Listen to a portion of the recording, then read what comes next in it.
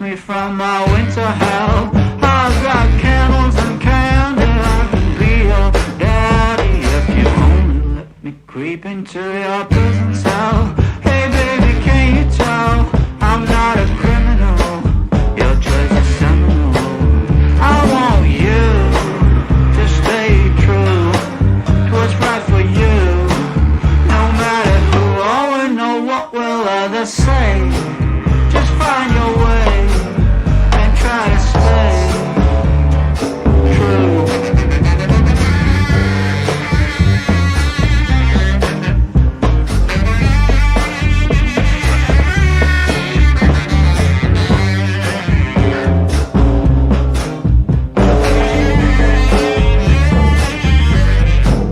Just speak low, stand in your row, try not to show this life's a show. Try not to glow way down below. Oh, it's a lot of woe, and that's not a place where you would like to go. I've got cigarettes and brandy, which could come in handy if you just help me loosen up my hand grenades fuse. Baby, don't refuse my truth, but it's up to you now to choose. I want you to stay true to what's right for you. No matter who or know what will others say, just find your way and try to stay true.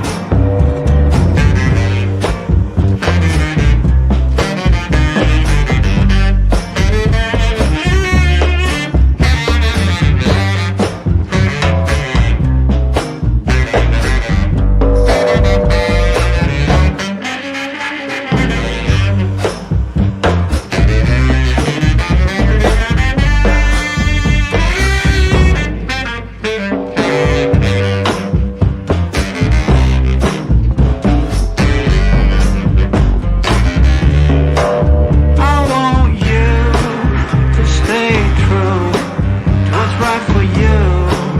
No matter who or know what will others say, just find your way and try to stay true, true, true, true, true, true,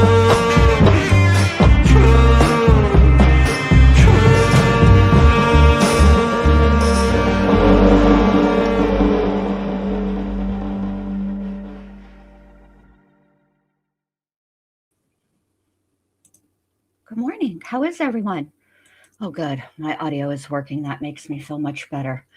I couldn't function yesterday. I don't know what my problem was. Let me say hi to you guys and we'll get started. All right, let's see. Hey, Sherry, good to see you. Good morning. Good morning, Chicken Shite. How's it going? Good to see you. Cluckety cluck chicken lady. Good morning. Good morning, Jenny. Good morning, Kelly. Good morning, Jonah's mom and Jonah. Good morning, you guys. How's it going?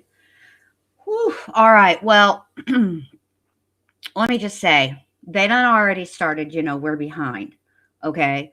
And wait till y'all see the outfits of the day over at the defense table. I can't. So let's go ahead and get started. And we'll see where we end up. Remember, we're still, good morning, Birdie. We're still on Detective O'Driscoll cross-examination. Then there'll be a redirect, and potentially, depending on what's asked on the redirect, there might be a recross. And then the state might rest their case in chief. I don't know. We'll see. Let's see. We begin by confirming. Let me begin by talking about the freaking banana situation going on over in this general vicinity. Well, Kouri, who told you this was a good idea? Ma'am? Everybody else? I mean, I can't get mad at Nestor because she's wearing, gray on black, which I can't get mad at. It's much better look than yesterday's Motel 6 couch cover pattern she was wearing. That was abhorrent. I don't know what Lewis is doing over here. Ramos looks fine. The prosecution always looks great. But this business, yeah, the banana yellow, looking like a Hulk. I'm a Chiquita banana and I'm here. No, wait. What is it? How does that song go? Something about it. My name is Chiquita something and I'm here to say I eat a banana every single day. That's what it looks like. Sorry for the song. Let's just get going. Whether or not there's any legal discussion we need to have regarding the text message excerpt that the defense offered during cross-examination of Detective O'Driscoll at the end of the day yesterday. Yes. Yes, Your Honor, I think we do. May I stay seated so I can read my... Of course. Okay. Just 1 second. Let me pull it up. Why is there always a look at 1 it at the same second? time. I'd appreciate it, Katie. Are you pulling up the Celebrate one or the... Okay. So it's up on the screen right now. So it starts with Bates number state, STATE, 0335281. And this was produced to us before the state went through and updated the time. So this is on UTC time instead of Mountain Time. Okay. At some point in this case, and there have been so many supplemental, I think we're on our 10th exhibit list. I think we're, anyway, hundreds and hundreds and hundreds and hundreds of alterations and substitutions. But this is the one we got before they had changed the UTC time, which was confusing to everybody. And so they went back and redid that.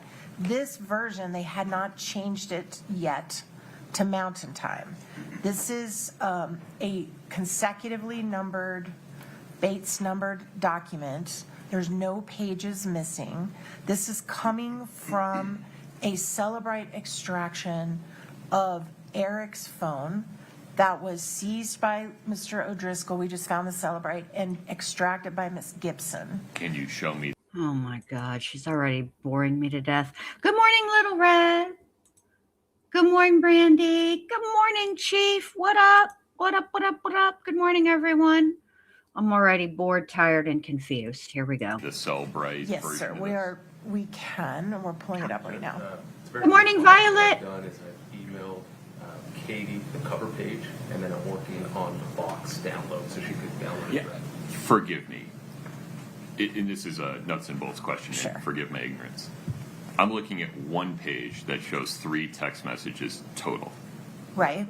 Typically, these are a complete string that has a Cellbrite header. Where is that version of this text? So not all of the ones we've introduced in this trial have the Celebrite header. Only some of them, I not all don't of them. know if is that true. I thought That's all of them had the No. Cellbrite header. No, that is not true. Hold on, let's pause there for a second, because I think that's how we've been laying foundation for the admission of them so far. Foundation. Right. Mr. Bloodworth, is my memory correct? Good morning, Sarah. Good to see you, babe. Unless they came from, we've had CDR-related metadata regarding text messages. We've had some non-bubble related or non-bubble depicted cell messages that have come out of other extractions. But in terms of blue and green bubbles, I thought all of them had a Cellbrite header. Yeah, I believe that's right, Your Honor. If we prepared an exhibit that comes from a Celebrite extraction, it has the Celebrite header. Right. There's others where we just, we've got texts from other means. Somebody sent us forwarded this text, right? Right. But if Screenshots, for example. correct, Yeah. if it comes from a Celebrite extraction, as best I recall, it has the Celebrate header. Okay. And Ms. Nestor, I'll give you the record back here in a second, but Good morning, it's also Becky. unclear to me, is this 3 text messages that we're talking about, are they part of a larger exchange that has already been admitted? So these are all the text messages he had with Kouri on the day he passed, on the 3rd.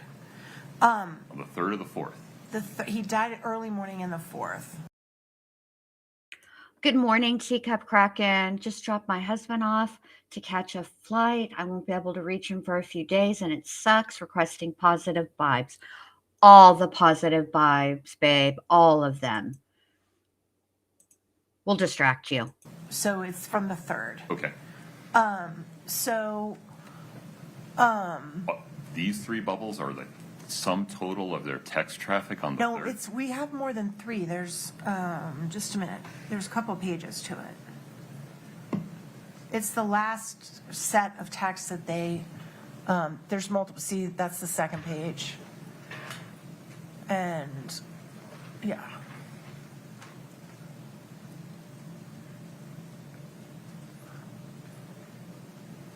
And that's the last text that they had between the 2 of them before. Can you go to that one, please? Katie, can you blow up the 3rd one on that sheet?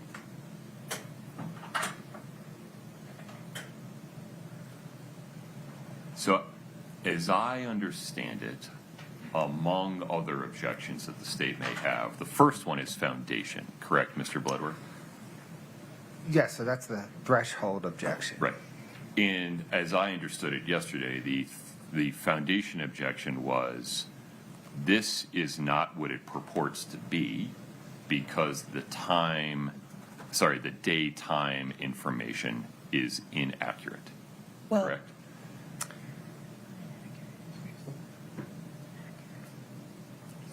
Your Honor, the state's question as to whether this is what it purports to be, the genesis of that is that I noticed that the time is not corrected, and I would expect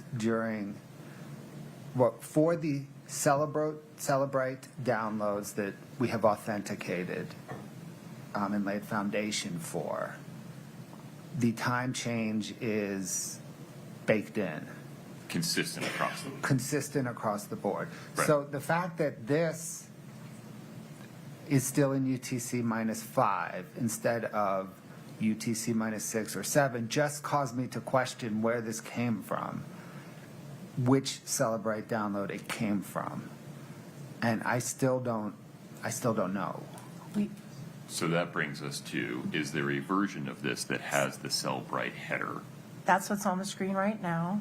And so if you would scroll through this extraction report and show me where it includes the portions that you want to use with this witness, just so we're all on the same page. Just give us a second. No problem. It's very long, so we have to go right to it. Just give us just 1 minute. No problem. Now we're going to have an issue with it. Oh, are you on a Mac? Oh, God.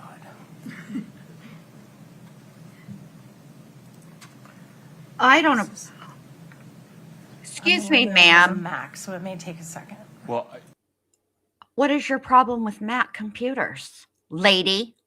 this discussion doesn't need to be had with me on the record in front of everybody. If you can have it with each other first and then distill down what the dispute is, if any, regarding foundation. Yeah, I sure. understand there may be other objections that we have to get into. And perhaps, Your Honor, we could work parallel while they're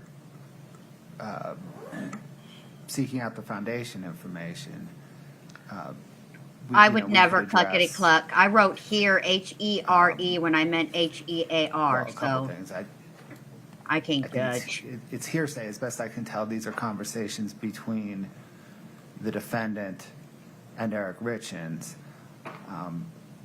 The state's further objection is that it's beyond the scope of the direct. Let's handle those one at a time. Okay. Ms. Nestor, regarding hearsay, Your client's statements are hearsay if they're offered by you. Right, Eric Richins' statements are categorically hearsay if they're offered for the truth. right. What is the non-hearsay purpose of these particular text messages? So we are actually not interested at all in what is being said, and we could do an instruction to that, excuse me, to that effect. What we are trying to get in with this exhibit is a photograph that was sent on the day before. Technically, Eric died on the 3rd. And that was sent the day before. That is connected to the GIFs, whatever you say, that all got accessed the next morning at 8:30, which the state is making a big deal out of and mentioned in their opening and has called witnesses about it. Provide a little more context. What is the photograph of and who is it sent by? The photograph is sent by Eric to Kouri on the 3rd from when and there's been testimony that's come in that he was out there spreading gravel to make it look nice for the closing or whatever. And he sends her a picture of it while he's there, before he gets home that night. That is one of the pictures that is connected to the GIFs that were accessed, the orphan GIFs, the next morning at 8:40 as soon as the police leave. And they're trying to make it seem like Kouri was celebrating he died with these happy GIFs. And it's connected because that picture was, the implication that's being made is that those GIFs were being sent or accessed or sent by or to Kouri the morning Eric died, when actually the picture that was also accessed at the exact same time came from the day before. So it doesn't mean that. So let me ask you this. You're telling me that all these gifts and a picture were sent to Kouri and she didn't open her text from her husband until the night before? Does that make a lick of sense to you, guys? Do you? Huh. And that's what we're Okay. trying to explain to the jury. All I care about is the non-testimonial section of the interaction that shows he sent a picture on the 3rd, and that's one of these pictures that was accessed with these GIFs at the exact same time, and it was sent the day before. And that's all we're trying to do. We don't care about what's in the bubbles. We can black out what's in the bubbles. I don't care.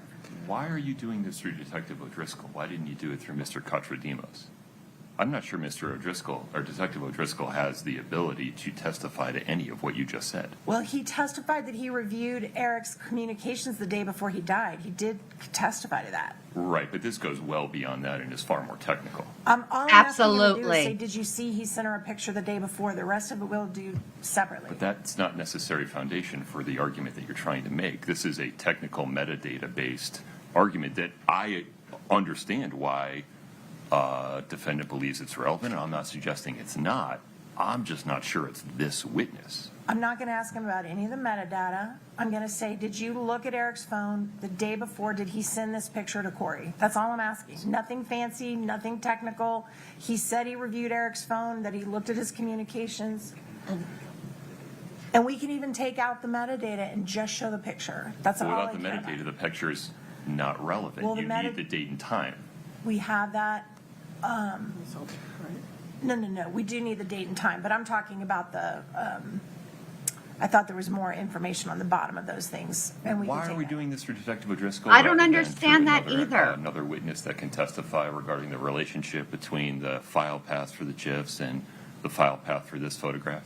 Yes. Asking the important questions. Why are you trying to get it on Detective O'Driscoll? Because you know what's going to happen? He's going to be like, yeah, I looked at their texts, but he was not in charge of analyzing any of the extractions and putting it all together. That was Kouri. So why didn't you ask Kouri when he was on the stand? It seems to me the reason why you're trying to get it in through Driscoll is so that Driscoll can say, I don't remember. I don't know what the hell you're talking about, which he would never say, but I don't know what you're talking about. I don't have a recollection of this. And then you can continue to tell the jury, see what a bumbling, botched investigation this was. He's the lead investigator and he doesn't even know. Stop playing these games, lady. Because he reviewed it and saw it. I mean, I think he can testify to it. Alex laid the foundation. You can't testify to any of the technical relationship that you're asking for. Correct, and we're not asking for that.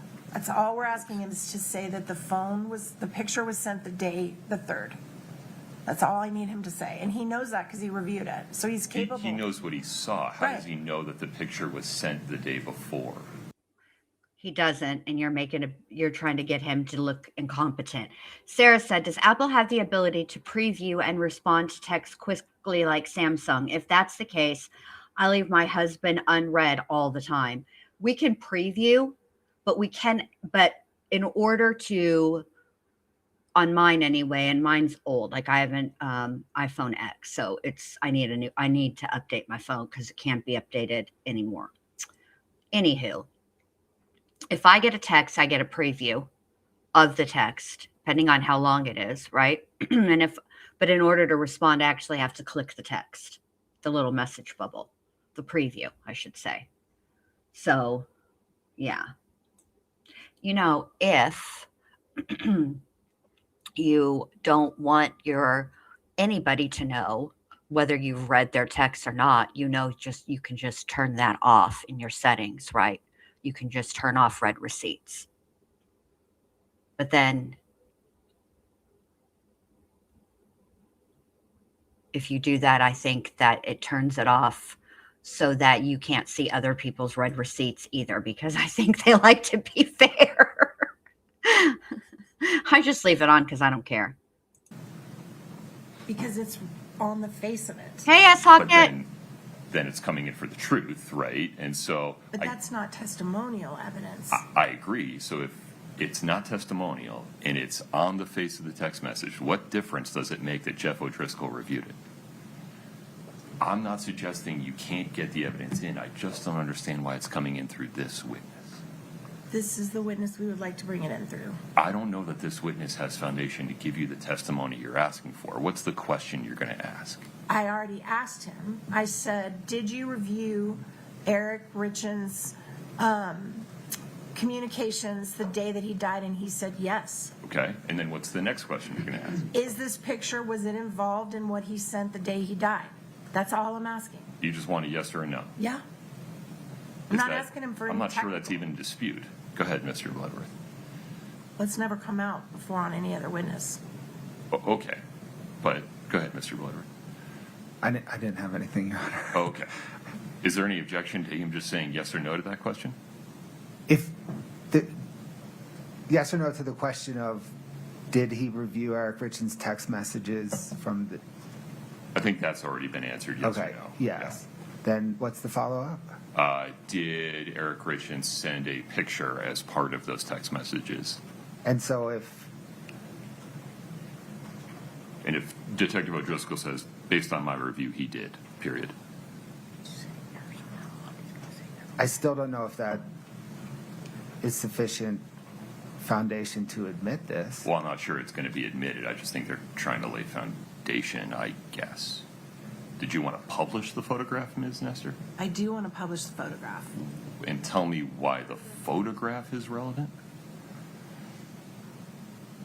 Well, that photograph is already in. Okay, look, I get what her point is, right? What she's trying to establish is that Kouri wasn't celebrating his death with these gifts, right? That the gifts and the photograph were all accessed at the same time, the day that he was pronounced dead, okay? Because I think he actually died on the 3rd, okay? But regardless, can't go with that. We have to go with when he was pronounced dead, which was the 4th of March, okay? And her point is that she wasn't celebrating. See, he had sent all this stuff and all this stuff had been sent and she simply accessed it the next morning, which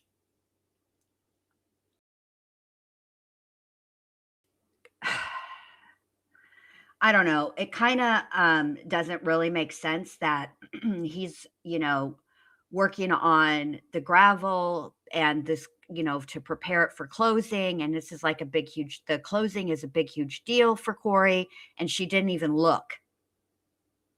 But that's the point of this. And I mean, I guess I understand why she wants it in. I just don't get why she couldn't ask this question from the person who testified about the phones.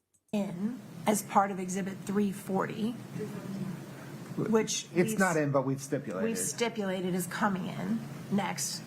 But I just want to show it's the same picture. That's it. And forgive me, you're referring to an exhibit that hasn't yet come in We've stipulated to it. It's about to come in. through, O'Driscoll. and what is 340? It's the list of all the pictures that were accessed that morning at 8:35 a.m. What, Why don't we just do it in the reverse order then? I can do that. I mean, we can see, Your Honor,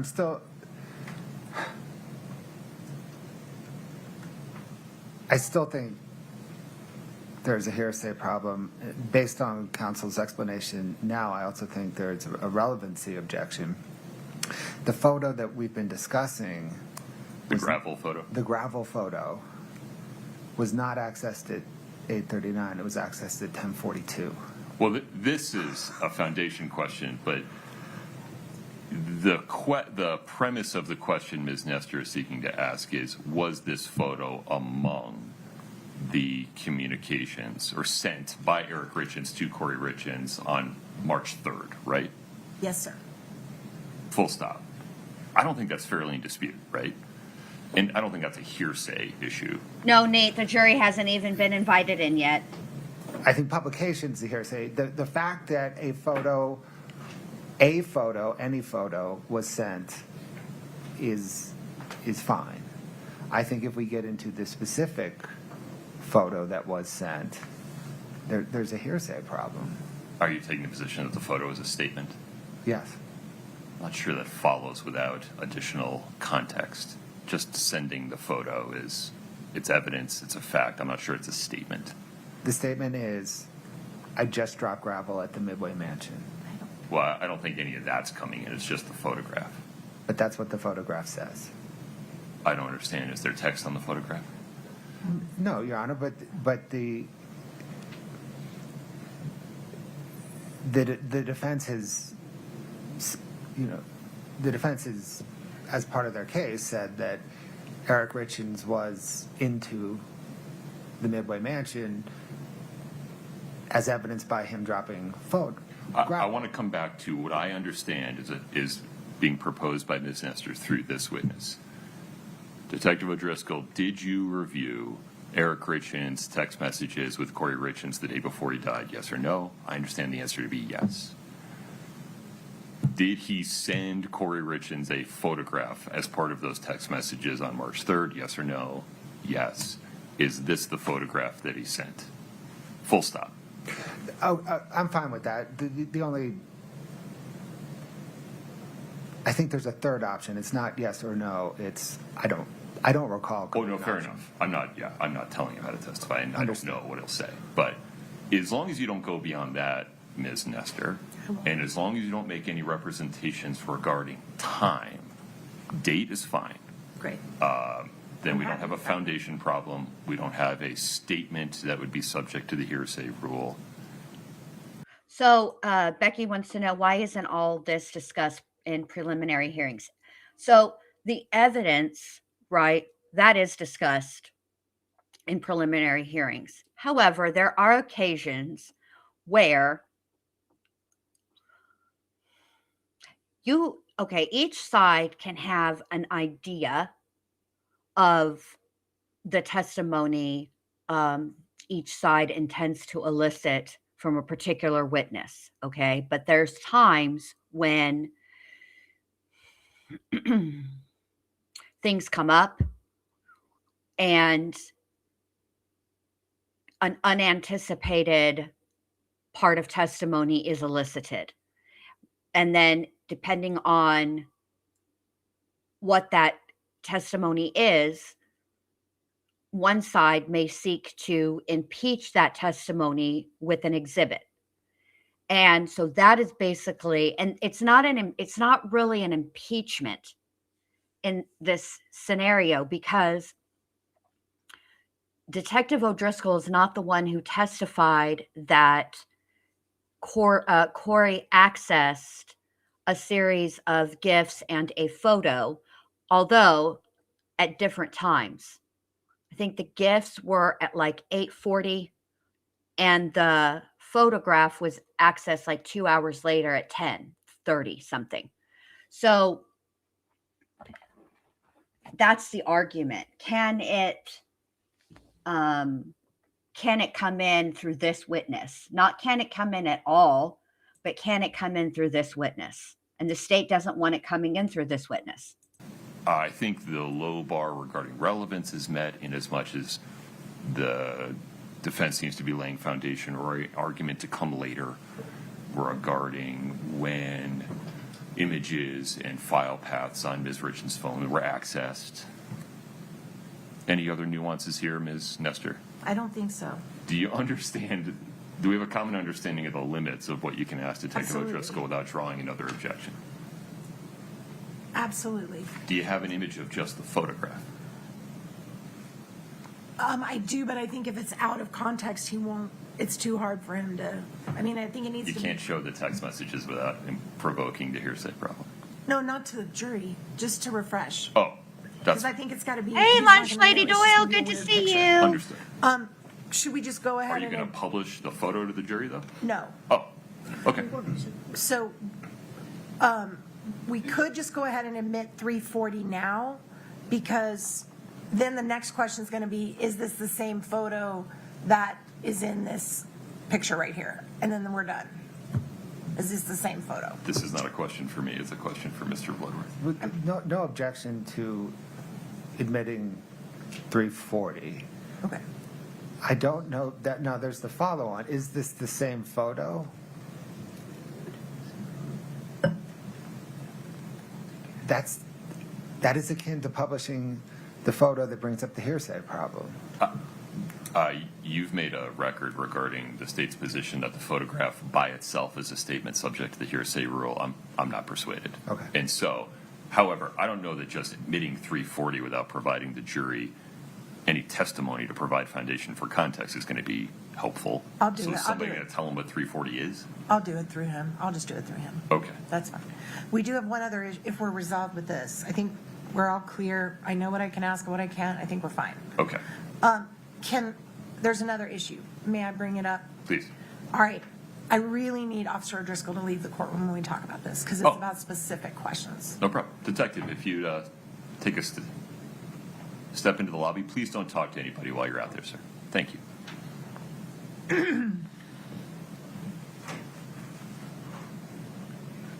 Okay. Thank you, Your Honor.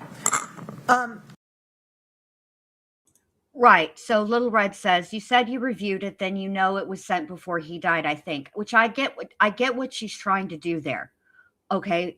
Yes, that he did say he reviewed the phone, the text messages. However, she tried to pin earlier in the cross-examination, she tried to pin him down on some specifics. And he was unable to recall specifics because he is not the one who prepared and really dealt with analyzing the phone downloads. So while he has an overall general idea of some things, I think the problem is going to be, can he remember the specifics? I'm doing this out of an abundance of caution to avoid any potential. I'm trying to be very careful to comply with the court's ruling on the motion in limine not the motion in limine. The motion to admit the statements of David Norris. Not. Correct. Yeah. Our motion to admit that was denied. Yes.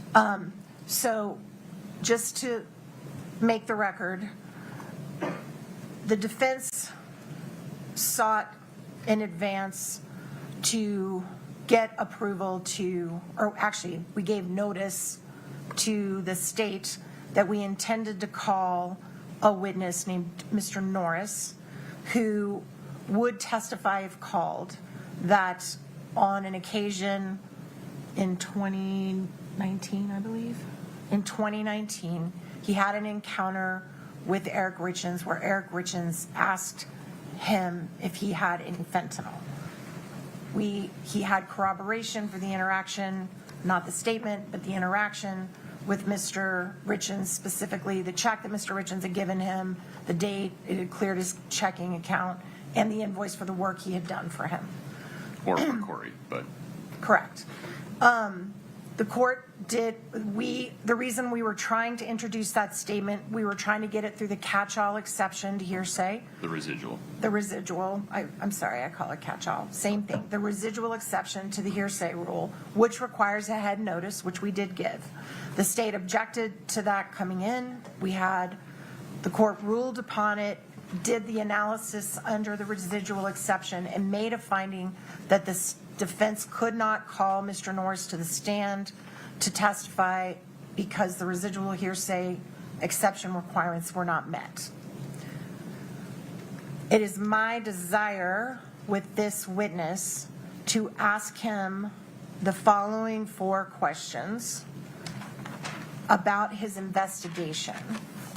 And it touches on Mr. Norris's testimony, but it's a separate matter. But I just, out of abundance of caution, I am giving you a heads up. So the first question is this. You discussed with Mr. Bloodworth yesterday that the way you approached this investigation was to look for evidence based on 3 possible scenarios: an accidental overdose, a suicide, or a murder, correct? Question number 2. And in order to properly investigate whether there was an accidental overdose, certainly any allegations that Eric had a prior history of seeking fentanyl would be potentially relevant and important to look into, correct? Pause there for 1 second. I got to write. I'm sorry, I do have these if you want me to email them to you. No, it's okay. Just Okay. give me a moment. No worries. Was it prior allegations that Eric? Any allegations that Eric had a prior history of seeking fentanyl would be potentially relevant and important to look into, correct? It's the wrong gray. I don't like it either. Got it. Miss Mom. And this is the next question. Within the past few months, did your team of investigators become aware that there was an individual contacting the Summit County Sheriff's Department who wanted to share with the investigative team information about about an incident where Eric allegedly asked someone for fentanyl? Want me to read that again? Sure. And within the past few months, did your team of investigators become aware that there was an individual contacting the Summit County Sheriff's Department who wanted to share with the investigative team information about an incident where Eric allegedly asked someone for fentanyl? And then there's one more question. Let me know when you're ready, Your Honor. It does not look good on her. Investigative team. Give me the We're gonna parse this out. This yellow is not a good color for Kouri for the following reasons. It does not go well with her skin tone, and it actually makes her look a little jaundiced, if I'm being honest. Also, that gray on top of it. See, you've got a bright color, and then you're trying to mix it. It's such a clash. Do you not know how the color wheel works? Ma'am, do you know that the complementary color to yellow is purple? So somewhere in those hues is where you would want to be, not gray. Okay? last clause one more time. Who wanted to share with the investigative team information about an incident where Eric allegedly asked someone for fentanyl. Okay. And the final question is, did you or anyone else connected to the investigative team ever sit down with this individual and talk to them? Did you make any efforts to see if this individual was credible or had corroborating evidence to back up their claims? And that's it. Mr. Blood. No objection to the first question. Objections to the next three.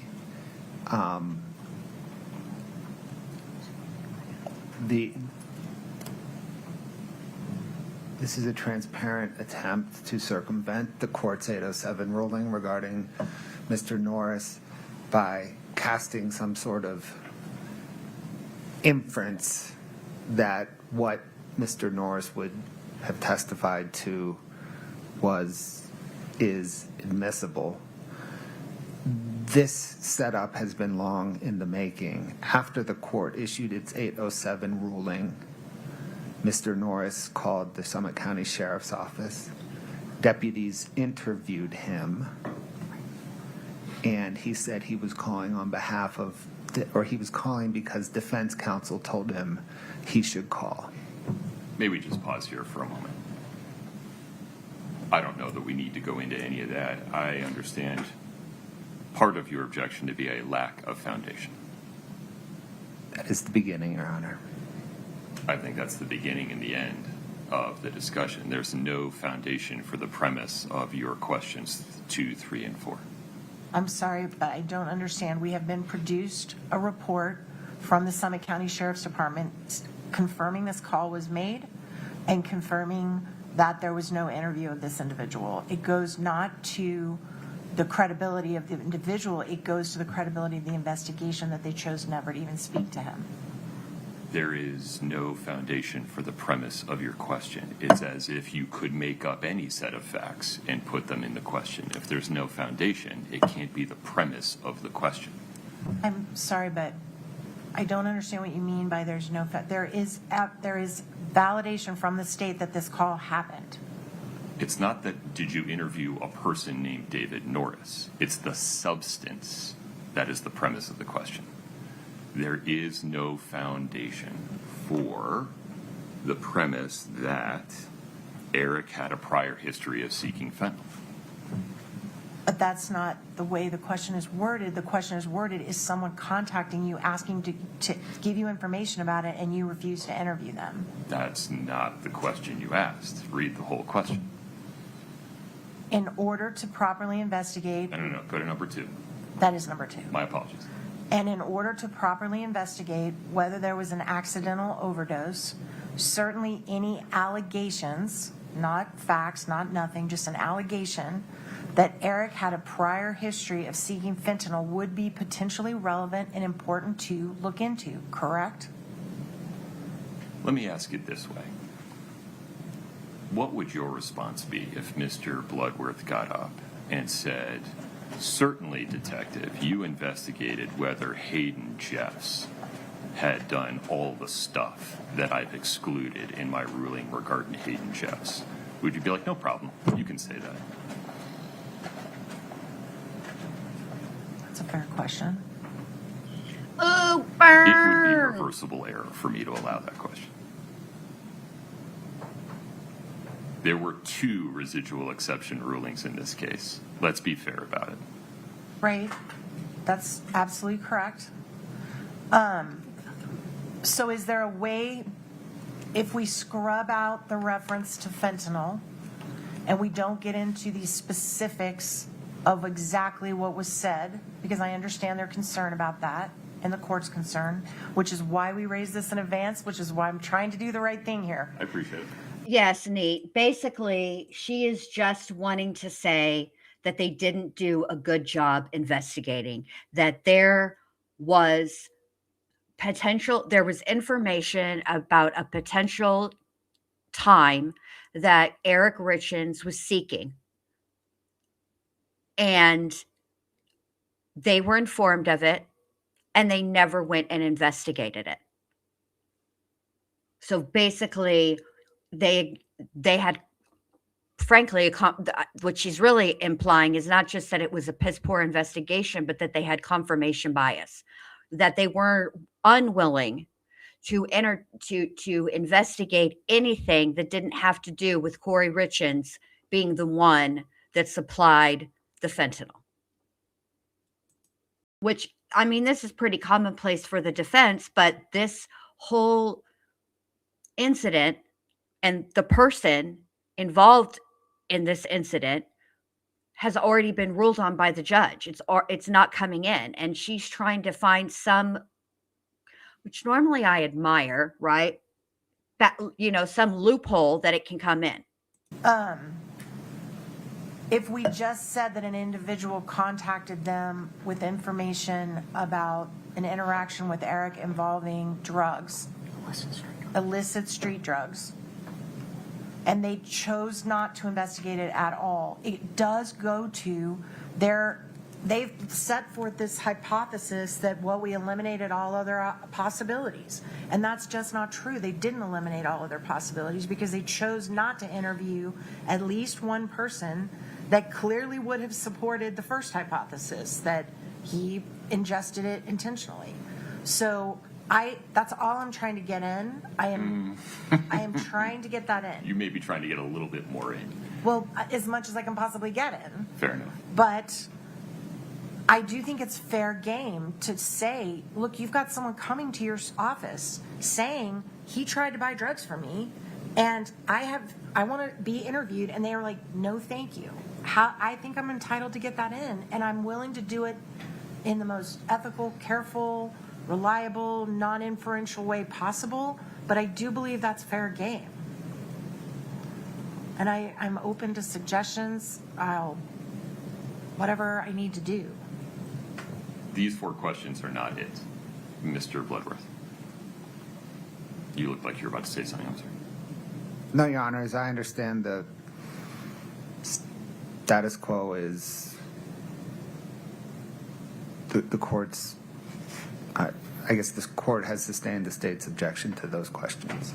I have. I think what Ms. Nestor is trying to ward off is another set of objectional questions that are maybe more general, less specific, some version of probing the bounds of the state's investigation of the charges. Yeah. Your Honor, no. It's the same foundational objection, right? This is all to suggest that there is admissible evidence that Eric Richins sought fentanyl before. And at bottom, there is no admissible evidence that he sought fentanyl before. And I don't think that there is any good faith basis to suggest otherwise, or to suggest that any investigation into it was incomplete. Because the fact is, detectives, that Mr. Norris's narrative has been so thoroughly dispatched that there's no good faith basis to allude to an improper investigation, much less that there may be admissible evidence. May I respond? Yeah, hear me out for a second. Sure. Or let me make sure I understand the bounds of the argument here. You said there's no admissible evidence that Eric Richins sought fentanyl. My sense of the evidentiary record so far, and the evidentiary record, or the universe of admissible evidence that's available, is that there's no admissible evidence that Eric Richins ever sought or received narcotics except through a prescriber. Correct? Correct. The only admissible evidence that's already admitted, I think it's his knee surgery, is right? a 2016 hydrocodone prescription following knee surgery. Right, okay. Very good. Now, by the same token, I believe all the admissible evidence of Ms. Richins seeking or receiving narcotics of any kind is already in, correct? In all is putting it strongly, but Yeah. that is to the extent there was any admissible evidence of Ms. Richins seeking fentanyl, it's either in or it's not admissible. Let me say it that way. Or it would come in a rebuttal case. Understood. Okay. Which was the basis, among other things, of, not the basis, but is related to the court's exclusion of the offered statements of Hayden Jeffs to his sister. Right. Right. So I do wish to correct Mr. Bloodworth's statement that we have fully dispatched Mr. Norris's proposed testimony. To the contrary, the court was very clear that you were accepting, for purposes of your analysis, that everything in the affidavit that Mr. Norris provided was true, and that you did the analysis, the court did the analysis based on the law of the hoops you have to jump through to come under the residual exception. And for purposes of your analysis, you did not go into an analysis of whether Mr. Norris's testimony was credible, not credible. You just said, I'm going to assume for purposes of this ruling that everything in that affidavit is true. So Lil Red says, if there is info he had used or purchased, then how do we know he didn't take his own? How do we know he didn't take the fentanyl on his own? Well, I think the argument I would make to that is that one person who had one instance does not a pattern of behavior make. That's the first thing. The second thing I would say is that the level of fentanyl that was in his system at his death was 5 times what would be required for an overdose to begin with. And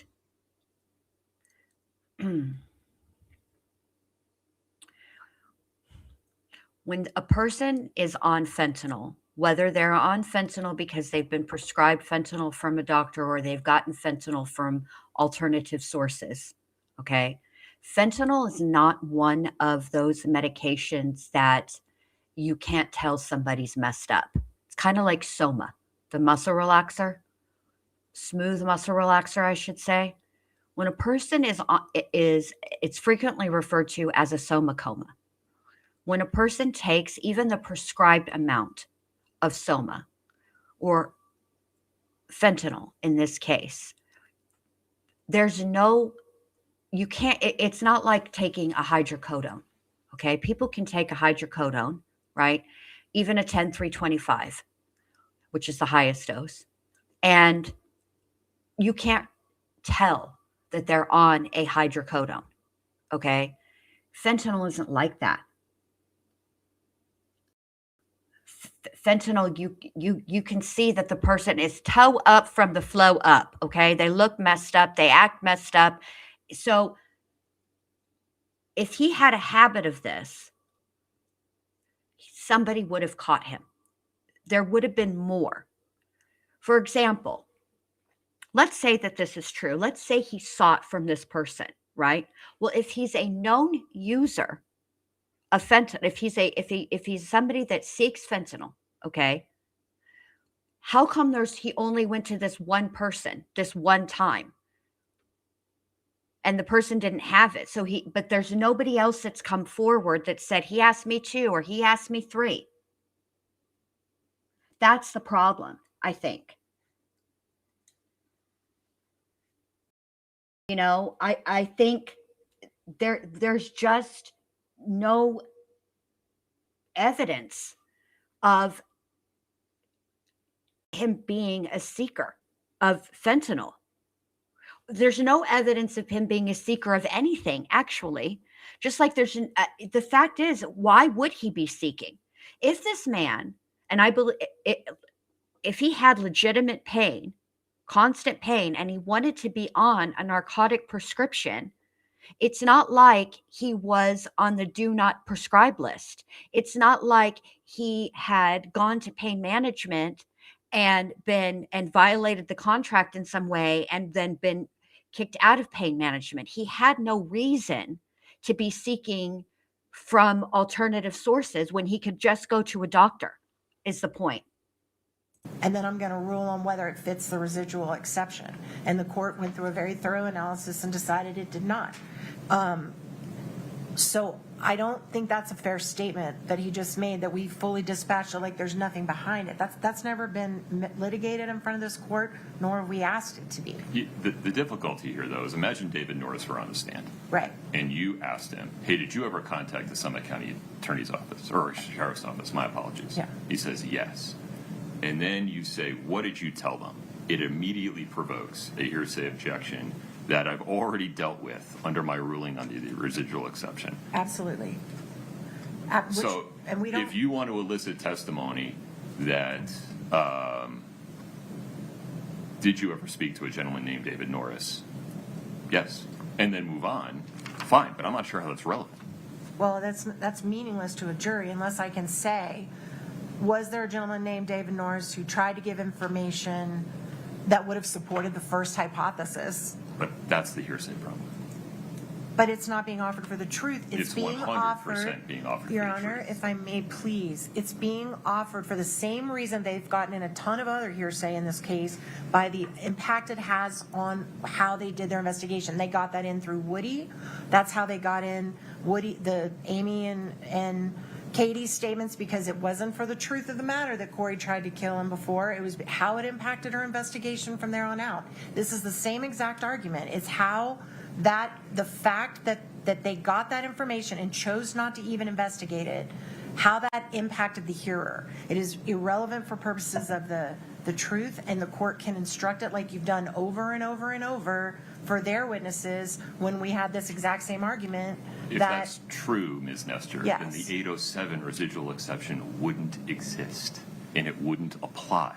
It does apply, and so you can't use this argument to undermine that. I know, that's why I'm trying not to undermine your ruling. That's why the substance of what he told the Summit County Sheriff's Office can't come in. And I think I could maybe craft a question where we leave out the juicy substance and just say there was an avenue that you chose not to investigate. But I've got to get something in context so the jury understands, hey, you had this road, you chose not to go down it. That was your choice. I appreciate why you want to present this to the jury, but there are limits Right. on both sides of the V about what gets presented to the jury. And those limits are in part defined by the Utah Rules of Evidence. And this substance cannot come in under the Utah Rules of Evidence. For the same reason that the state could not argue that we want to get in Hayden Jeff's statements to his sister just for the effect upon law enforcement in terms of the scope of their investigation. No. Okay. And there's no scenario which we're going to be allowed to question him about choosing not to investigate this evidence. There's no scenario in which it's relevant without the substance of the excluded communications.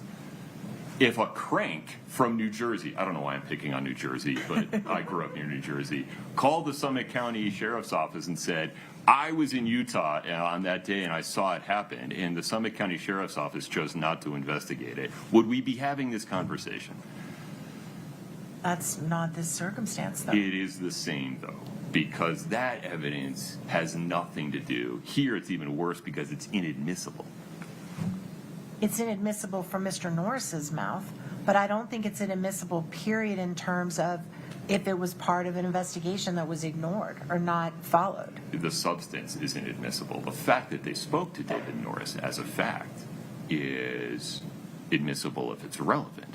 But without the substance, it's not relevant.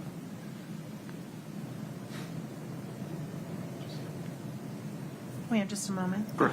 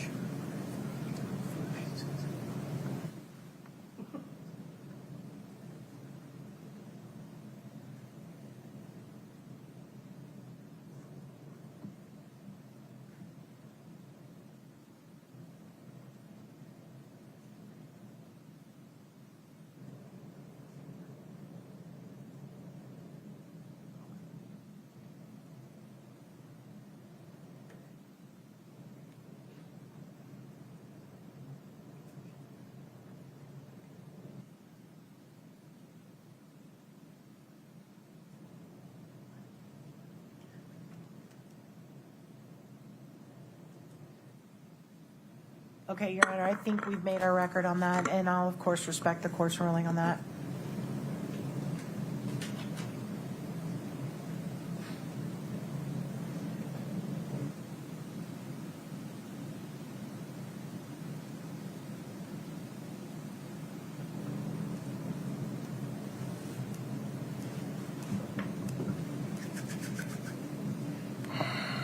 Let me take a minute. Let me just take 5 minutes. Thank you, Your Honor.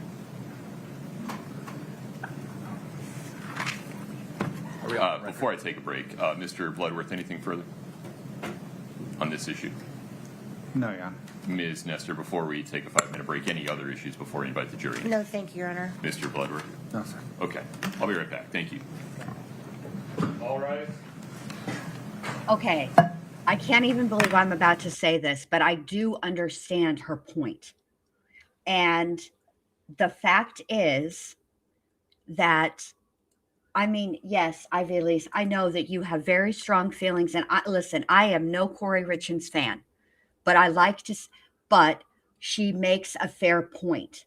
There were multiple hypotheses here. The first one being that Eric ingested it himself and it was an accidental overdose. The second one being Kouri did it. The third one being that it was not an accident and he ingested it intentionally. Okay. So if there are 3 hypotheses, you have to rule out 2 before you get to the 1. And if the first hypothesis is that he ingested it intentionally but accidentally overdosed, then there has to be some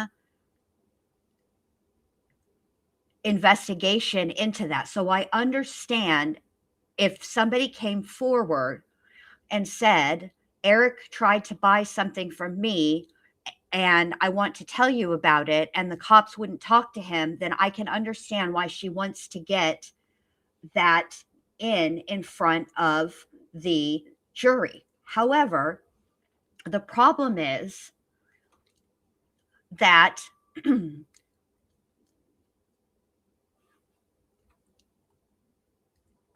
problem with that is the way the Utah rules of evidence go.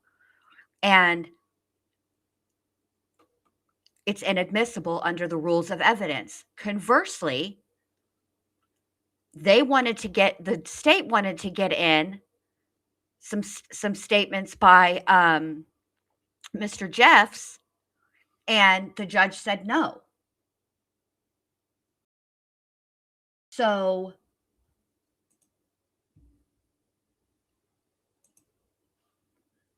if you could, okay, so Ivy Lee says that was Kouri telling people to say that. Wow. Okay. I don't know that for a fact, but if you do know that for a fact, if you could tell me where I could find that evidence that she told him what to say, then I would like to see that, because that would change my opinion. I'm making my opinion based on what I'm hearing right now in this moment to the court. Now, there is evidence through the walk the dog letter that Kouri was telling people what to say. But the people that she was telling what to say were her brothers. I don't have anything other than she told her brothers what to say. I don't have anything about this particular gentleman. I'm not saying she did or didn't tell this person what to say, because I don't know. And the state isn't even making that allegation. The state is just basically saying, look, it can't come in under the rules of evidence. That's it. That's all, period.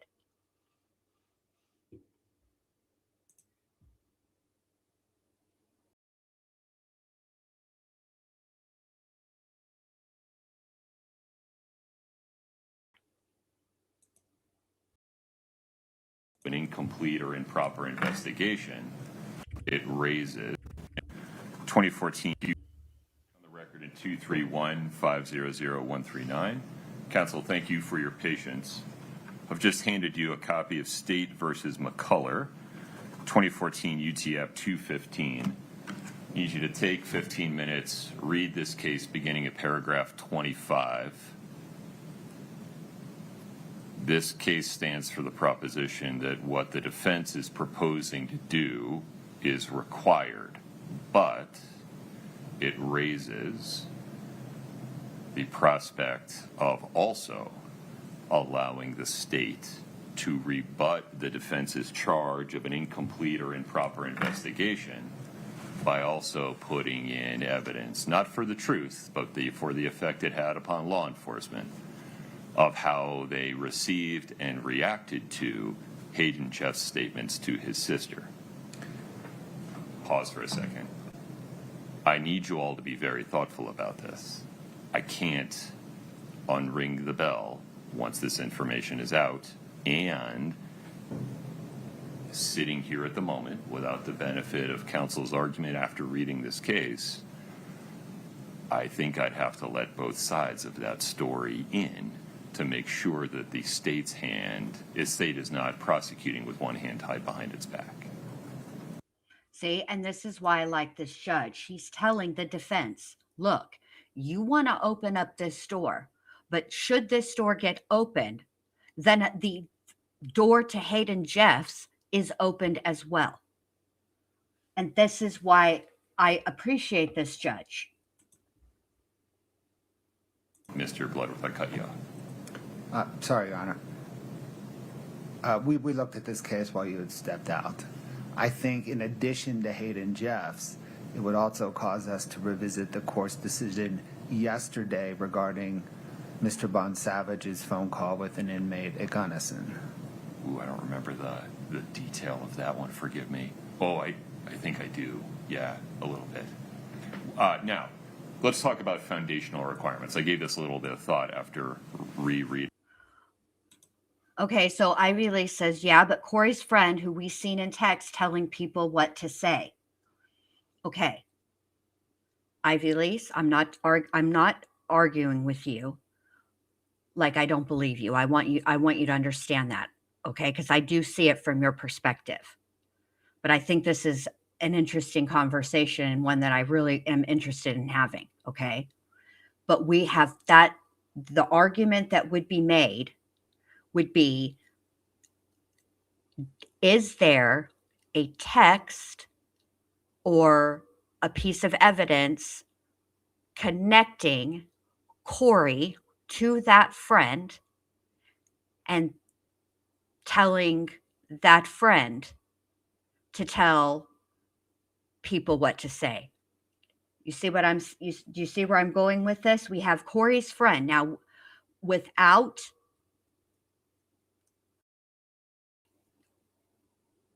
there in a court of law, there's what you know and there's what you can prove. Okay. They might, by they, I mean the state and investigators might believe that the friend was encouraged by Kouri to do this. But how would they go about proving that? There would have to be some form of communication between the friend and Kouri that discusses this. I suspect that there isn't. And that is why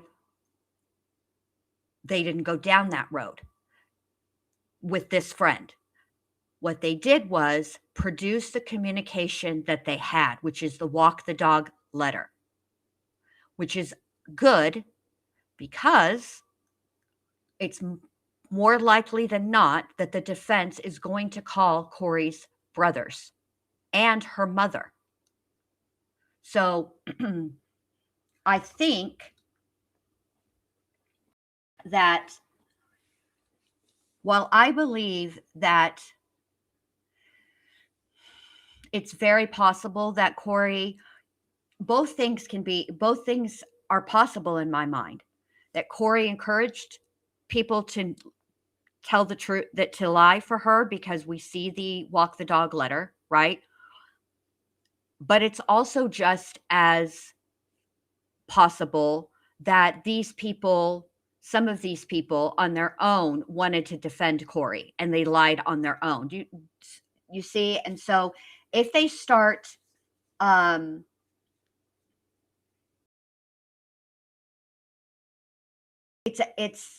it's a dangerous road to go down for the state and for the defense with this admission. If the judge decides that he's going to let in Mr. Norris, then he's going to let in Mr. Jeffs. And I think, as Neat said, Walk the Dog was also trying to get people to say certain things. I'm sure if the state mentions this at closing, the jury will question that possibility on their own, which I agree with. But I can tell you right now, the defense definitely doesn't want the part of the story about Hayden Jeffs in. So they cannot have their cake and eat it too. They may have their cake and they can look at their cake, but they can't eat it. So this is interesting, and I'm curious as to how this is going to go. McCullough. There is some precision and some technicality into how these questions would need to be asked. For example, Ms. Nestor, you wouldn't just be able to put the substance of Mr. Norris's statement in a question and ask whether Detective O'Driscoll ever followed up on it, because you would not have laid foundation that he ever knew about it in the first place. You need to lay foundation about whether or not he ever spoke to David Norris, yes or no. If no, did anybody ever relate to you that David Norris contacted the Summit County Sheriff's Office, yes or no? Yes. Okay, after that, what did you do? This information, this statements being made by David Norris to Summit County Sheriff's Office have to come in through a witness with knowledge of them. And I'm not sure Detective O'Driscoll's that guy. By the same token, to the extent the state would want to ask or show that the investigating officers or the Summit County Attorney's Office investigators followed up on statements made by Hayden Jeffs to his sister, Aubrey Jeffs, or information received or is told by Mr. Bonsavage, they're going to have to call a witness that had personal knowledge of those statements and then lay foundation for what occurred next. We can't skip steps. I could not have said this better myself. Nate said, we have to want the defense to ask all of the questions and put on the absolute best defense possible. That's what protects us all, really. We have seen both guilty and innocent people on trial. Absolutely. At the end of the day, justice for Eric means if someone is responsible for his death, the right person be tried fairly and found guilty. If the defense is not allowed to put on a good defense, right? And we're over here just rooting for any manner of her defense to be shut down. That is not how the American justice system works. We have to root for them to put on the best defense. That's what they're supposed to do.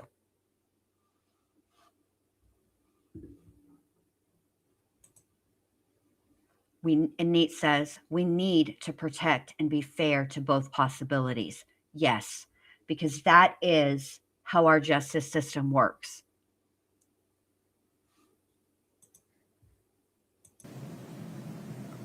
Your Honor, agreed. There's a little more to unpack here too. And to chicken shite, this is an excellent point as well. And hold the state responsible or accountable.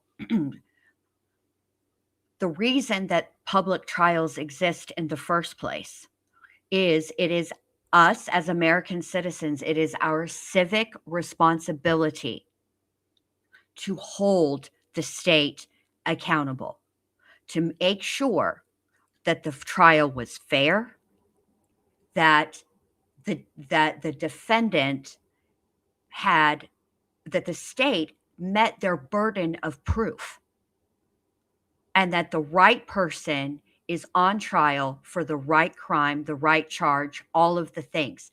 That is our civic responsibility as American citizens. That is why public trials exist in the first place. So that innocent people, and I'm talking about an actual innocence claim, which means they didn't have anything to do with the murder of anybody.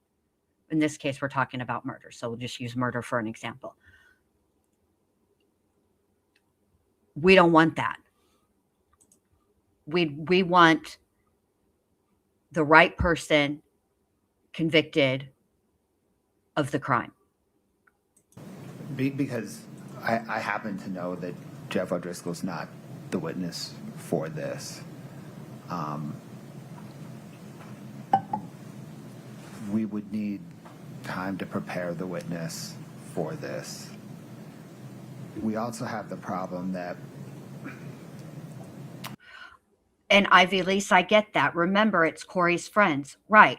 But at the end of the day, a fair trial means that both sides are represented equally, and that the jury gets to hear and puts the whatever weight they deem on the evidence. So if Kouri's friends get up there to testify, it's the jury's responsibility, it's their duty to listen and evaluate what, if any, weight they give that testimony. They can listen, they can listen to it on direct. Then when the state has an opportunity to cross, if the state is able to poke holes in their credibility, then that's their job. That's what they'll do. And then at the end of the day, the jury is going to decide whether they believe all, part, or none of that witness's testimony.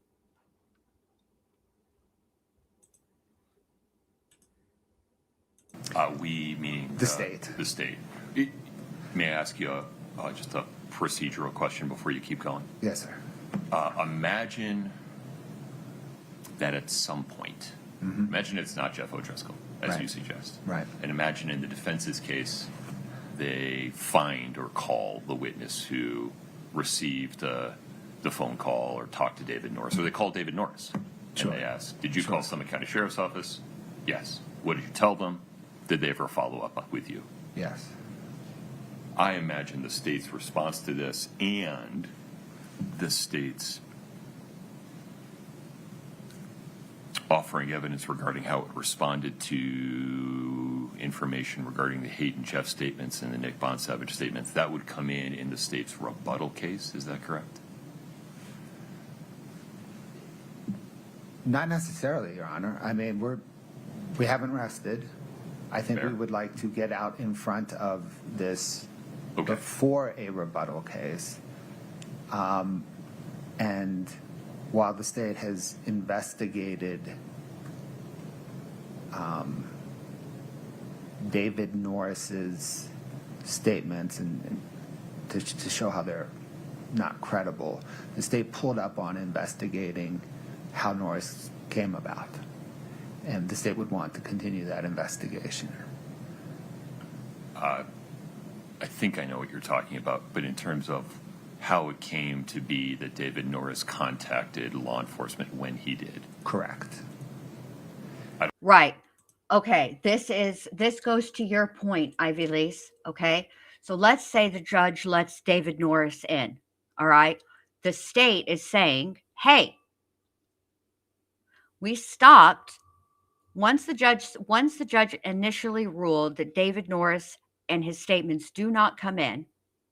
We stopped investigating how David Norris came to be put in contact in the first place with the Summit County Sheriff's Office.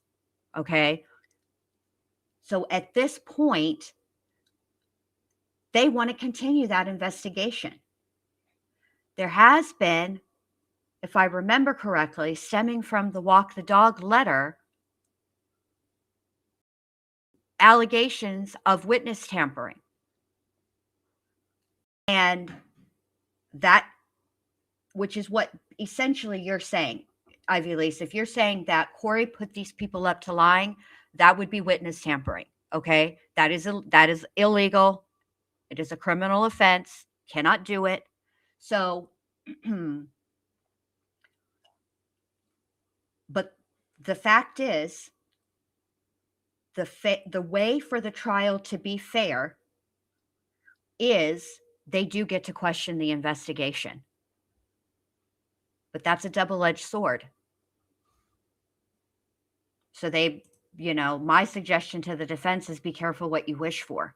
I don't know that I have any authority or interest in ruling. I don't think you. Yeah. I don't think so. My only point in mentioning that is it would just take a little bit of time, and it would be necessary. The other point, I think, well, the other objection the state has is under 403. I think in proceeding in this manner is both prejudicial and confusing the jury. If I let in everything, though, so Norris, Jeffs, Bond Savage, does that ameliorate any unfair prejudice or 403 concerns? And when I say let it in, I mean as premise for questions regarding the scope of law enforcement's investigation, not for the truth. I appreciate that, Your Honor. I tend to agree with you if I let in only one side.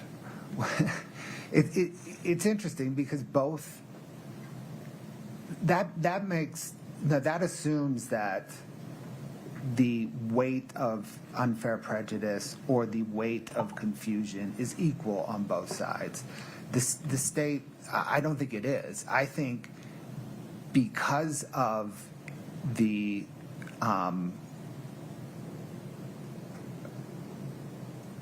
complete incredibility of David Norris's testimony and how David Norris came to contact law enforcement, that prejudice and that confusion is much weightier than confusion related to recorded interviews with Hayden Jeffs while he has counsel and a recorded jail phone call. There is no doubt. Doesn't that weigh in the state's favor, though? No, Your Honor, because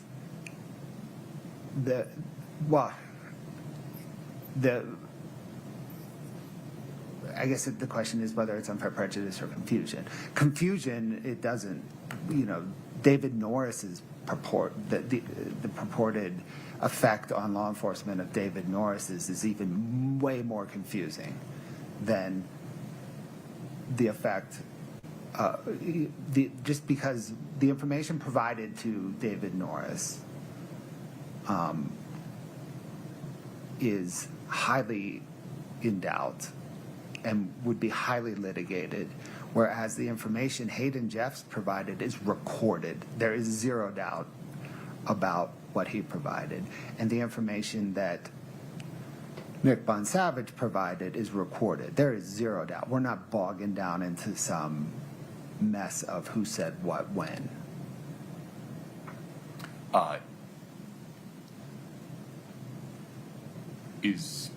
When you say the information, you mean the substance of what David Norris told Summit County Sheriff's Office a number of weeks ago? Correct. Okay. Because it's changed. It has changed over time. We have affidavit number 1 from defense, affidavit number 2 from defense, phone call from David Norris, interview of David Norris. What David Norris says is a moving target, and it is a moving target based on when he speaks with defense counsel. Forgive me. What is your understanding of the evidentiary landscape as to how many times David Norris has contacted the Summit County Sheriff's Office? Is it once or more than once? I think he's had 2 contacts. Once he spoke with a patrol deputy to take kind of the initial, well, I guess there's once a call into dispatch, which was non-substantive. Okay. Then there was an initial contact with a patrol deputy, and then there was a contact with a detective. Okay. And then we have the affidavits that he'd submitted, that defense has submitted in the 807 litigation. But those were submitted here, right, as part of the 807 litigation. Did those ever go to Summit County Sheriff's Office? I don't know one way or the other. If it's no, then those don't get shown to the jury, right? Just to clarify, they weren't affidavits. We just laid out the statement of facts in our motion. Okay. It's a proffer. I'm familiar with what you're referring to. I'm a little less clear on Sorry, that. Yeah. Hold on. proffer is, yeah, proffer. Sorry, Ivy Lease. It's hard to get tone in text, babe. And I'm glad that you're still here because I'm enthralled with this argument back and forth because I feel like this opens up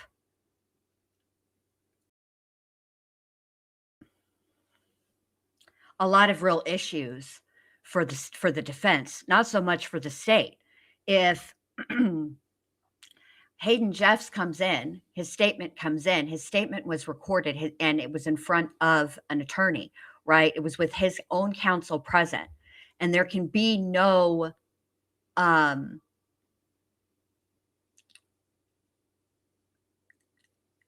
his statement is just his statement, period, right? You'll hear it. You can hear the tone, all of those things, right? Same with the phone call between Bon Savage and the other person. Whatever is said on that phone call is said. And with Norris, it's a little bit different. So I'm fascinated and I can't wait to see where this goes, honestly. I'm not sure the proffer has any impact here. I'm not sure the jury would ever be made aware of the substance of the proffer. They, as I understand it, under McCullough, would only be made aware of evidence related to the substance of what Mr. Norris told investigators and law enforcement. Your Honor, the proffers do tie into this in that, the question would be, did this inform your investigation? Yes, we considered all of his statements to include the defense proffers in determining that they were just flat out incredible. Okay.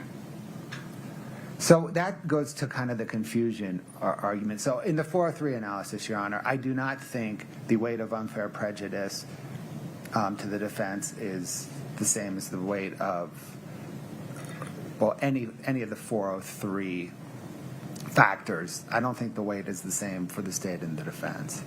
And to put a finer point on it, you're concerned that the jury would be confused about who said what when? It's jury confusion that I need It's jury confusion. Right. And yes. so what is it you believe they would be confused about?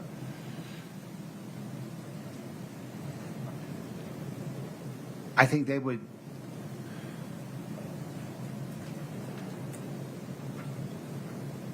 I think they would be confused about the effect on law enforcement, which is really what this grounds in, right? This is the effect on the hearer, the effect on law enforcement. Okay. And I think those waters would be. What he's saying is what the circumstances and the substance of what Mr. Norris has to say is so murky and it's as clear as mud that the jury would have a difficult time discerning what the ultimate effect on what law enforcement did. Unless they go, because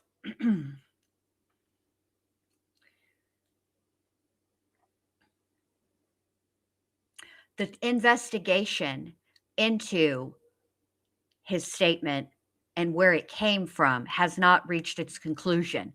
So it's not like the state could get up there and say, all right, here are his statements. You listen to the statements and you dismiss them because why? And then prove, show the conclusion of the investigation because Kouri or somebody on Kouri's side put this dude up to it, right? They don't have that yet. So if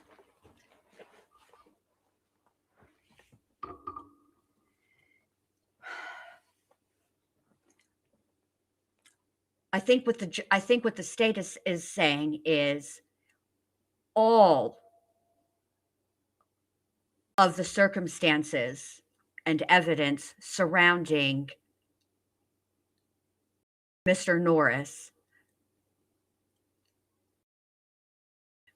must come in or it will be too confusing. And if we let it in now through Detective O'Driscoll, then because our investigation into how this statement came to be in the first place, right? And it's a changing statement also, according to the state, then our hands are tied if we let it in now. If it's let in now, I don't know another way to say this, and we're an hour into it, so we should be good. Basically, the state is saying we're fucked, and when we try to unfuck it, the jury will be confused.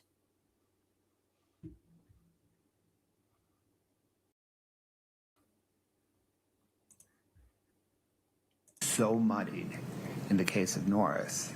Let me whereas rewind those that. waters are crystal clear enforcement, which is about the effect on law enforcement, which is really what this grounds in, right? This is the effect on the hearer, the effect on law enforcement. Okay.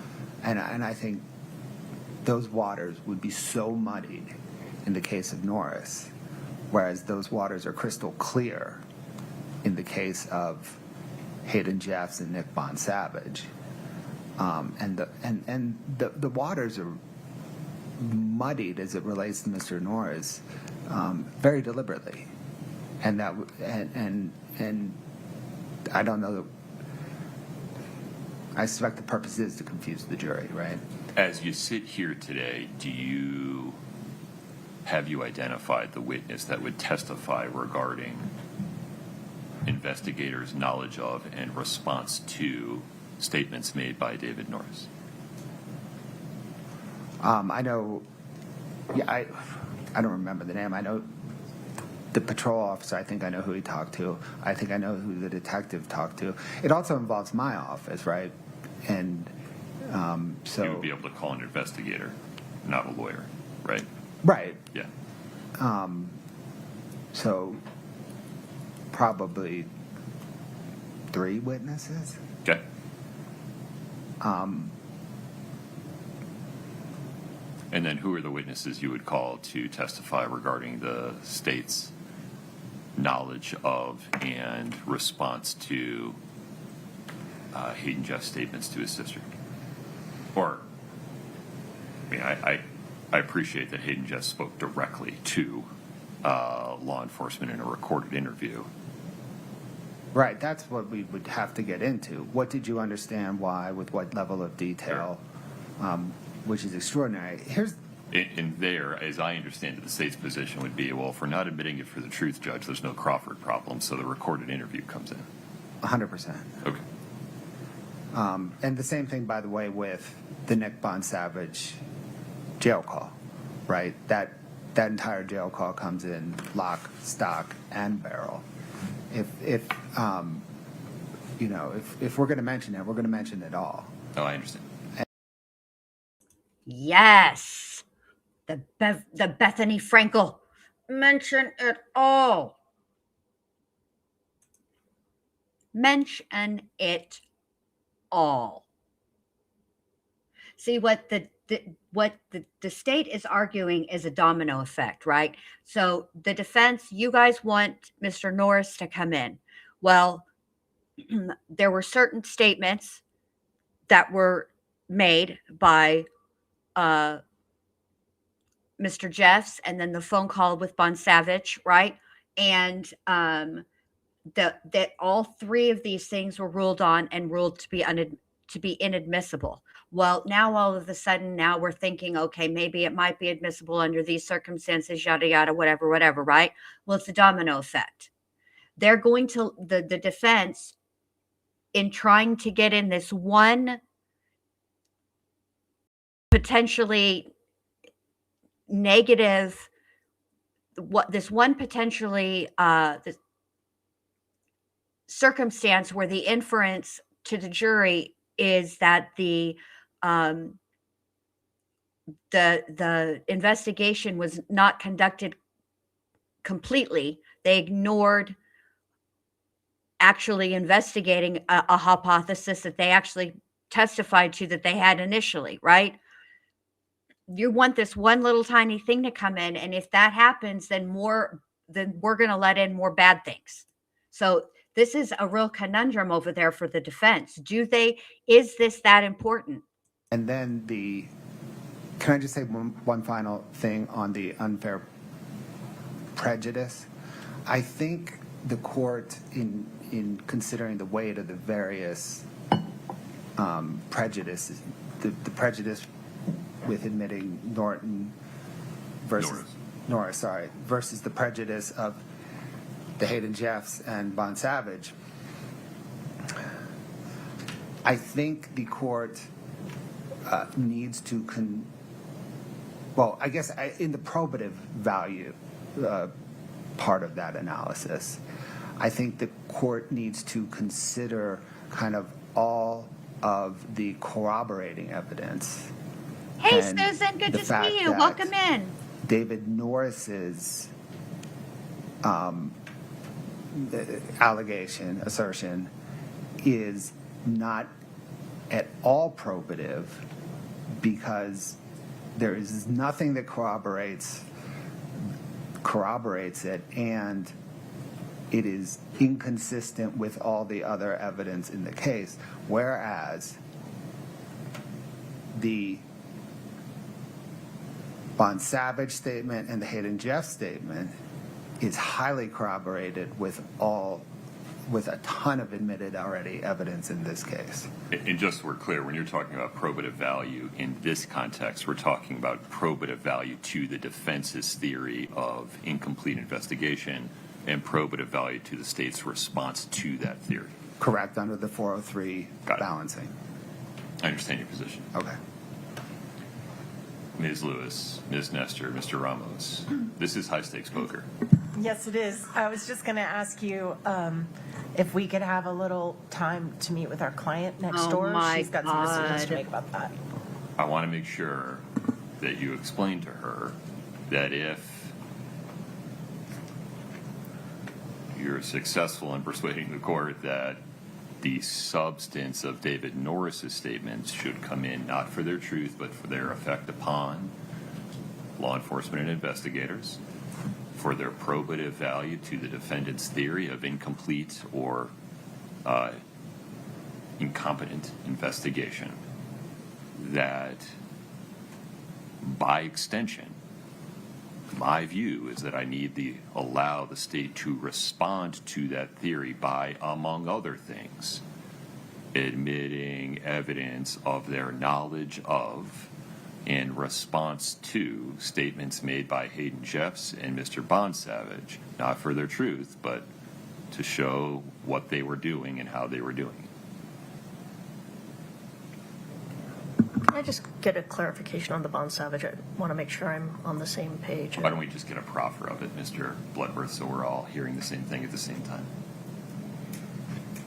Yes, Your Honor. In a March 4th, 2022 jail call between Ms. Hold on. Ivy Lease, I want you to say all the things. You say as much as you want. You never silence yourself in my chat. Ever. Ever. We don't have to agree on everything. I don't need an echo chamber. I don't want an echo chamber. And the things that you wrote made for a really interesting, thought-provoking conversation. So you just keep on typing, ma'am. You do not ever silence yourself in my chat, ever. Mr. Bond Savage and an inmate in Gunnison. they're discussing purchasing a PlayStation controller, and they're discussing who's going to pay for it, kind of how to get the money for it. And Nick Bond Savage says to the inmates something like, Carmen will cover it. She just made money selling fentanyl. So this is already in, other than we The word substituted the word fentanyl We for illicit illicit street drugs. drugs. Right.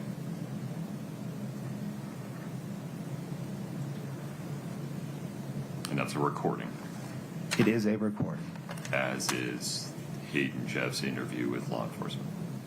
And the upshot proffer of that interview, and this occurs many times, there's pages of transcript on this subject, but the upshot of the proffer is that Kouri Richins asked me to buy her fentanyl.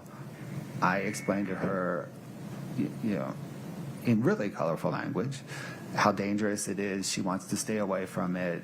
Who on earth would want fentanyl?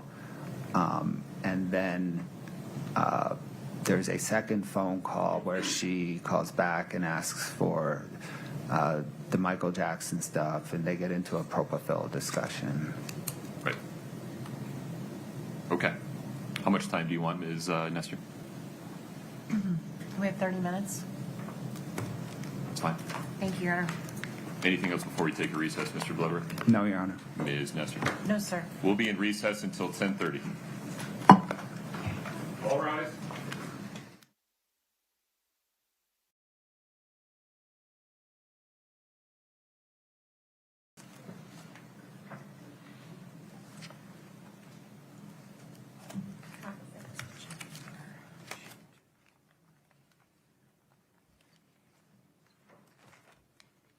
We're back on the record in 231-500-139. Counselor present, Ms. Richins is present. Ms. Nestor, you've had an opportunity to confer. Yeah, what with say Ms. you, Ho? Richins. Let's go. How does the defense want to proceed? Thank you, Your Honor. Thank you for the break. We appreciated that. So we have reviewed the case. We clearly understand the court's ruling that if any of it comes in, all of it comes in. We get that. We also understand and appreciate that the court is going to require proper foundation, and we're not skipping any steps. We accept the state's representation in good faith that Officer O'Driscoll, he's out still, right? He is not the foundation witness because he is not the individual who communicated with Mr. Norris. And we will, if we proceed with this line of questioning and we decide to introduce this evidence, we will do it through the proper foundational witnesses, which we accept as not him. So to avoid confusion now, since it's not him, we will wait and not ask the questions that he doesn't have, because it's like you said, there's no way to ask the question without introducing the substance. We couldn't figure out how to do that. So we're going to wait until we have a foundational witness, and then we will proceed that way if we can lay a foundation. Okay. And if we decide to go forward with that evidence, I appreciate that. If you make that ultimate decision, we'll give everyone a heads up. I appreciate that. And one of the reasons I would need that is to make sure I give defense an opportunity to state on the record, or at least summarize on the record, their strategic balancing of the risks and benefits so that there is a record of that going forward. I appreciate that, and I think that's probably a good idea for everyone, Okay, very including good. us. So, Mr. Bloodworth, because the defense will not be opening the door to any portion of its incomplete investigation theory related to David Norris through Detective O'Driscoll, I don't believe the state would be permitted to respond to it yet. Is that your view of it? That is my view of it, Your Honor. Okay. So, as a matter of status quo, we are going to proceed with additional cross-examination of Detective O'Driscoll, correct? Yes, sir. Did we reach oh, I'm sorry. Could we just go ahead and, well, I can just do it through, I think we decided I would just ask him about 340. I'm sorry, and I apologize. I Okay. withdraw. I was about to ask, did we reach an endpoint regarding 340 and the photograph? So the plan is to introduce the stipulated 340, which we'll get in. And then I will ask him if he can identify the photo. If he can't, he can't, but I'm going to try. Okay. And I'm not going to get into the substance of any of the bubbles, and I'm not going to introduce the bubbles or any of that. Okay. The only thing I'm going to display to the jury will be the picture on 340, and then I may have it side by side in front of O'Driscoll so he can compare and refresh on the one that's not getting introduced. And to the extent you ask him about whether it was sent as part of text messages between Only the date. Eric and Kouri on the date, it's a yes or no question? Correct, just Okay. on the date, not the time, because I don't want to confuse anyone or require the UTC time or any of that conversation. And the time really is irrelevant to us. Okay. Mr. Bloodworth, anything further on that? No, Your Honor. All right. Are we ready for the jury? Yes, Your Honor. Ms. Nestor. We are, Your Honor. Doug, please. Okay. First of all, I have to say that was a good decision, but it brings to mind a question. Okay. It seems like the defense was willing to go. They wanted they wanted Norris in. They wanted what he said in. They wanted to point out to the jury that this was not a complete investigation up and until the state said they were going to renew the investigation into how Norris came to be. I would be remiss if I did not wonder out loud in front of y'all if that was what shut it down. When they realized the risk was not worth the reward. The opportunity cost was too high.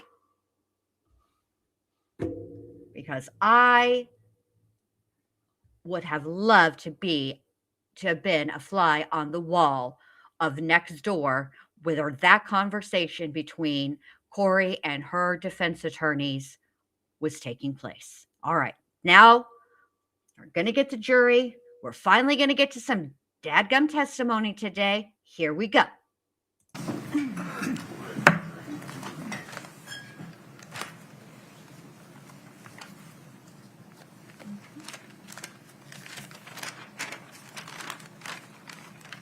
I'd also like to put on the record, I object to Kouri wearing yellow in open court like that. It is not her color, particularly under these lights. She looks like she needs to be under the Billy Rubin lights. That is all.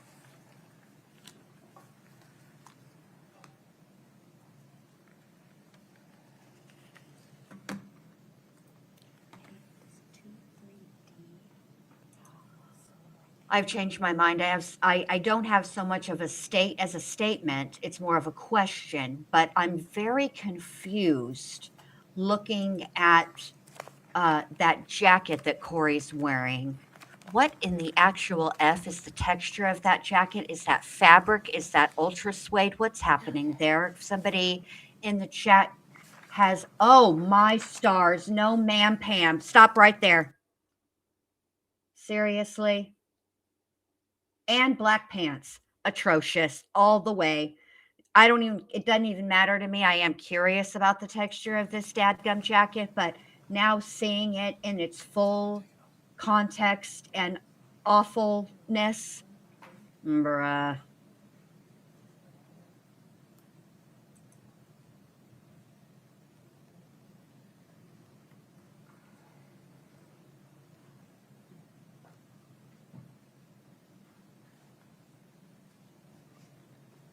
If she were a little taller, she'd look like Big Bird in a damn jacket.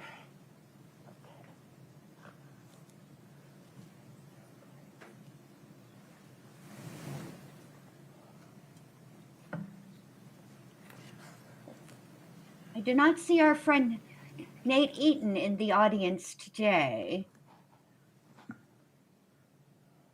Where are you, Nate? All rise in the jury.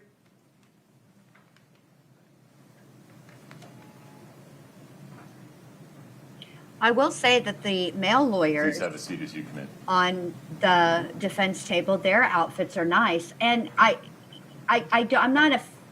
not a fan of the V-neck with the blazer. Okay, All right, have a Sharon seat. Stone Thank you. called from the Oscars in 99 or whatever it was. She wants her Gap T-shirt back. Okay, can we just go there? But her makeup, Miss Nestor's makeup looks really good, and Miss Lewis, fine. I'm not a real huge fan of that shirt. You kind of look like a doily, but it's not the worst thing in the world. But by far the most egregious eyesore on that side of the room is definitely Kouri's Chiquita banana yellow shirt. Ladies and gentlemen, thank you for your patience. We will now proceed with additional cross-examination of Detective O'Driscoll by the defense. Detective, let's have you come in the courtroom. Detective, please step in front of Brittany. We'll get you sworn back in. It was in my head too. Quiet touch, black and yellow, black and yellow. Do you solemnly swear the testimony you're about to give in the matter before the court to be the truth, the whole truth, and nothing but the truth, subject to the pains and penalties of perjury? I do. Thank you. Have a seat.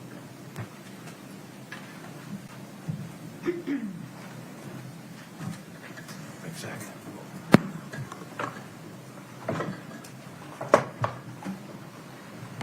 Ms. Nestor, please proceed. Thank you, Your Honor. May it please the court. Good morning, Detective O'Driscoll. Good morning, Ms. Nestor. I believe when we stopped yesterday, we were talking about the GIFs or GIFs. And I want to start by having you review a document that's been agreed to by the parties. It is exhibit number 3-40. And at this point, Your Honor, we're asking to admit it per stipulation of the parties. So the witness can see 3-40. And do we want to publish now, counsel? Please. Mr. Bloodworth? No objections. State's exhibit 3-40 is admitted. All right, and this was talked about when, I believe it was Mr. Kostradimos, I think, it's all blurring together now, was on the stand, but this is the group of all the GIFs or the GIFs that were in kind of a group and included the ones that were accessed on the morning after the police left Ms. Richins' home, after Mr. Richins passed. Do you remember the testimony about that? Yes. Okay. Can we go to the page that shows the GIFs in question? Maybe blow that up at the top. Okay. So I think that's two of them. One of them is from, I guess, the movie Dumb and Dumber. And the other one is our president. And I think there was a third one, but it's, yeah, Mr. Spacey and in a TV program, right? And those are the three GIFs that were talked about. And if you blow up the time that they were accessed, they all were accessed at 8:29:03 a.m. on March the 4th. That's the day that Mr. Richins was found deceased, correct? Correct. All right, and I know we've already heard the testimony that these are what we call orphaned GIFs. You can't really tell which text they came with and exactly when they were sent or who they were sent to or by. All we know is that they were somehow accessed at that point by her phone, correct? That was the testimony, Mr. Kostradimos, yes. Okay, can you pull up another one of the photos that is the picture from the house? That's it. All right. This is another picture that was accessed at that exact moment at 8:29. And Can you blow the picture up a little bit? Do you recognize what that is, that photograph? It's the legacy home. It's the legacy home, right? And was there another photo that was accessed that same morning, also orphaned? Can you find that picture? It's right above it, I think. There we go. Can you blow that picture up a little bit? Thank you. All right. And is that also just a closer up view of the legacy mansion? It appears so. It's very blurry on my screen. It is. I think it is blurry. And then can you back out and show the time that one was accessed according to this same group of photos? That one appears to have been accessed at 10:42 a.m. the same morning. That's what this document says, yes. Okay. Now, if we could put just on the witness's screen, exhibit JO, I think it's 11. Not for the publication yet, Your Honor. Understood. All right. And can you take just a moment and blow that up just a little bit so he can read it better? All right. Just take a second and scroll through that and tell me if that refreshes your recollection about any documents you reviewed about Eric's final communications before he passed. Your Honor, objection. There's no foundation to get to whether or not his recollection requires refreshment. Yeah, let's pause there. Would you lay a little bit of foundation before we get there? Sure, and it requires us to go back to yesterday. So yesterday I had asked you right before we stopped if you had, as part of your investigation, reviewed the final communications of Eric right before he passed away, and you mentioned you had. Is that correct? Yes. All right. Based on that, if you could refresh, do you recall the communications you reviewed that day? Not all of them. Some of them, yeah. Can we then please blow up this document in front of him and see if this refreshes your recollection as to what you reviewed? Mr. Bloodworth, the witness doesn't have it yet. Any objection to that question? Your Honor, I think the objection foundation, I think there requires additional foundation. I think the question pending is, are these among the things he reviewed, correct? Maybe I misunderstood the pending. Yeah. That's the question. So I think, Can we back up a step? Maybe I'll catch up. sure. Ms. Nestor, ask your last question one more time, please. Are these texts that are before you part of what you reviewed from Eric's final communications on his phone? Go one step before that. He hasn't seen these yet. He doesn't currently have them in front of him. Do you recall all of the communications you saw that day when you were reviewing Eric's final communications? All the texts from his phone? Yes. On the day before he died? Yes. I don't remember all of them. I Okay. remember some of them. So then would you please look at this document and see if it refreshes your recollection and as to whether these were included in his communications? Any objection, Mr. Bloodworth? No, sir. Okay. The witness can now see what you're referring to, Ms. Nestor. Thank you, Your Honor. And can you go down just one more and maybe blow that up a little, that photo? Does this refresh your recollection, these communications of Eric's and Kouri's the day he died? These are time-stamped March 3rd. That's not the day he died, but the day before he died. Totally correct, because he died in, we think, the early morning hours of the 4th, right? Yeah, he was pronounced deceased on the 4th. Okay. Yes, Your So, Honor. Sorry, objection. Foundation is to the meaning of died, right? He was pronounced dead on. But I think the witness and the questioning lawyer have a common understanding here. Overruled. thank you, Your Honor. Okay, so were these included in what you reviewed in the communications between Eric and Kouri on the 3rd of March? Yes. All right. And this photograph, if you could blow that up. Your Honor, objection. His recollection has been refreshed. I think the exhibit can now be set aside. I'm not publishing it. I've just got one more question about the photo, and then I'm done. I'll take it down and ask your question. If we need to refresh again, you can. Okay, thank you. Okay. Wait, Did you tell me I could ask the question? Yeah, I took the photo down. Ask whatever you were about to Yes, ask. yes. Okay. Does the photo that you just refreshed your recollection with match the same photo that we just saw in 340? That was the corner of the Midway Mansion. Your Honor, the photo's still up on my screen and the witness is My apologies. There you go. staring at it. Sorry. Is it the same photo, sir? This one that we just saw that was enlarged, you're asking if that's the same as the one in the text message? Does it match the one that we just put on the screen for the jurors that came with all those other pictures that morning? Yes. Thank you. That's all I have. I'm done with that. I'm sorry, maybe I'm not. Can I have just one moment, Your Honor? Of course.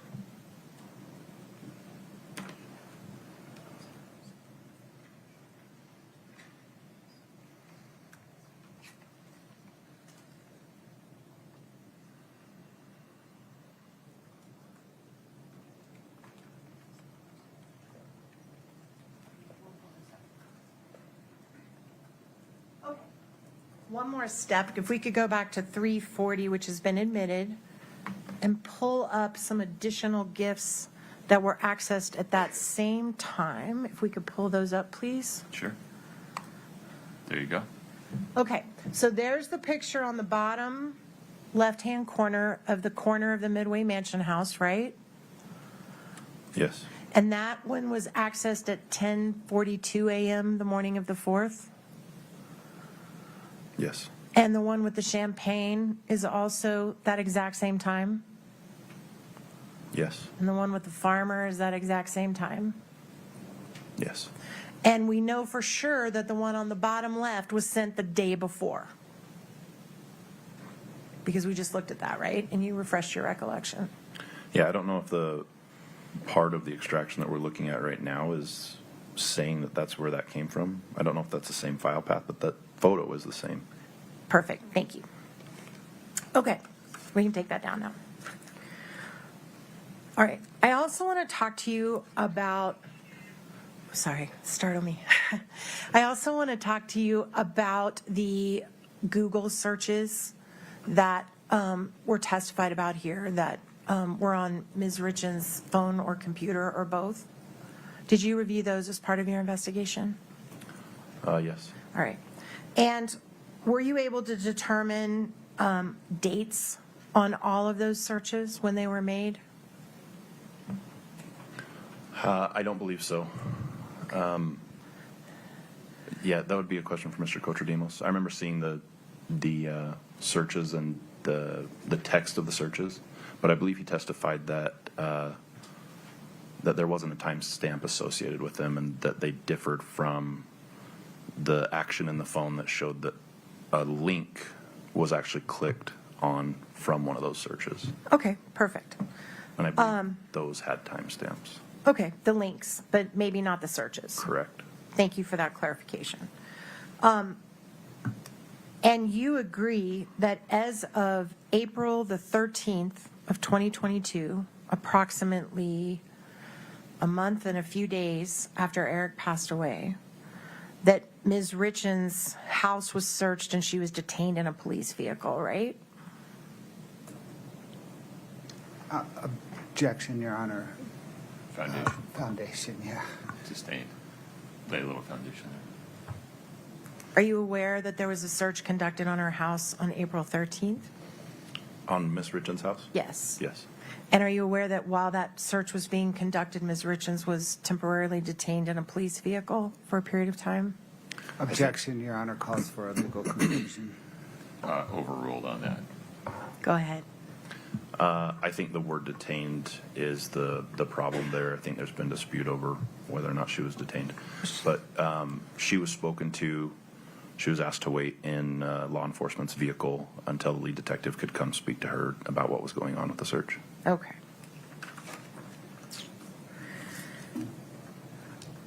So the searches on the website, fair to say that all of those searches are believed to have occurred after April 13th of 2022? I don't know. Like I said, I don't know there were timestamps on the searches, so I can't be sure.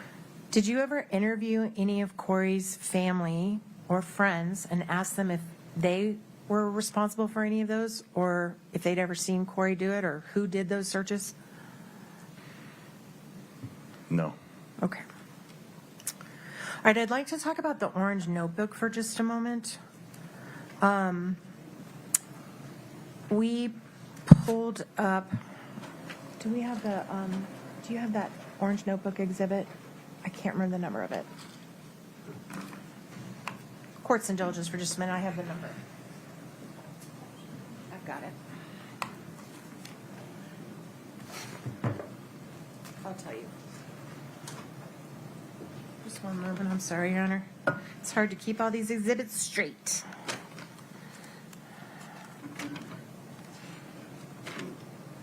Can we put up Exhibit 2-66R?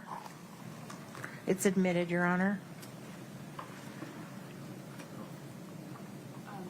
Oh, wait, I'm sorry. Before we do that, can we put up Exhibit, 2-66R? That's correct.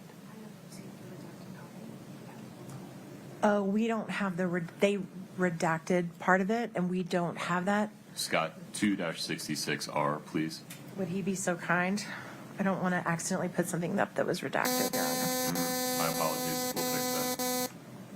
It's okay. One moment, please. Scott, if we do our normal dance, I'd appreciate it. Yes. No problem, Your Honor.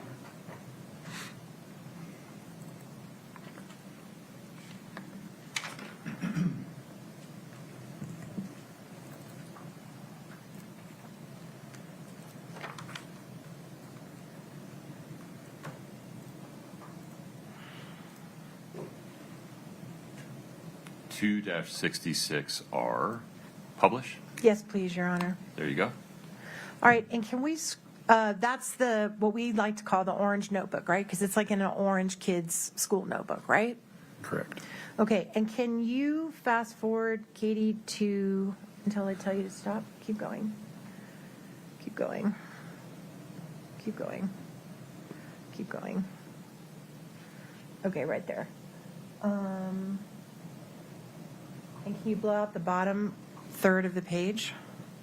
All right, so this orange notebook that was recovered from the house, you don't have any knowledge about the circumstances under which it was prepared, do you? Or why it was written? I do not. And you don't know when it was written?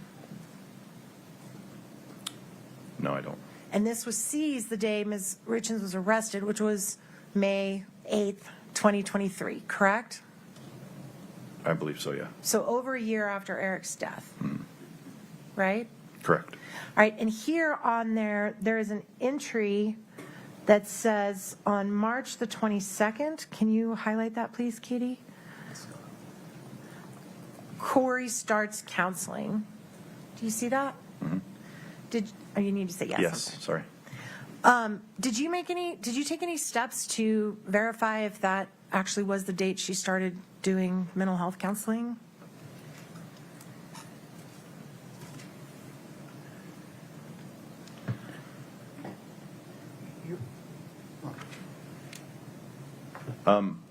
I didn't learn anything about her counseling from interviews that we conducted. We did get Kouri's medical records, and I don't remember if a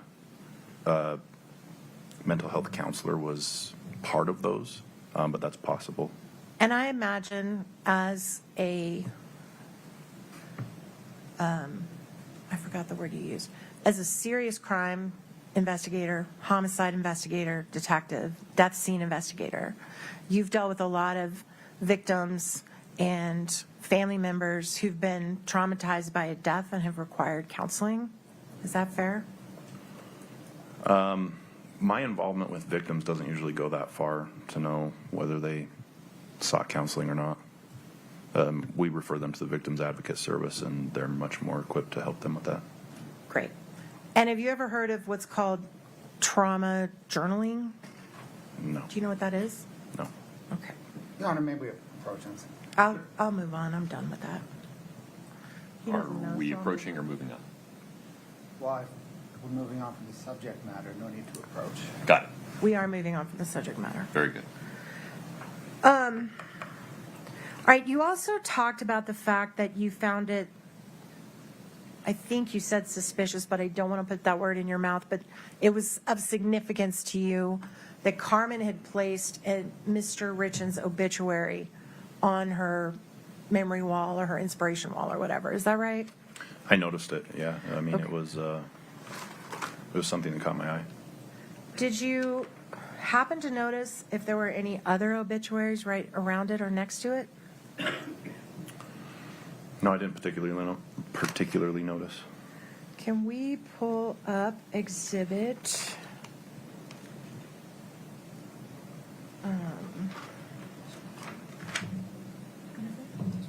Yes, thank you.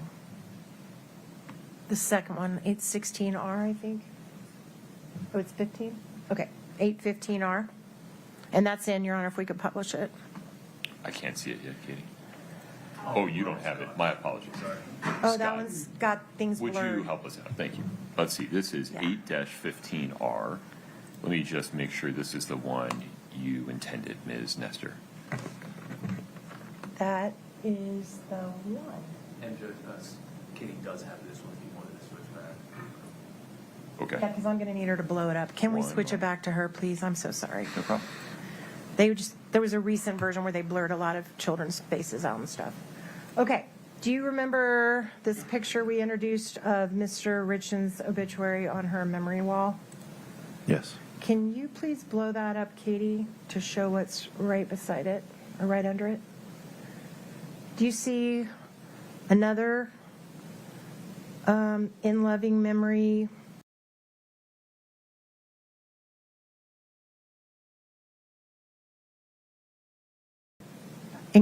Right below it? Yeah, it looks like a program pamphlet from a funeral. Okay. All right. Also, the C&E hat, I believe, that was on that wall that you noticed. Did you do any investigation to determine if Carmen actually, if Carmen actually did any work for C&E? Yeah, based on our conversations, she never worked for C&E as a company. She did work on the Richins house. She interacted with Eric, but she was never employed by C&E. Okay. All right. I also want to show you a text.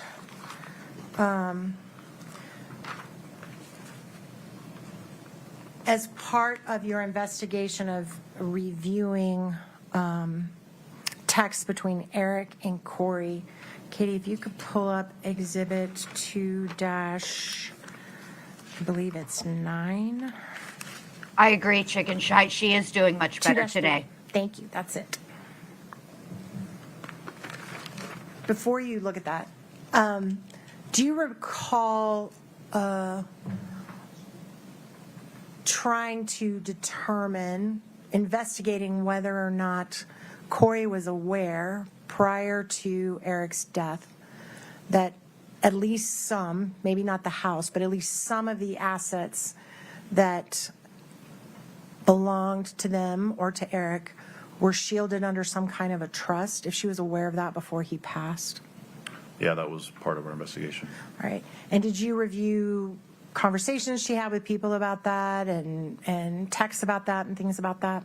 I didn't have any recorded conversations that she had. I guess it depends on the timing that you're asking about. Okay, I'd like to refresh your recollection and see if you look at these texts, if it reminds you if this is one of the things you looked at in trying to make that determination, okay? Okay. Can you blow that up? It's exhibit 2-3D as in Delta. And just let him look at all of them, please, just slowly. Give him plenty of time to read.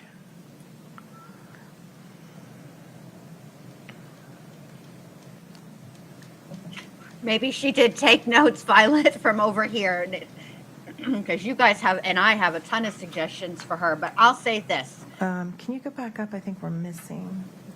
Susan. Even it is. I mean, I think she's made an impression on the jury, and they can't help that. But for me personally, she's just not my cup of tea, so the friendship door remains closed. Even though I can objectively say, I can be objective and say that her cross-examination today is much better than yesterday. That one. There you go. The next page.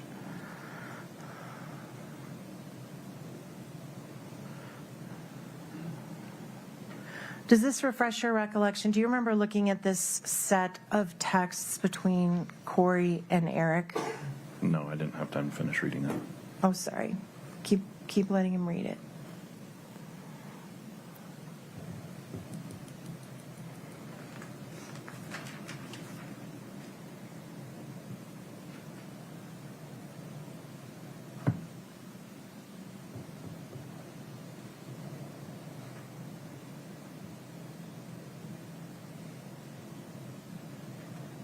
Okay. Does that refresh your recollection? Do you remember reviewing this series of texts between Kouri and Eric relating to the trust? I don't remember, and the context of those messages, I can't say that that's what they're talking about. Okay, so this does not refresh your recollection. No. Okay, court's indulgence for just one moment, Your Honor.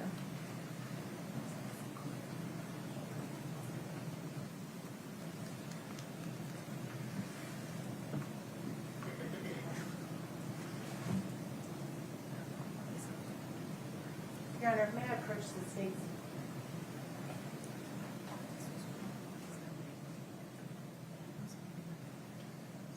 No, that's not true.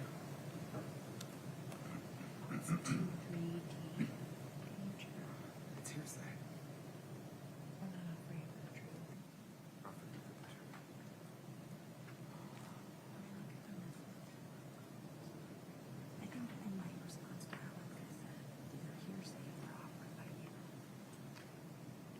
What's going on over there? What's happening?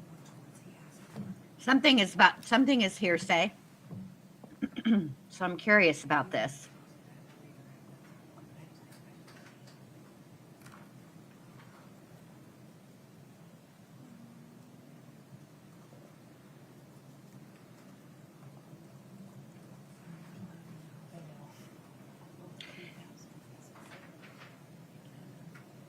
You know, I'm also remembering the circumstances under which her former legal team withdrew, and it was irreconcilable ethical differences, if I'm not mistaken. But I'm going to ask a couple more, move back, and then we may come back to it when she's done looking. So was it your understanding, without saying anything anyone told you, when you were conducting your investigation, did you become aware that Kouri knew of at least some portion of some aspect of the trust being created before Eric passed? Objection, Your Honor. More foundation, otherwise it's based on hearsay. The foundation objection is sustained based upon the witness's prior answer. If you can start smaller, maybe build up to it, there may be some foundation here.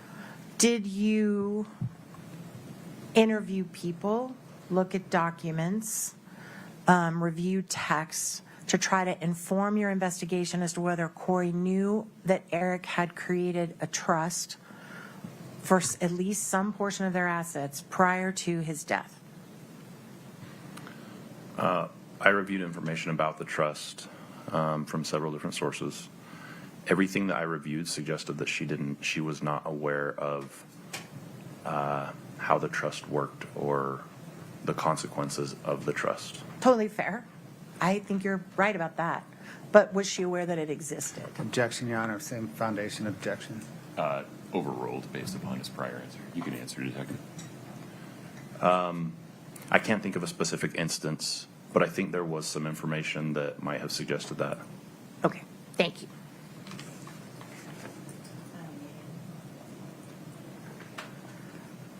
All right.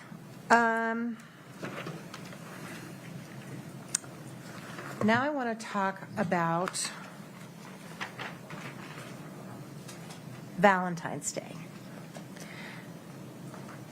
You were here when Ms. Staking testified to the jury that in a conversation with a bunch of friends, there was some joking references made to Kouri wanting to poison Eric, and then Eric stating he had an allergic reaction and used an EpiPen. You heard that testimony, right? Objection, Your Honor, foundation. That's not what happened.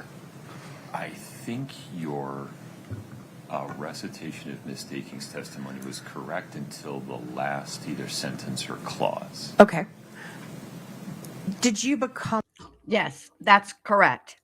Because Mistaking testified that it's not like he had to use an EpiPen. That was the testimony.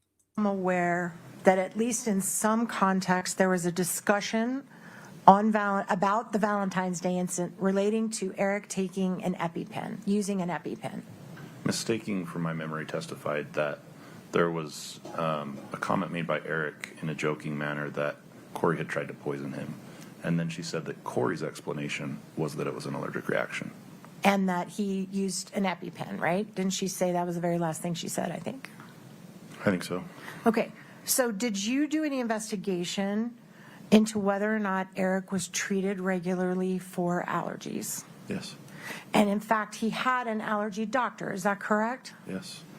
And he had an EpiPen device in the master bathroom that was recovered during the first search. Probably. I know that there were some located in the refrigerator on one of the searches. EpiPens, that is. Did you ever investigate whether Eric discussed this allergic reaction with his doctor, his allergy doctor? I believe one of our investigators contacted the allergy doctor and conducted an interview. I don't remember what the results or content of that interview was. Did you determine what Eric was allergic to? Was he allergic to avocados or wheat or peanut oil? Do you know? From what I remember being told by the investigator that had that conversation, it was like seasonal allergies, trees, grasses, dander, things like that. Okay. Were you ever able to confirm that Eric ever sought any medical treatment for what allegedly happened to him on February 14th? Just that in his text message, he mentioned that he might go to the hospital. So I don't know for sure if he did, but he was feeling bad enough that he thought he might need to. Were you ever able to confirm that he did? No. Okay. All right, I want to also talk to you about Miss Susan Kohler. Do you know who Susan Kohler is? Yes. Who is Susan Kohler? She's an associate of Carmen Lauber's. She worked for Doreen Kouri cleaning houses with Carmen Lauber. Okay. And in the course of your investigation, what did you determine, if anything, was the role that Susan Kohler played with respect to this case? We determined that she sold, I think the number was 15 to 20 Roxy's or prescription narcotic pain pills to Carmen at the request of Miss Richins. Okay. And was Miss Susan Kohler offered immunity like Crozier and Carmen Lauber were? Objection, Your Honor. Do you know? What's the basis of the objection, Mr. Bloodworth? Or do you need to approach? Relevancy. Approach for 1 second.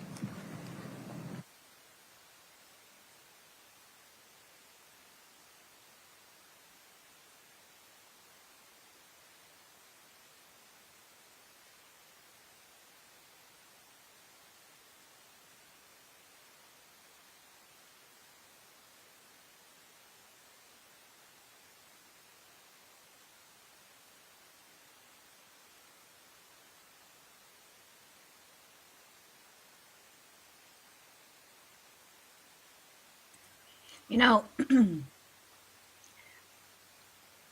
if the allegation is that Kouri used a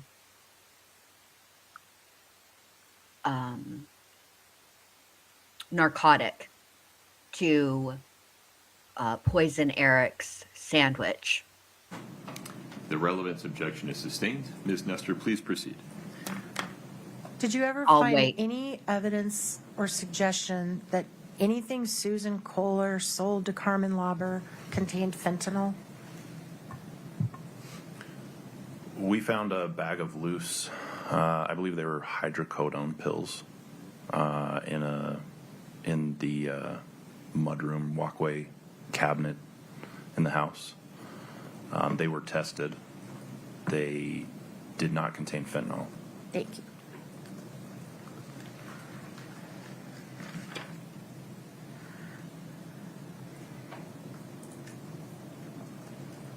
You also testified, I think, yesterday that shortly before Eric passed away, he went on a hunting trip to Mexico. We talked about that a little bit, right?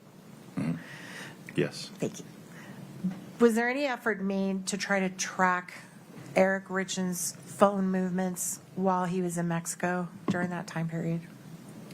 I don't believe we were able to get any kind of GPS location data from Eric's phone. I think the location data came from call detail records, as was demonstrated by Mr. Kocher-Demos. And you also reviewed the phone calls. Well, strike that. I'll strike that, Your Honor. Okay, I think I'm almost done. If I can just confer with counsel, I'm going to wrap it up. Anything else? All right, we're almost done. So just to recap a couple of days of testimony that got interrupted a lot. This investigation has now extended for a period of over 4 years, right? Correct. Okay. And during that 4 years period of time, as recently as less than a month ago, you were still issuing search warrants. Is that right? Yes. And there were a total of at least 10 searches by law enforcement of Ms. Richins' home. Is that right? There were 10 search warrants issued, yeah. And Or around 10. you heard that there's also at least 5 multi-day searches by a private investigator. Is that right? I don't remember if it was 5 days. He said a couple days. And the agencies that were involved in this case were the Summit County Sheriff, right? Correct. The Medical Examiner's Office. They're not a law enforcement agency. Well, they have investigator, right? She testified here. Yeah. Okay. They're a civilian investigator. Fair. Also, there was a private investigator that was involved in this case and communicated with you and provided information. No, he was involved in the civil case. Did he provide you information? He provided our office information. I never talked to him personally. All right. The DEA was involved in this case, at least briefly. They never took any official action. Well, I should restate that. They assisted us with forensic tools, Okay. like call detail records and things like that. Homeland Security agent, or I'm sorry, U.S. Postal Service agent was at one of the searches, right? Yeah, I was aware of that. We've heard, I believe that we're over 45 witnesses now in this trial. Is that right? I haven't been counting. And in all of that, we have no murder weapon. Like, you haven't found anything that was connected to Eric's death. No fentanyl in the house, correct? There was a boatload of fentanyl in his stomach that came out of the house with him. Other than this, what's in his stomach? Did you find anything else that had fentanyl in it? No. Okay. You can't say how the fentanyl was administered, right? Orally. Besides orally. That's all I know is that he took it orally. We don't know exactly when it happened and what time of night or morning. We know a time range. Okay. You can't say the dosage that was ingested, right? 1 pill, 2 pill, 20 pills. Illicit fentanyl does not come in dosages. Okay.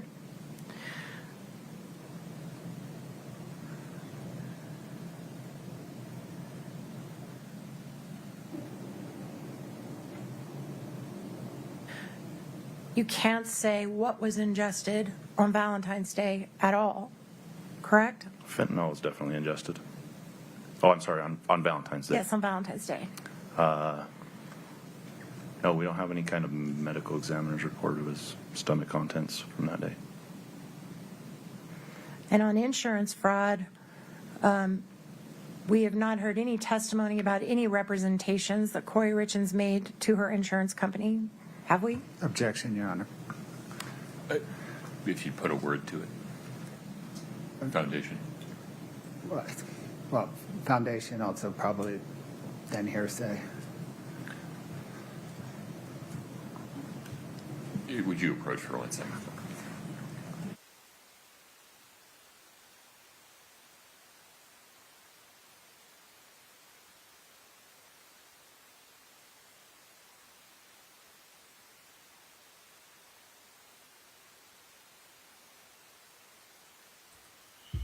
I was just going to suggest what Neat Noodles suggested, Jonah's mom. I would go over and make friends with the neighbor. I would knock on the door and make friends with the neighbor. And then you can have, that way, you can kind of, keep an eye on the pupster and, maybe offer some advice. Being a helpful neighbor. A helpful neighbor. That is what I was going to suggest.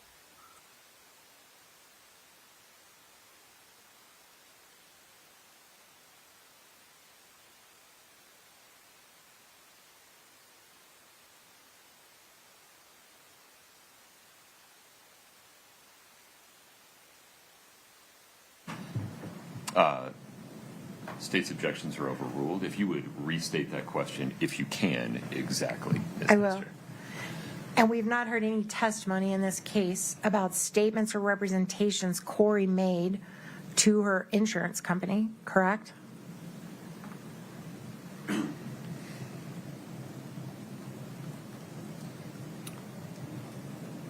Not statements. We've heard evidence about it.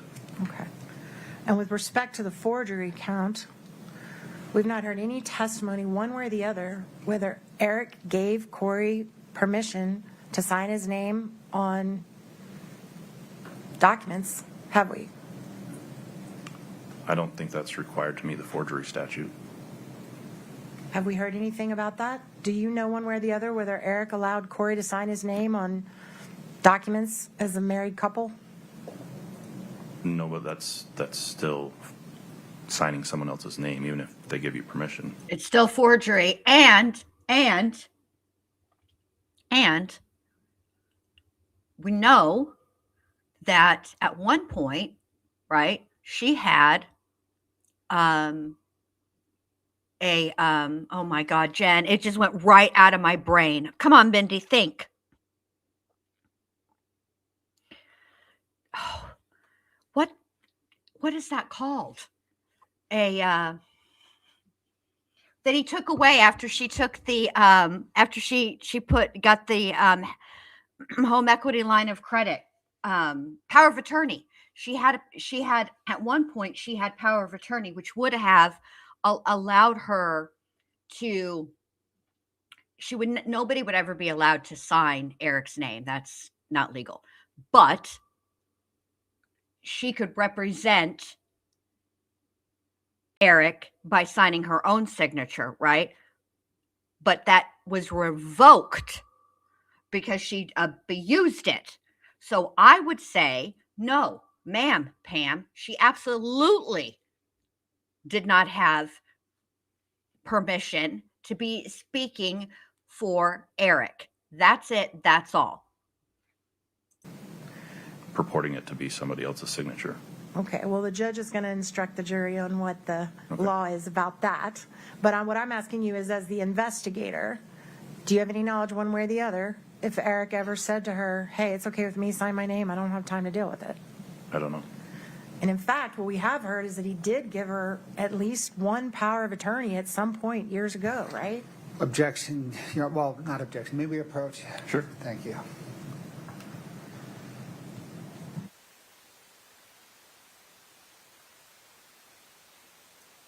I mean, yeah. She did have power of attorney, right? But he took it back and gave it to his sister, which suggests to me he didn't want her speaking for him at all. That's what it sounds like to me, because she couldn't be financially, fiscally responsible. And just because you have power of attorney, right, doesn't mean you don't need to consult your partner about taking out a home equity line of Okay, I'll credit. withdraw that question, Your Honor. And you were here when Mr. Throckmorton, the handwriting expert, testified, and you heard him say that he could not say that Kouri Richins was who signed that document. Did you hear him say that? I heard him say that it was probably Not Eric. Probably not Eric. But he could not say that it was signed by Kouri, correct? Correct. Okay.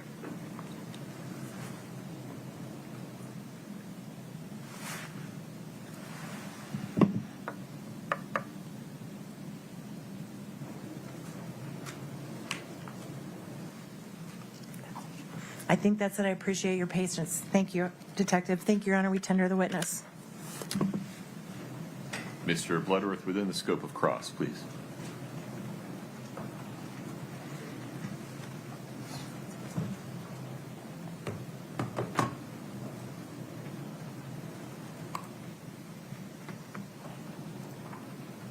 Detective O'Driscoll, in this case, are you the lead investigator among many investigators? Yeah, it's a large team. I've had a lot of help. Does your job in part involve coordinating the activities of all the other sheriff's office investigators? Yes. And are you the lead investigator for the sheriff's office as opposed to the county attorney's office? Correct. I have no authority over what the prosecutor's investigator does. And does the county's, well, you may have just answered this, but does the county attorney's office have its own investigation capability and authority? Yes.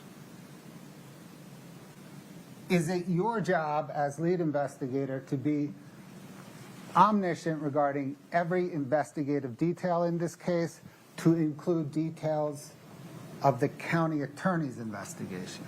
No, I can't know every single detail. It's, as defense knows, terabytes of information. And in early 2023, was your personal investigative focus on determining the source of the fentanyl that caused Eric Richins' death? Yes, because like I said at the beginning, I came into the investigations division as a narcotics officer. Before I became the lead investigator on this case, that was our focus, is investigating drug-related crimes. In early 2023, did the sheriff's office have a digital forensics capability even remotely close to the capabilities of Mr. Cochodimos? No, that's why we hired him. And in early 2023, did the sheriff's office have any forensic accounting capability whatsoever? In which year? Which date did you say? Early 2023. They had a little. I mean, how early? Not until March and April. Well, let me ask you January, zero. And any forensics accounting capability close to that of Brooke Carrington? Oh, I'm sorry. Did you say forensic accounting? Forensic accounting. I'm sorry. I misheard. I thought you said digital forensics. No, the sheriff's office has no experts in forensic accounting. And is part of the reason that they have no forensics accounting experts and minimal digital forensics experts because you have a small office, right? Yeah, it's relatively small. Did the county attorney's office become involved in this case in early May of 2023 when me charged Kouri Richins? Yes, we only met with the prosecutors about a week before to give them our probable cause information. Subsequent to charging Ms. Richins, did the county attorney's office engage Mr. Cochodimos and Ms. Carrington?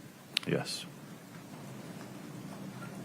And is Mr. Kochodimos the investigator who analyzed the digital forensics, including cell tower mapping and cell phone data? Yes. And was it Ms. Carrington that investigated and analyzed the forensic accounting, including the closing on the Midway Mansion? Yes. And does the state provide the material from each of their investigations to the defense in discovery? As far as I know, yes. Do you recall in cross-examination when defense counsel picked a sentence from a May 2023 interview of Carmen Lauber, where it was either you or Detective Maynard told Carmen Lauber that she was something like the biggest piece of the puzzle? Yes, I remember that. What was the context of that comment? She said something about, can we just lay out all the information, all the pieces in front of us? Because we were trying to establish a timeline. And we told her, you're the biggest piece. You're the biggest part of the information that we don't know. And She had the information. Sorry, I didn't mean to interrupt you. And did that context involve a piece of the drug purchase timeline rather than a piece of this whole giant case? Correct. The timeline of her involvement, not necessarily the entire case.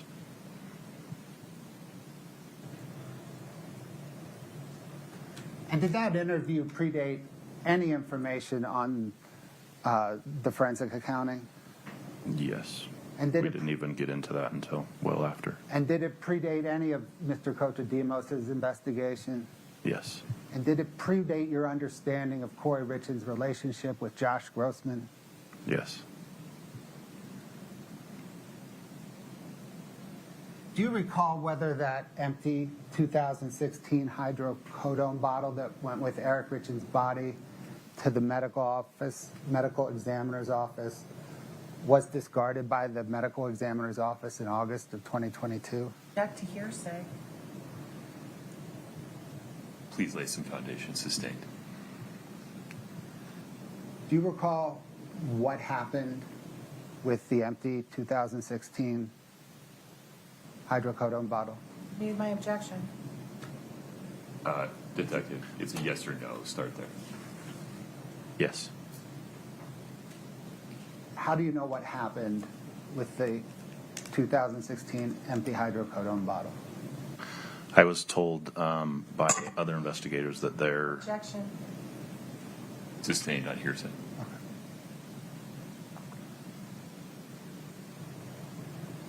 Did you or Detective Maynard give Carmen Lauber a ride to anywhere other than Wasatch County Drug Court or her attorney's office?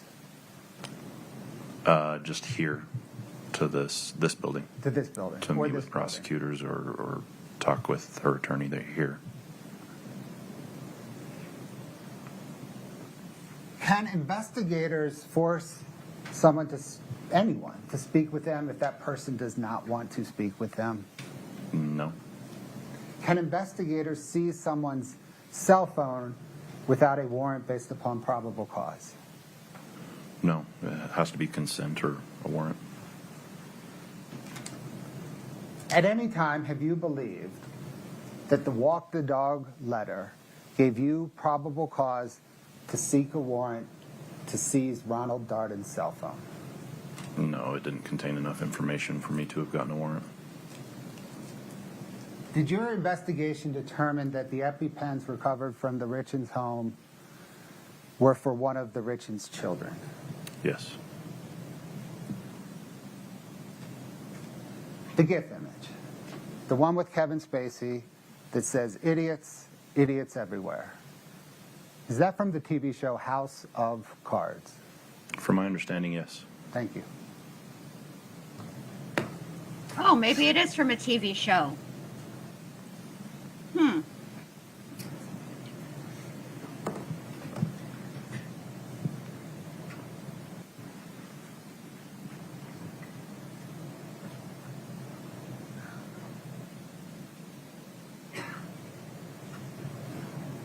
I'm sorry, is he finished? We have no further questions, thank you. May we release this witness? Yes, Your Honor. Mr. Bloodworth. Yes, Your Honor. Detective O'Driscoll, you are free to go. You are released from any subpoena. Thank you. Thank you, sir.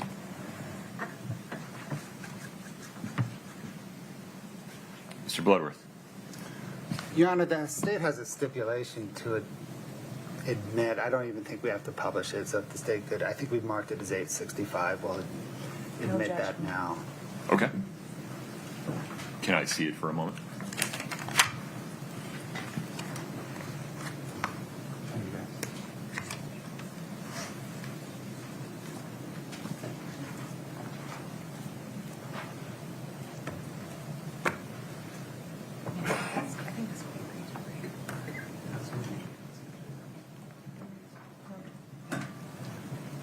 Your Honor, ma'am. Please. Before he does that, I just want you guys to know that I Googled where does the quote, idiots, idiots everywhere, said by Kevin Spacey come from? And it says, the quote, idiots, idiots everywhere, associated with Kevin Spacey comes from a meme or GIF featuring his character Frank Underwood from the Netflix series House of Cards. Key details. The source. Okay, but here's context in the news. This is so interesting to me how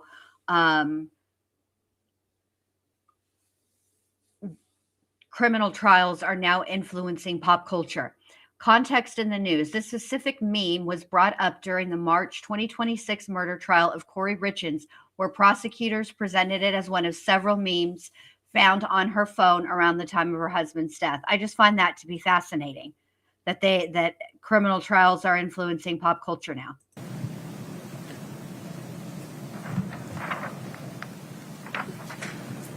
Do you want me to give the Mujisek stipulation of fact preamble and read this to the jury?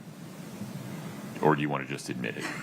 Your Honor, I think if we can just admit it now, during jury instructions, when the court would instruct on that, we can read this. All right, we'll have a discussion about whether to convert this into a stipulation of fact instruction when the time comes. Right. Thank you, Your Honor. Okay. State's Exhibit 8-65, titled Stipulation of Fact, is admitted by stipulation between the parties.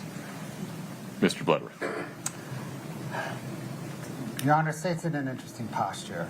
Do you need a moment on the record outside the presence of the jury? We do. Okay. I think this would be an appropriate time to just set a schedule for the rest of the day. Are we going to be able to, it seems likely to me, you tell me, that we'll be taking a recess now but not coming back for about 90 minutes. Does that sound about right? Your Honor, that's my sense of it. I'm waiting on a defense decision. Okay. Well, in either way, I'll bet you a steak dinner it's going to be about 90 minutes, but we're going to rise for the jury, and I'll send out word through the bail. All rise for the jury. A lot of steaks.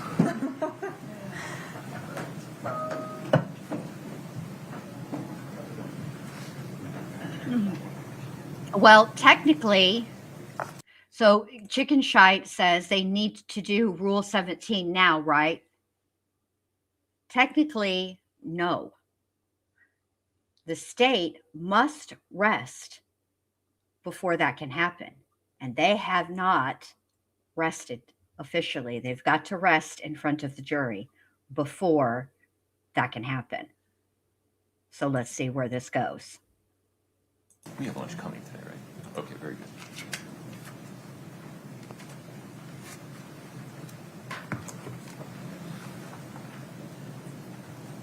That's fine. I just think they appreciate Nelly. Yeah. Have a seat, folks. Thank you. I knew you were on it. All right, Mr. Bloodworth, we're on the record. The jury is not present. Tell me what's up. Your Honor, the state's waiting on the defense's decision regarding the Norris matter, because if they want to proceed in one fashion, the state will call some additional witnesses in its case in chief. If they want to proceed in another fashion, then the state will rest. This is what I was trying to tease out, and I apologize for not being more specific. Given that they did not open the door to this issue through any of the state's witnesses in the state's case in chief so far, I understand the possible order of events from this point forward to be they'll make a decision about whether in the defense case to open the door to it. If they do, the state would be able to respond by, among other things,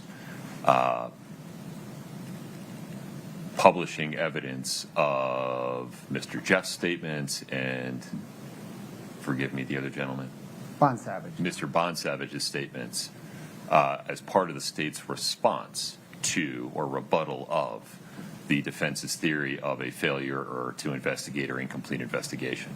But they haven't opened the door yet, so I don't think there's any need or ability for the state to get into it in its case in chief. Okay, Your Honor, then the state rests. Okay. With the state having rested, Ms. Nestor, does the defense have a motion? We do, Your Honor. Mr. Ramos is going to take care of that.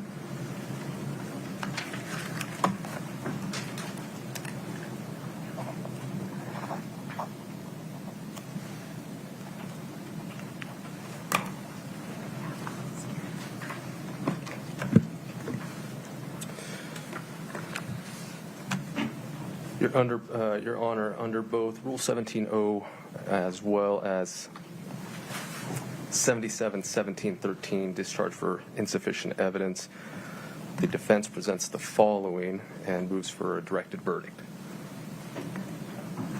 At the conclusion, this is just for the record, Judge, as Your Honor knows, at the conclusion of the evidence by the prosecution, which has just been done, the court may issue an order dismissing any information or indictment or any count thereof upon the ground that the evidence is not legally sufficient to establish the offense or offenses charged therein or any lesser included offense. Judge, based on the evidence that has been presented over the past 10 days or so, including all inferences, of course, that can be reasonably drawn from the evidence, it is the position of the defense that some evidence exists from which a reasonable jury could find that some, however, not all of the elements of the crimes that have been proven beyond a reasonable doubt. In terms of the sufficiency of the evidence, Judge, I'll start backwards, starting with count 5. With regards to the forgery, even looking at all the inferences in favor of the state, we do not believe that the state has proven a specific intent to defraud as it relates to the forgery. There's no proof that the signature was done without Eric's authority. And even assuming that the defendant, Ms. Richins, signed on behalf of Eric with or without permission, that itself does not conclusively presume that because she signed the name of Eric, that a forgery has occurred. The act, in other words, of signing another's name without permission doesn't constitute forgery, again, unless it was done with the intent to defraud, which we don't believe it has been met here.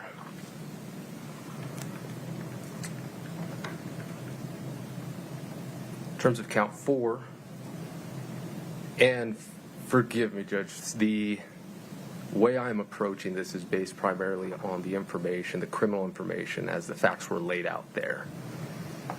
It was a bit difficult to follow through the testimony as to exactly what the state's position is. According to the criminal information, the basis for the true stage, count 4, insurance fraud is that Ms. Richins, or rather True Stage left a voicemail with Ms. Richins requesting a copy of the prescription, any prescription Mr. Richins had for fentanyl.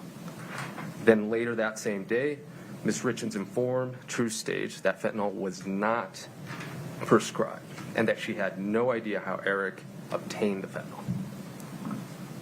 I think it's that last clause of that sentence that this is the state's prima facie showing. Do you see it differently?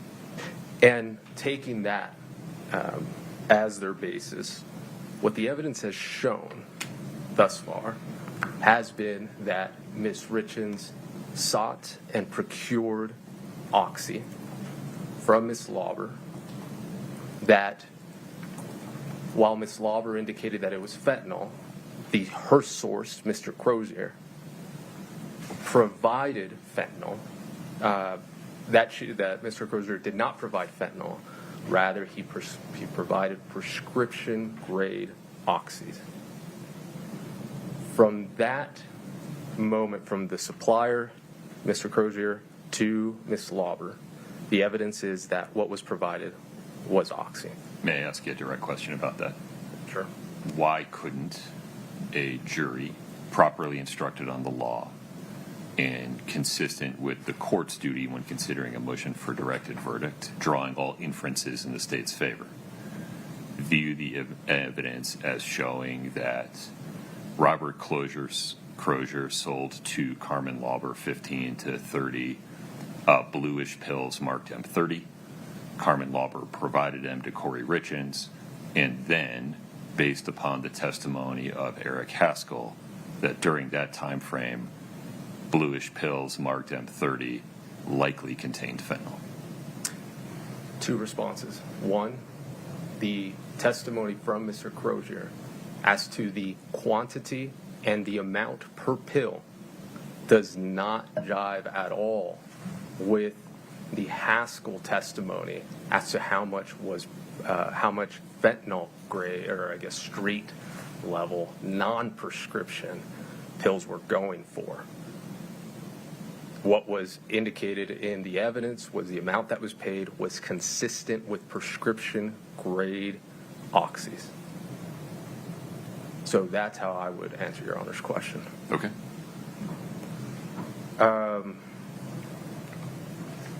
Count 3, as I understand it, is that Ms. Richins, again according to the criminal information,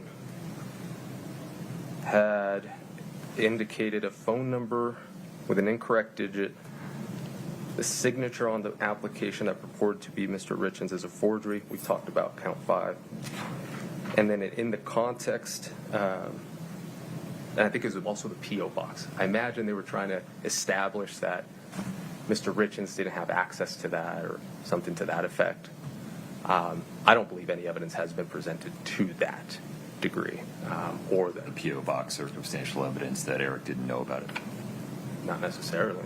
If I view the inferences in the light most favorable to the state. And even with that, Judge, I mean, there was no evidence presented at all that from the Postal Service or anybody saying that Mr. Richins had no idea that that P.O. box existed.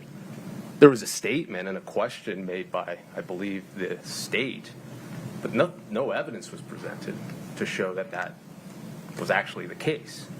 That's how I would answer Your Honor's question.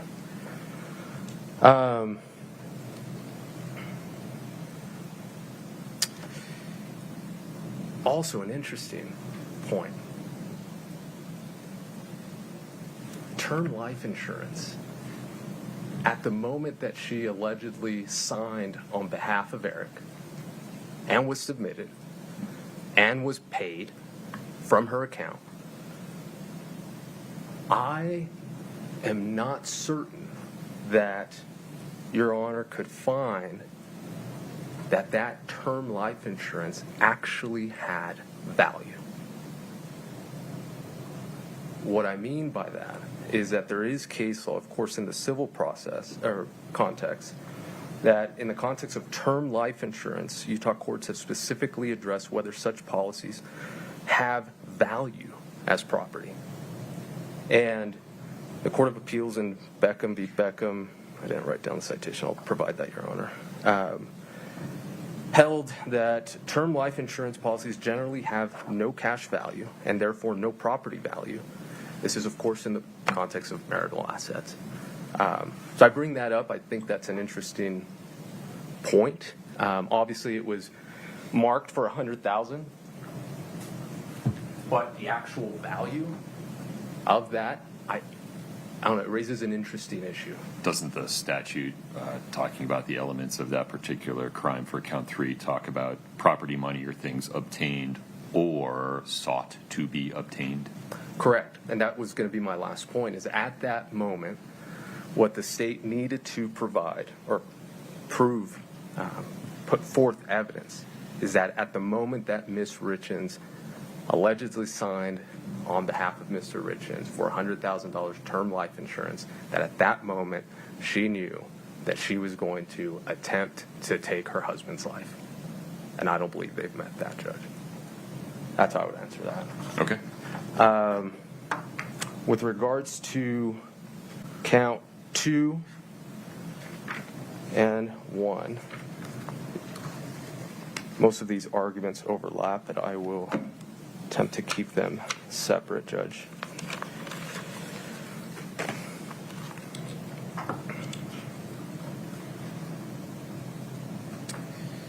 As I understand it, in order for them to have met the elements, in order for Ms. Richins to be found guilty of an attempt, she must engage in conduct constituting a substantial step towards the commission of the offense. Here, evidence has been presented that she did seek to obtain oxy. We've had that discussion. Obtaining that oxy, just obtaining the oxy itself, is mere preparation. There is case law, as I'm sure Your Honor is aware, in State v. Johnson, 821 P2D 1150, that indicates that that is not enough. Coupled with the information that we just discussed as to whether it was oxy, whether it was fentanyl, I believe that's even Ms. Richins' case currently is even in a better posture than Ms. Johnson. So with that, if we look at it in the context of the Valentine's Day, there is no evidence at this point that what was obtained was fentanyl, one. Even if it was oxy and she sought to obtain that, beyond that, there's nothing else, no other evidence that indicates that Ms. Richins took those pills, the greenish blue ones, I think at that time 15 milligrams is what Mr. Crozier said, and did anything else with it. I think the evidence as to Mr. Richins ingesting a sandwich is clear. In terms of Ms. Richins picking it up, absolutely. That his reaction was a result of that and not anything else, I believe that the evidence is scant.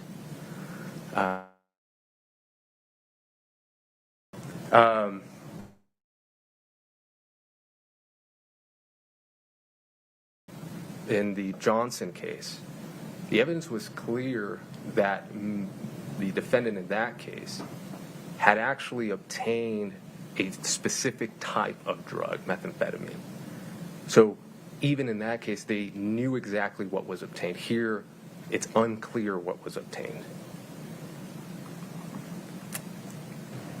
I will add this before I forget. It relates to all of this in your prior question. In terms of the pills, Ms. Lauber testified the amount of pills that was significantly different from what Mr. Crozier had indicated, as well as the packaging. I believe that's important in the court's consideration in terms of what type of pills ultimately were given from Mr. Crozier to Ms. Lauber. This same argument, not to rehash it, applies to count one. And it leaves us with the administering of the drug. Zero evidence has been presented besides that fentanyl was in his system, in his gastric, and it was possibly orally ingested. There has been no evidence in terms of the administering of whatever it was at all. Judge, for those reasons, the defense requests that Your Honor exercise your duty under both the Rule 17 as well as the Code, and we move for directed verdict on those counts, Judge, for those reasons, unless Your Honor has any questions. I do not. You'll get the last word. Thank you.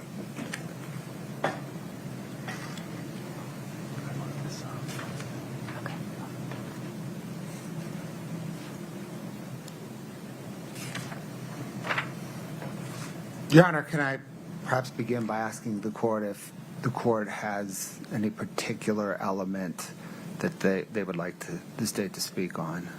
No, I understand the standard. I believe I understand the state's theory on each of the counts, especially 1, 2, 3, and 4. speak to count 5 if you want to. Specifically, Mr. Ramos's argument regarding lack of believable evidence regarding intent to defraud.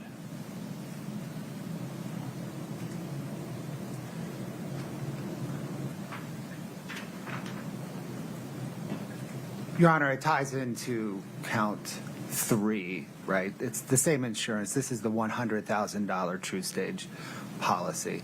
And the scheme charge, the scheme fraud in count 3 is that Kouri Richins, at the time she took out that $100,000, well, this is interesting. The timing doesn't matter for count 3, but the timing does matter for count 5. That as it relates to count 5, at the time she forged Eric Richins' signature, she intended to defraud. I think the evidence that supports her intent is the fact that nothing on the face of the application indicates that Eric would know of this application, right? The mailing address, the email address, the phone number, everything, the payment, everything comes back to Kouri Richins. And she signed this, I think it was late January 2023, at a time when she had... January 29, 2022, correct? I'm sorry, 2022. It was the end of January 2022, at a time when she had already begun asking Hayden Jeffs and Carmen Lauber for drugs of some sort, at a time when she had already expressed her interest in starting a fresh life with Josh Grossman, and at a time when she had told Becky Lloyd that she would be better off if Eric was dead, and at a time when she had told Josh Grossman if he would just go away. So there is sufficient evidence in the light most favorable to the state that a reasonable jury could find that on January the 29th, when she forged Eric Richins' name, she had intended the entire fraud scheme that's charged in count 3. Understood. Anything further? No, Your Honor. Okay. Thank you. Mr. Ramos, anything further, sir?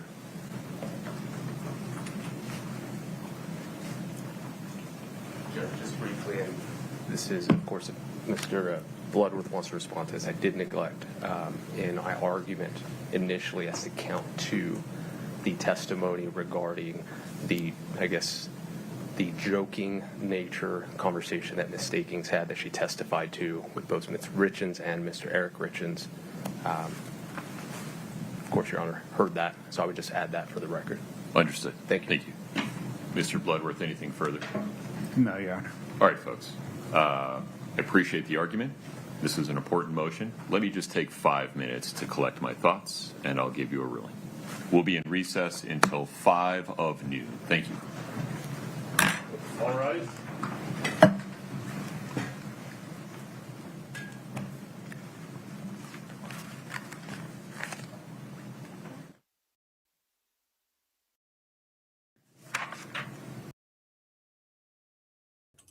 All right, I'm going to go check on our poll. Let me just refresh this really quick. And I'll let you guys know what the poll says. All right, 93% of you guys say she will not testify. But there's only 14 votes, and there are 40 people in here. So I'm not going to,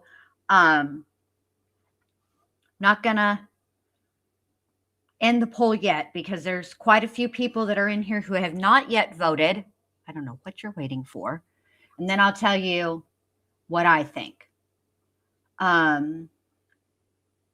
All right, so let's hear what the judge ultimately decides.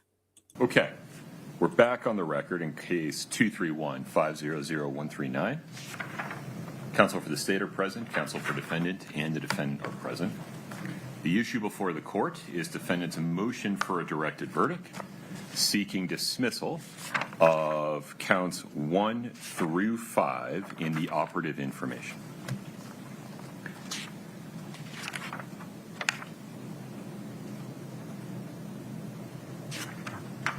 It has long been established that the elements needed to make out a cause of action may be proven by direct and by circumstantial evidence.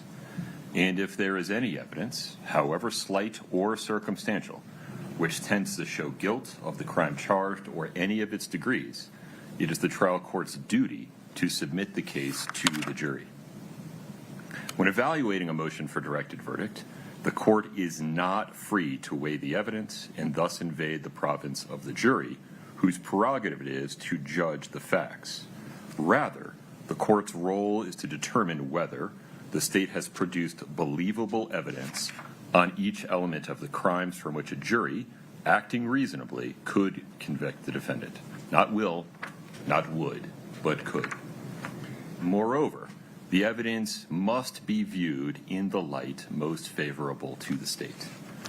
Applying these legal principles as announced by the Utah Supreme Court in State versus Montoya, 2004 UT 5. The court finds that the state has established a prima facie case against defendant Kouri Richins by producing believable evidence of each element of each crime charged in the operative information. Defendant's motion for directed verdict is respectfully denied. Ms. Nestor, you asked for time to speak with your client to make some strategic decisions. Is between now and 1 p.m. sufficient time? Yes, Your Honor. Okay. Mr. Bloodworth, anything further before we recess until 1 o'clock? Nothing further, Your Honor. Ms. Nestor? No, sir. All right. We'll be in recess until 1 p.m., just confirming that to the extent the defendant will be putting on evidence or calling witnesses, you have a couple in the wings. Is that correct? Yes, sir. Okay. 1 p.m. Thank you for your time. Court's in recess.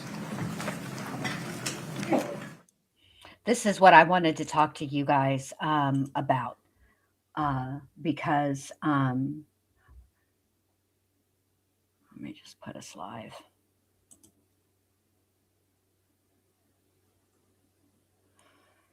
We have about 45 minutes before they're back.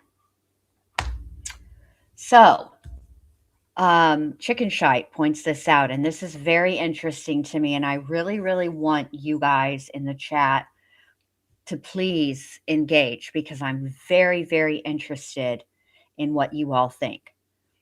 So Chicken Shite says, even circumstantially, there's not enough to justify the attempted murder charge. What do you guys think? Hold on just 1 second. Excuse me.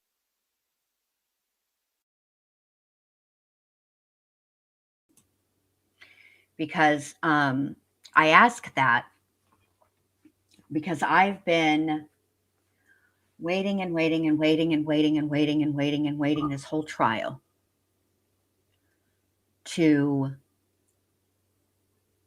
for the state to connect the dots on the sandwich. I believe that is the suspected mode of which the state claims that the sandwich was poisoned. And while something definitely happened that I believe was probably more than an allergic reaction. And the reason I say I'll say this. When Minnie Bendy was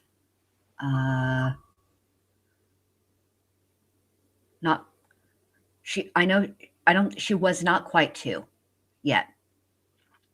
She had a febrile seizure. So I called, I didn't know what it was at the time. I know now that it was a febrile seizure, but I didn't even know it was a seizure. She was just limp, kind of, and she, her spit was bubbly. It wasn't foamy, but she was like blowing bubbles with her spit. And I called 911 immediately. And of course, they came and they put her in the back of the ambulance and they gave her Versed, both through the nasal, through her nose. There's a spray, and then they tried to start a main line in her shin. Well, to give her Versed intravenously, which they did. So we get to the emergency room. They took her to Cook's Children, which is in Fort Worth. We lived in Arlington at the time. So it's about a 20-minute drive. We get to the emergency room. They take her back immediately. I'm standing next to her bed, and the seizures have stopped. She's very sedated, and me and the male nurse are standing on either side of her bed. And he looks at me and I look at him. We looked at each other, and we looked down at her, looked up at each other at the exact same time. And he said, "She doesn't look like she's breathing, does she?" And I said, "No." And immediately he called a code blue, and I distinctly remember hearing this. And I checked her chart afterwards because I thought that this is what I heard, and this is what scared me. They called for epinephrine. Okay. So what had happened was they had given her the dose of Versed in the nasal spray, and it didn't stop the seizures because the nasal spray is not fast acting. So when they started that main line and they gave her intravenous Versed, that entered her system much more quickly, and it stopped the seizure, but she still had the Versed from the nasal spray that was working its way through her system. So by the time that she arrived at the emergency room, the nasal one had hit, and she was, because Versed is a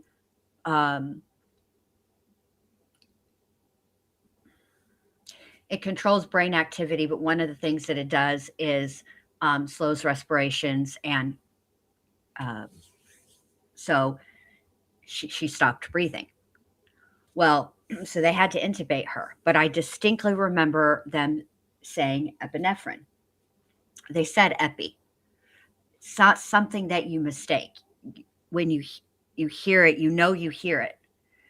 And it made me think, because when paramedics arrived on scene at the Richins home, they gave him Narcan.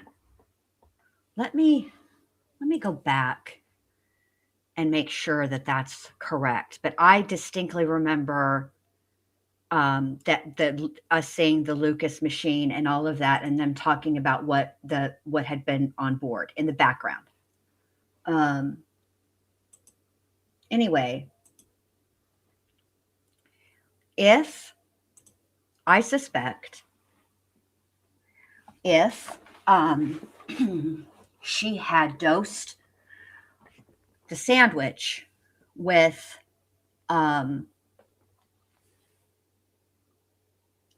OxyContin, and he had that itch that you can get from opiates, and like maybe he got lethargic, and potentially, thank you, Neat, I appreciate that, thank you, they did give him Narcan, which is interesting, because I wonder what made them think that they should give Narcan. Anyway, it was terrifying. YouTubing, it was absolutely terrifying. She scared the absolute shit out of me. Anyway, and he thought he was having an allergic reaction, and then gave himself some epinephrine, which, I mean, that would counteract the effects of too much opioids, potentially. This is not medical advice. I'm not suggesting. I want to be very, very clear. If you suspect that someone is having an anaphylactic response or an overdose of any kind, do not come over here to this channel looking for medical advice. The right thing to do is call 911 and seek professional medical help immediately. I don't have any answers. I can't help in that department. Contact the professionals, 911, immediately. They must have, things have changed, because you have to remember this would have been back in, like close to the end of, well, like August, maybe, of 2006. Anyway,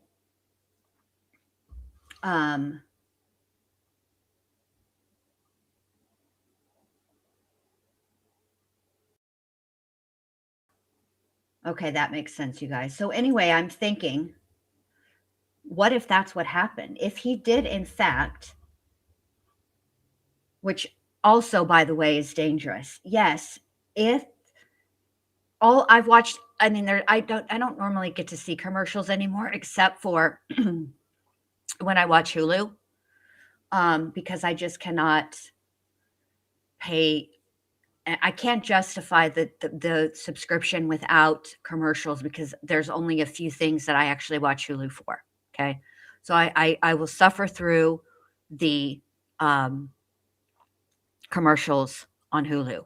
But I was watching it. I'll tell you what I was watching after this, but I was watching it the other day, and there was a commercial for EpiPens. And right there, it says, after you give yourself a shot of the epinephrine, you need to seek immediate medical attention. Like you go immediately. It's just in the interim. You still have to go to the doctor. And so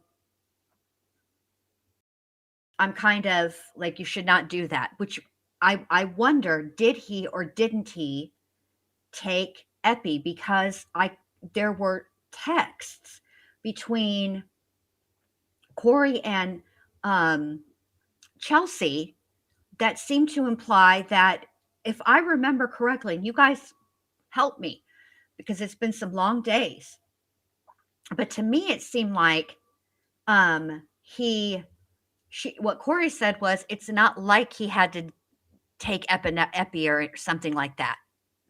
I feel like that's what she said. So did he or did he not take epinephrine? My point to all of this is, because I have so many questions, if I were on the jury, I have to be honest, and I'd have to say, I did not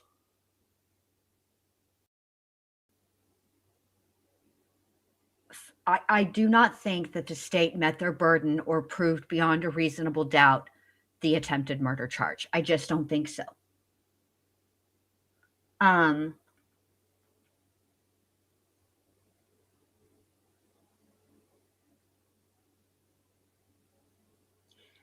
So I just don't think they proved it. Do I think there's a difference between, like, do I think they proved it? No. Based on what they presented in court thus far. Remember, they have a rebuttal case, and it's quite possible that the state could feel like, you know what? I don't think we really proved the attempted murder charge. I think we need to put on some additional testimony, and maybe they'll clean it up. But at this point, if I were to have to vote today, I would have to say, I think the state has proven their case on every other element, but they have not proven the attempted murder charge.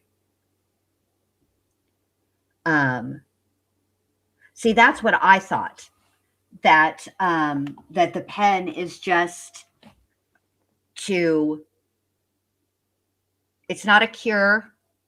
It is something to, it is an aid while you're on the way to getting medical care. That's what I if I understand correctly, after you give yourself an EpiPen shot that's been prescribed to you, they'll still keep you in the hospital afterwards because they need to monitor you.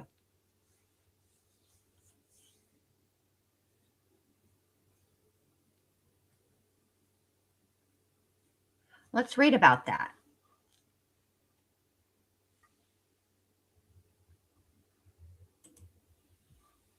Neat says they can't put on anyone to clean it up now. They have rested. It's too late. Well, they can put on a rebuttal case, and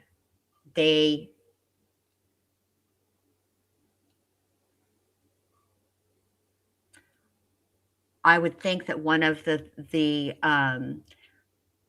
things that the defense is going to put on in their case has to do with this sandwich situation. And so if that be the case, then yes, on rebuttal, they can clean up the sandwich situation.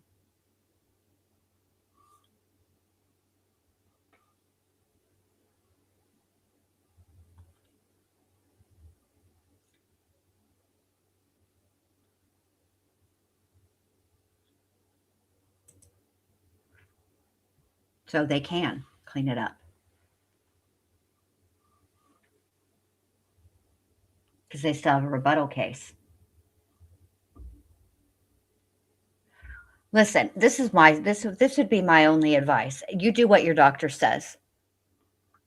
Okay. If I give just if your doctor tells you to go to the hospital, go to the hospital. Now, let's look at the poll. Okay. We have 24 votes. 17% say yes, 83% say no. Okay, I'm going to tell you what I think.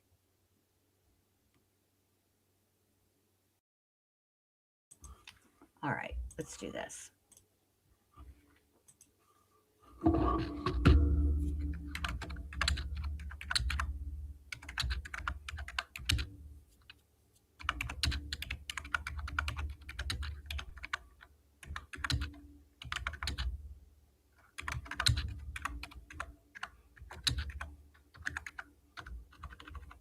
Oop.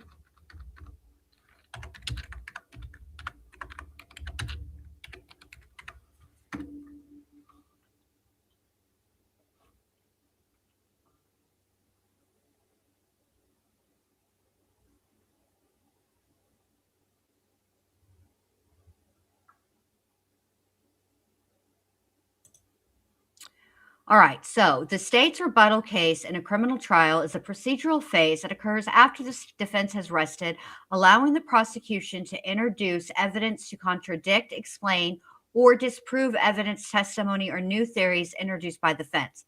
It is not intended for representing the case in chief, but rather for directly addressing unexpected claims. Let's see.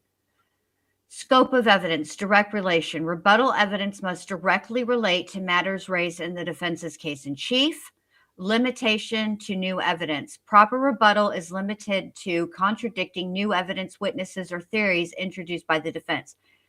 It cannot be used to introduce evidence that should have been part of the state's initial case in chief. Rebuttal cannot be based on collateral matters, facts that are not material to the actual issues.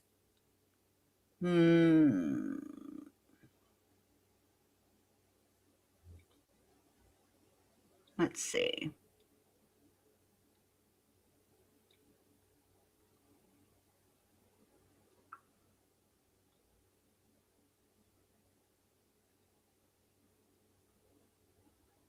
All right. So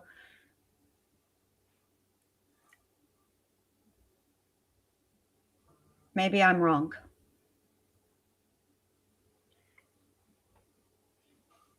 Hold on a second. Sorry. Hold on. Why do my children insist on texting me? I mean, they're all subscribed to my channel. They all know when I'm live. Give me just a second.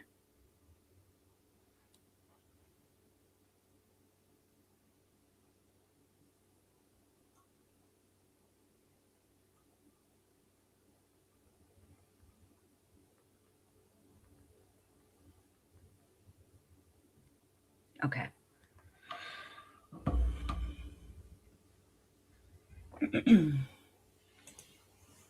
They cannot just say, oops, we forgot this in our case in chief. But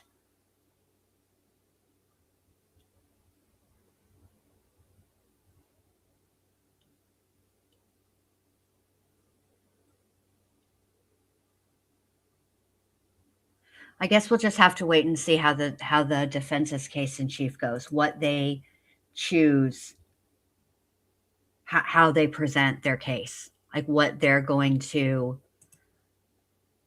prove or, attempt to prove.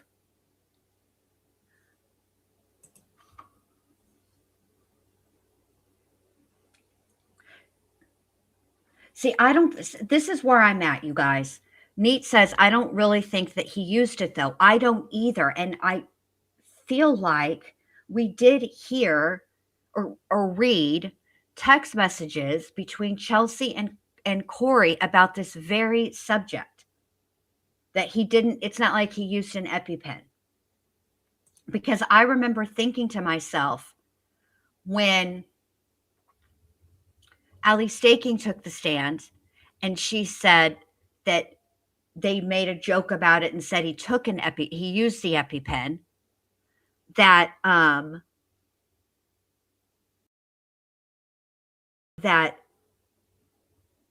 I remember thinking, wait a minute. So, but why would she say it's not like he used an EpiPen? And besides that, which I think also is interesting, that the EpiPens weren't prescribed, at least the ones in the kitchen were not prescribed for him. They were prescribed to one of the kids or the kids.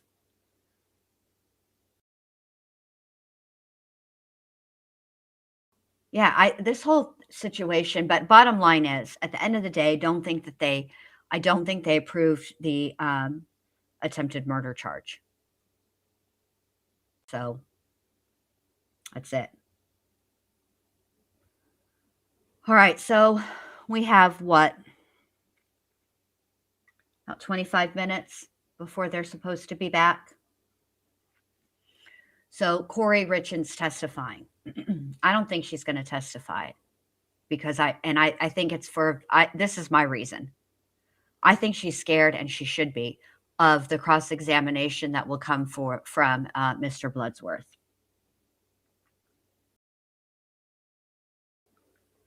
I don't think that she could withstand cross-examination. And I think, why risk it?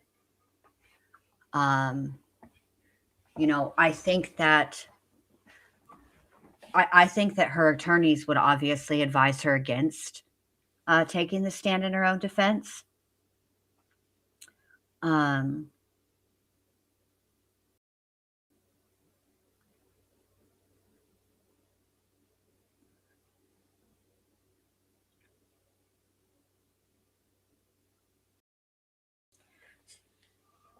This is an interesting point. So Brooklyn says, in an emergency, especially in anaphylaxis, you literally feel this overwhelming sense of dread.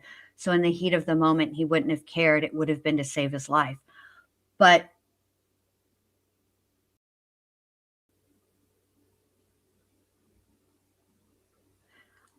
what I'm saying, okay.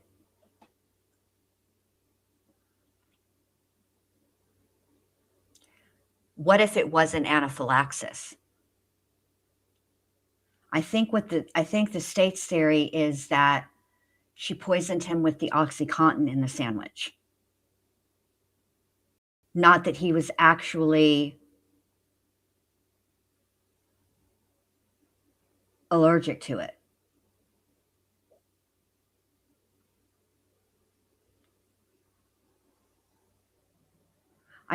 My question would be,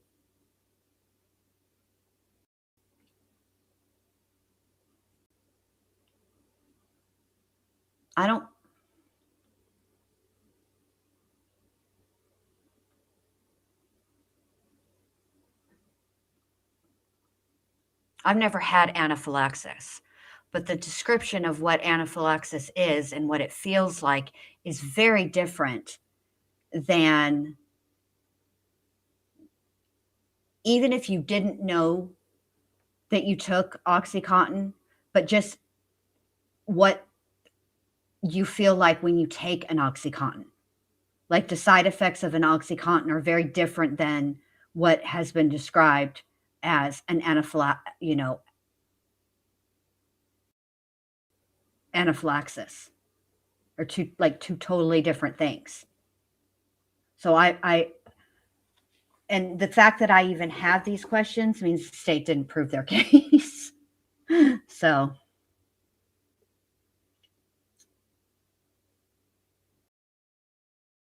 yeah, I think there's just too many questions up in the air with that. Now I will say this. I believe that her lawyers would advise against her testifying, as most defense attorneys do. They don't usually want to get or to put their client on the stand. And you're not required to testify, and the jury will get a special instruction.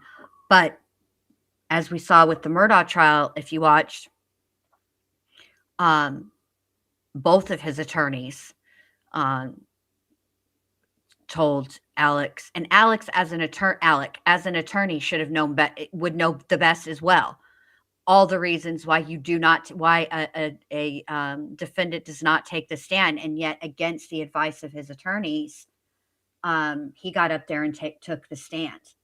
I just cannot imagine a scenario where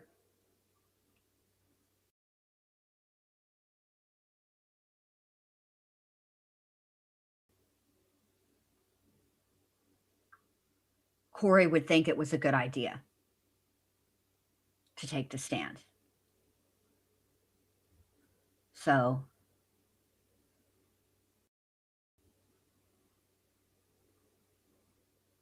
yeah, I just feel like I can't imagine a scenario where she would even think that was a good idea.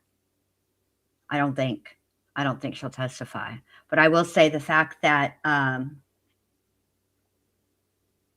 have to go back to the whole conversation we started at the beginning of the lunch hour. I just feel like because I have questions about the circumstances surrounding this sandwich. I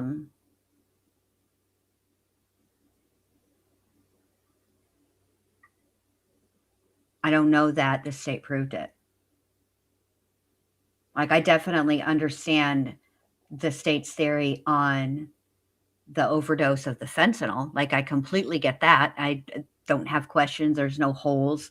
I understand their theory, and I think they proved their theory, but not with the sandwich. And I'm really curious how the jury is going to come back.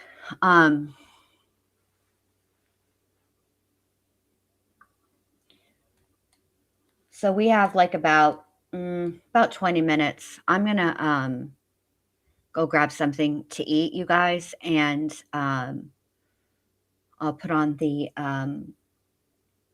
overlay and some music. Let me see. And I'll be back in like 15 minutes. If you guys could just give me like 15 minutes. I would appreciate it. I just need to eat something. Let me find where I put it. All right, we'll play this one.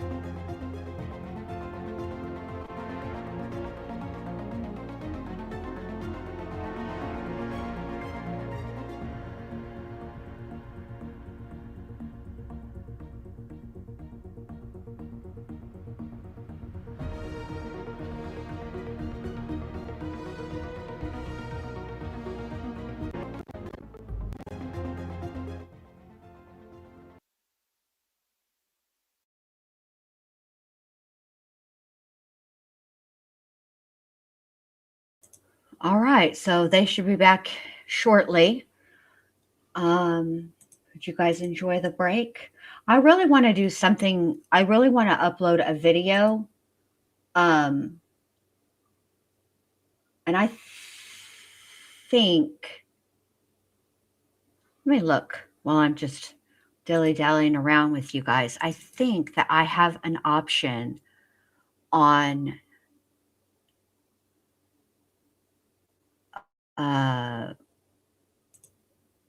CapCut to make a video. Oh, I have to actually upload something. All right, hold on. Let me, let's see. Let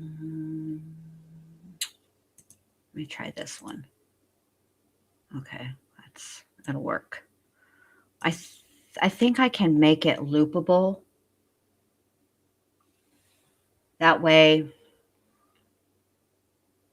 so the visual changes for you guys, you're not just looking at an overlay. Hold on a second. I have to cough, and I don't want to cough in your ear.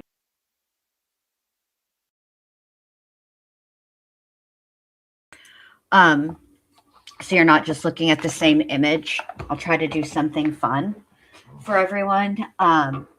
I want to say that Brooklyn said, I'm just stating that from my experience of what both an EpiPen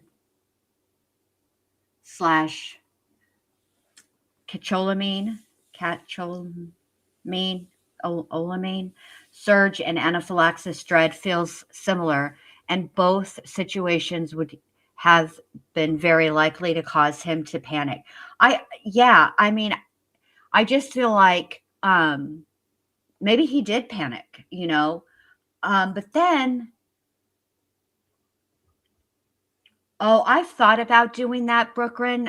Brooklyn said, I wish you'd do commentary on Hillary and Bill's depositions. That would be hilarious. I've thought about doing that, and maybe I will. I'm just not sure that if I can do it on YouTube. I mean, I feel like I should be able to do it on YouTube, because I know that that other channels have played their depositions on YouTube and commentated over it. And I suppose commentary is commentary, right? Whether you're being very, very serious, making, doing like a roast situation or something in between. Like, I think commentary is commentary. However, I'm a smaller channel, and usually we don't get away with like the stuff that the bigger channels can get away with. But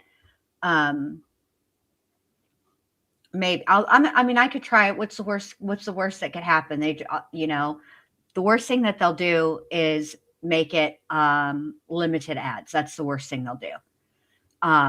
So, it's not like I'm,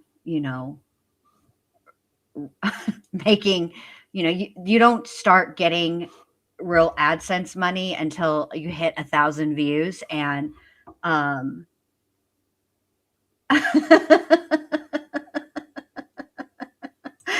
oh, thank you. Brooklyn says it's not them, it's you that I want to hear, but I agree with why you wouldn't. No, I think I might actually do it. I mean, it's not like,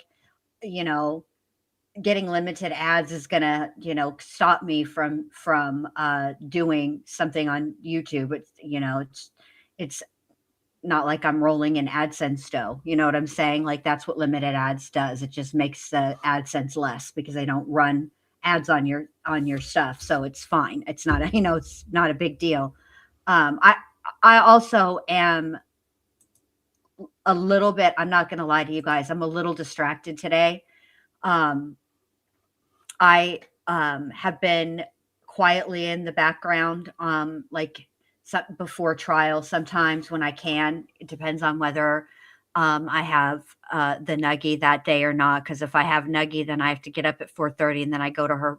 Then I go to her house, and I wait for her to wake up, and then we come back here. And sometimes there's only enough time when we get back here for me to, hang out with her, take a shower, get her breakfast, get her dressed for the day, and then boom, go live. So when I can, I've been working on this, a new intro for you guys, and it's going to be, it's a more of an undertaking than I initially thought it was going to be. I had to learn some new software, some new editing, and that took some time. The learning curve, I'm getting older now. I don't pick up things as quickly as I used to. That took a minute. And then also there's a new thing that I don't know if anybody has noticed. 231-500-139. State's counsel and defense counsel are present. Ms. Hold on before we start. I don't know if you guys have noticed, if you've watched like the Ed Gein videos that I've done, or the West Memphis 3 videos that I've done, but I've been watching a lot of tutorials on how to incorporate music correctly with like sound effects and stuff like that. And so I like, this is going to be like a hard thing. And so I've kind of been distracted by that, because I've started to do the whole music part. Like, I already have all of the stuff that I want to use, but figuring out like when to use it, how to do it. Oh, wow. I don't know how you would do that. I should try to figure out how to market myself as a personality AI app. Thank you. She said, you'd be so much cooler than Grok. I appreciate that. But yeah, so I'm kind of distracted because I'm thinking about that in the back of my mind, plus trying to comment on this. We're going to get now to the defense portion, and I'm so curious about how this is going to go. I don't know. Like, I don't know. Let's go. Richins is present. Mr. Bloodworth, would you like me just to tell the jury when they come back in that the state has rested? Yeah, so that's fine. Okay, will do. Ms. Lewis, Ms. Nestor, what's the plan? Ready to go. Who's defense counsel's first witness?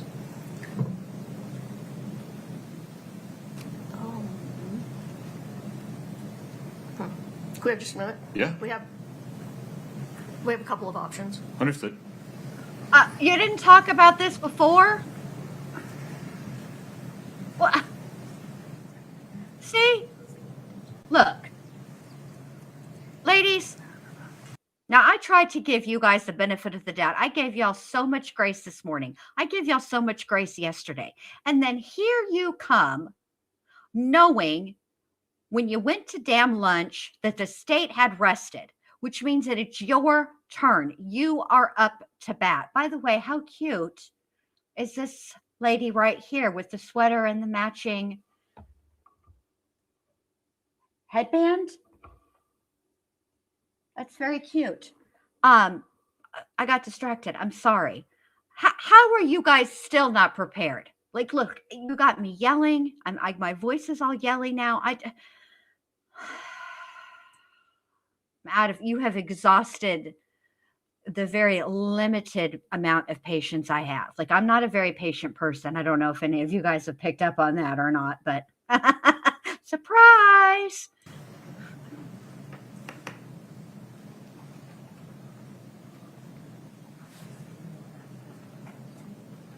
You don't want to. Becky says, I knew people who get paid to make thumbnails for others. Your intros are always very well done. Thank you, babe. Actually, at this time, the defense intends to rest. What? We should probably do that in front of the jury, yes. Right? Shut the front door. What did I tell you guys at the beginning of the week? What did I say? I said they have an option to present a case and they have an option not to. And the way that this is going, I feel like they should not present a case. Let's hear that one more time. Let's hear it again.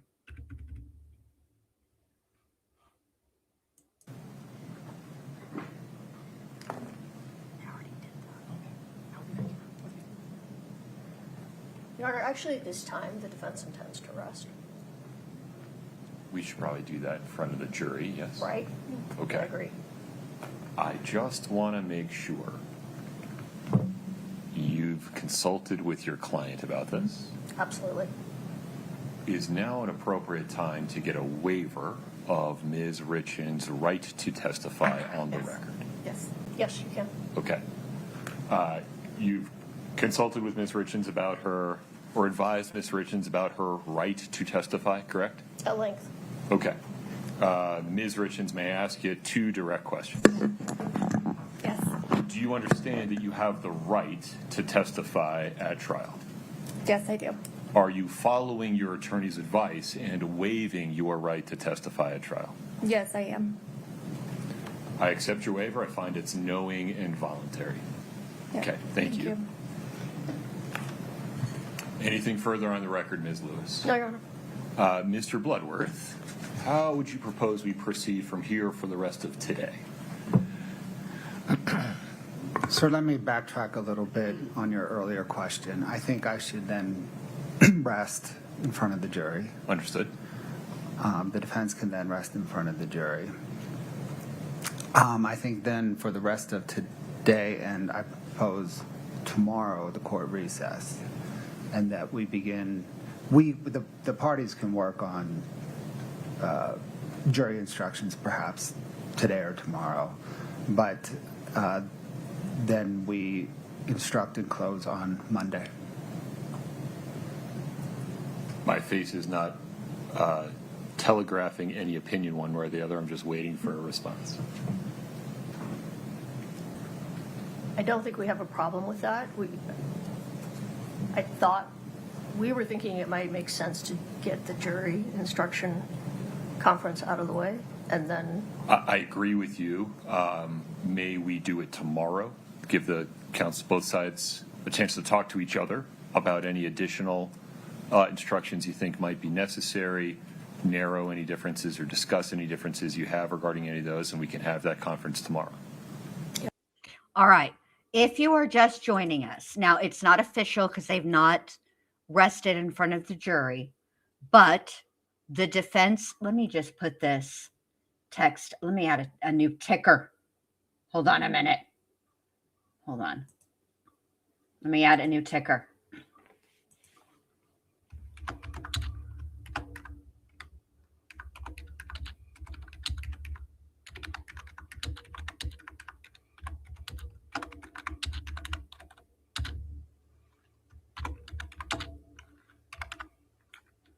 Hold on.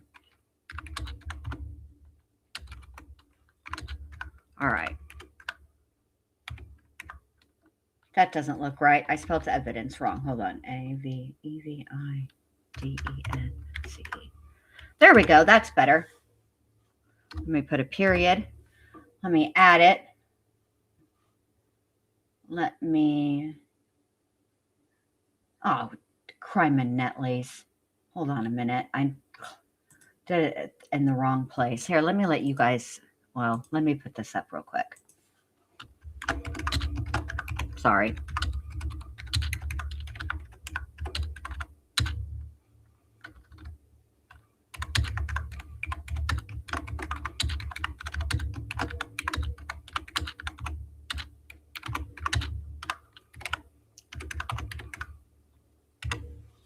All right, now we're ready. All right, the dents. Oh my God, hold on. What the hell? I know how to type. Let me edit. Here we go, the dents. I had it right the first time, but.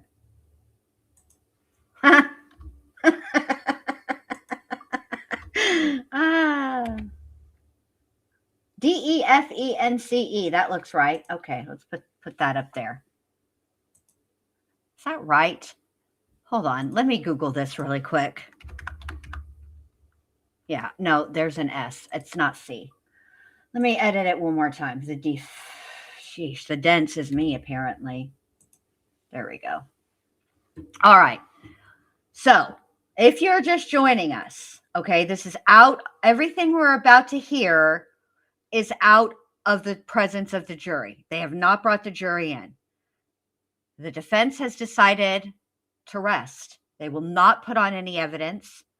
They're now discussing scheduling as far as when they're going to do the jury instructions and closing arguments. And this has got to be strategic.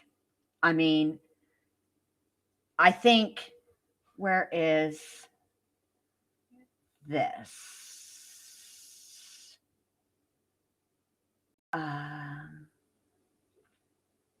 Where is Jesse's? I just saw it.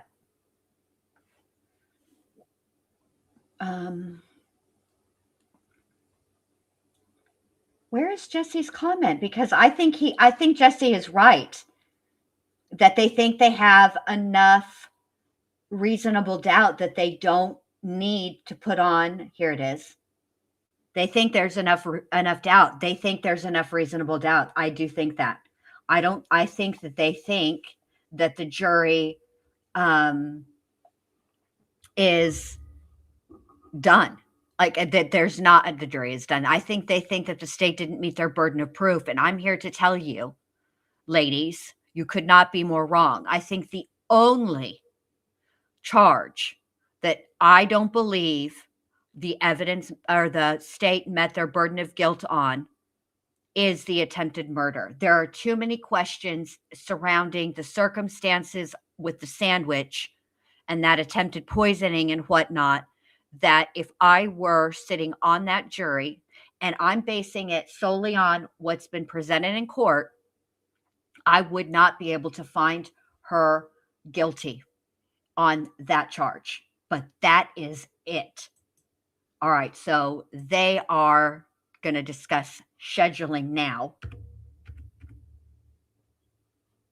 Let's hear it. Do it tomorrow. Give the counsel, both sides, a chance to talk to each other about any additional instructions you think might be necessary, narrow any differences or discuss any differences you have regarding any of those, and we can have that conference tomorrow. Yeah, yes, that's right. Okay. So we'll talk about scheduling about that. Just want to make sure we're all comfortable with the jury being out in the wild between now and Monday morning. Yes? Yes. Yes, sir. Okay. Okay. So, hold on a minute. So is it C or S, Sarah? That's not helpful to me. It's deep. I had it right the first time.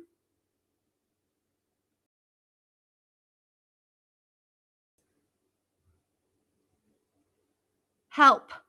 My brain has the dumbs. All right. Are we ready for the jury? Mr. Bloodworth? Yes, sir. Ms. Lewis? Yes, sir. Okay.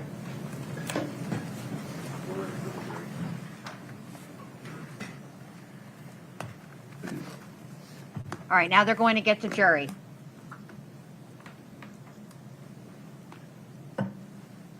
Oh, I had it. Okay, so it is with an S. All right, and then when it's like football, the defense is D-E-F-E-N-C-E.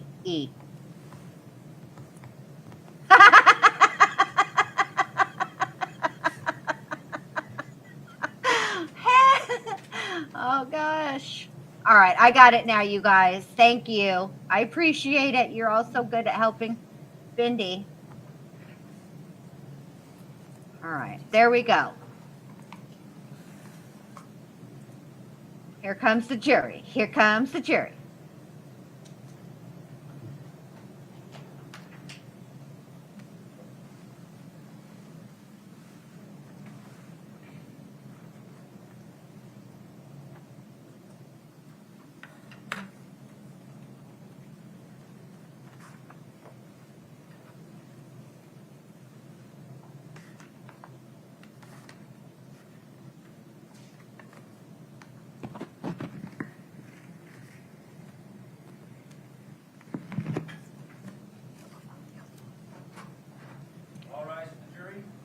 Okay, Miss Sweater set back there looks straight from the set of Grease. Please have a seat as you come in.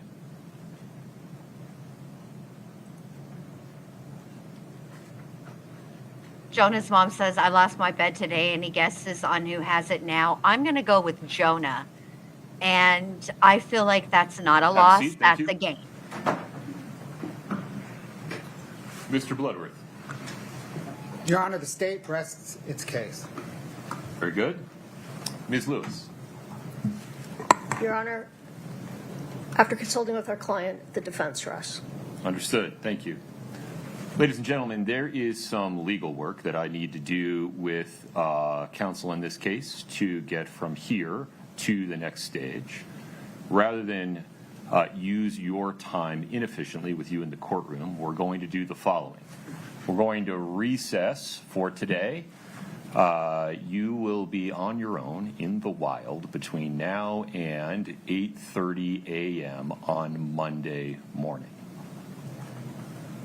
I cannot emphasize this enough. Between now and 8:30 a.m. on Monday morning, please do not say anything about this case to anyone.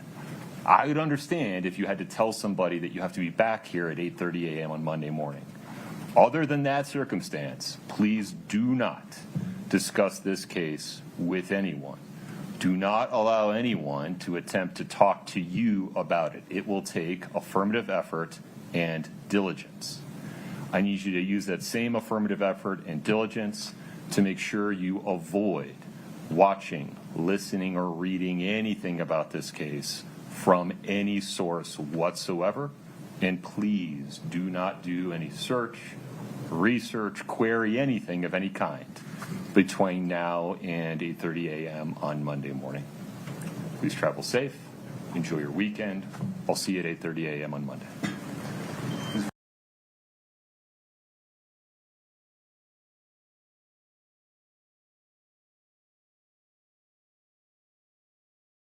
They did. And they also said they had them on deck, meaning they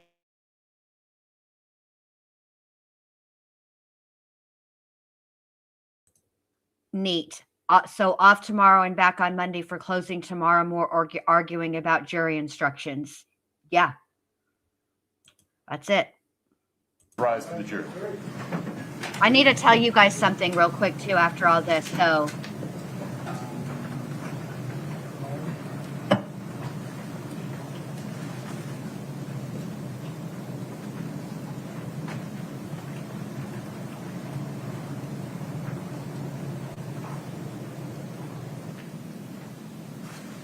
All right, folks, have a seat. May I propose the following? That counsel have an email exchange or a phone call, say 4 p.m.-ish today, about the state of the jury instructions and whether you think there need to be any additions or amendments. And then, to the extent there are, please send me an email or file something in the docket and let me know that you did. And then what time would you like to get together to talk about the instructions one by one tomorrow? 9:30? Do you want to do it a little later just so I have time to look at whatever happens? You suggest? Late as possible. You want to do it at 1? Yes. Sure. Mr. Bloodworth? Sure, sir. All right. So you're all at least going to compare notes by the end of the day today. And if you file anything additional, you'll let me know by email. And I'll plan on being back on the record with you all 1 p.m. tomorrow. Mr. Bloodworth, anything else today? No, Your Honor. Ms. Lewis? No, Your Honor. Okay. Ms. Richins, 1 p.m. tomorrow. The court is in recess. Thank you. All rise. okay. Now, I want to talk about something with you guys before I let you go for the day. The chicken shite is correct when she says that the state had the videos of George. They played that at rebuttal. And I remember the impact that those videos had on me. And I remember talking with you guys about it because Sarah mentioned those videos in her interrogation. She talked about them. And said that, she'd been keeping them for evidence and proof about George's abuse, and then we saw them. I won't say, okay, the state cannot. The way that I read the what a rebuttal case is really to basically to counteract what the defense has put on. And I guess held back is not the right word. I think that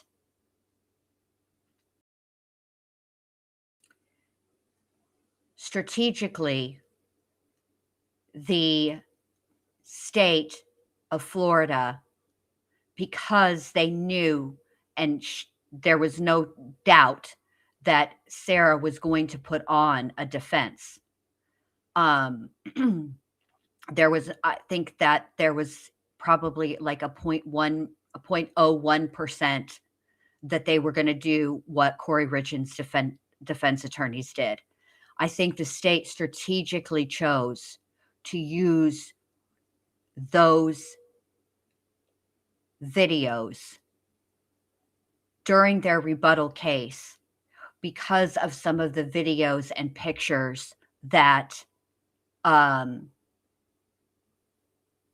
Sarah's defense attorneys used during their case in chief. So hold back. I think that those videos could have come in during their case in chief if they'd wanted to put them in their case in chief, because they were referenced in Sarah's interrogation video, and I think they could have come in.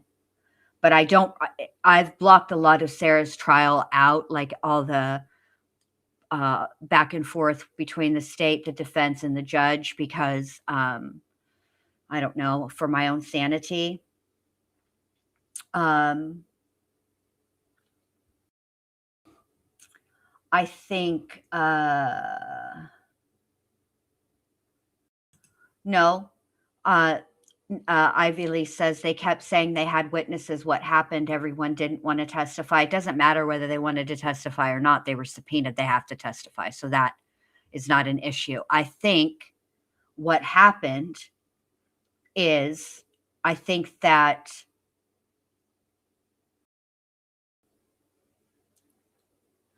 they believe that the state didn't meet their burden and that there's enough reasonable doubt. I think they're wrong about that, number one. And number two, there are things that I think the defense wanted to get into specifically. We talked about him all morning. Now why his name escapes me, I have no idea.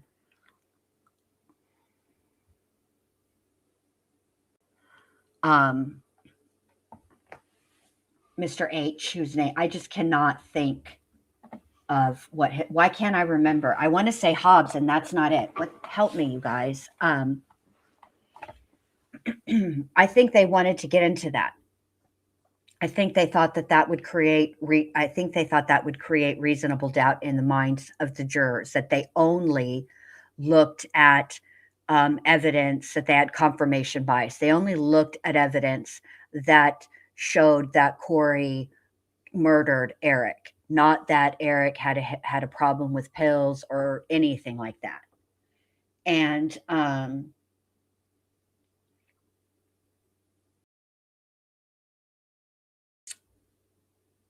I think that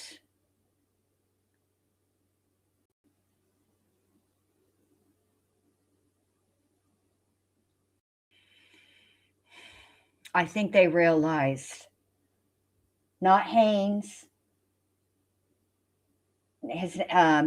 Hayden, it's Hayden Jeffs, and what is the other guy's last name?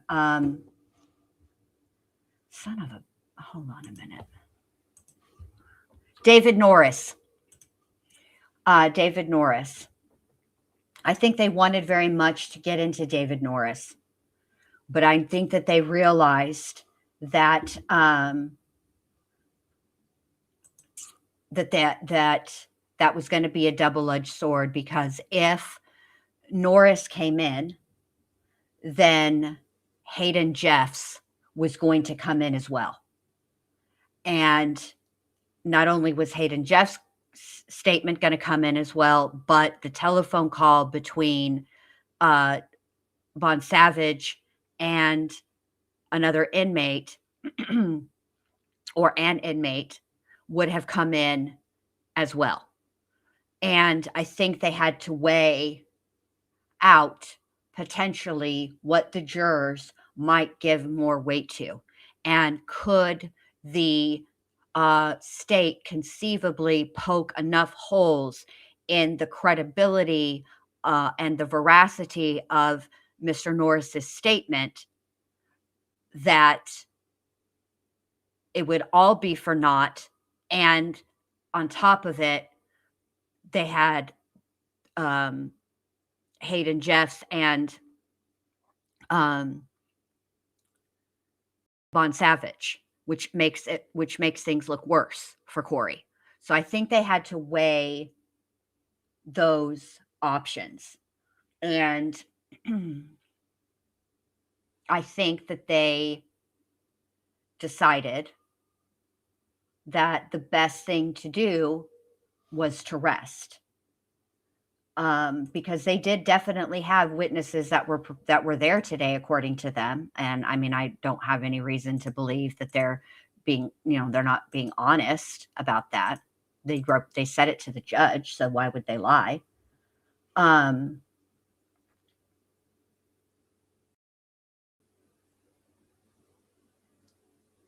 just think that I think it was absolutely, definitely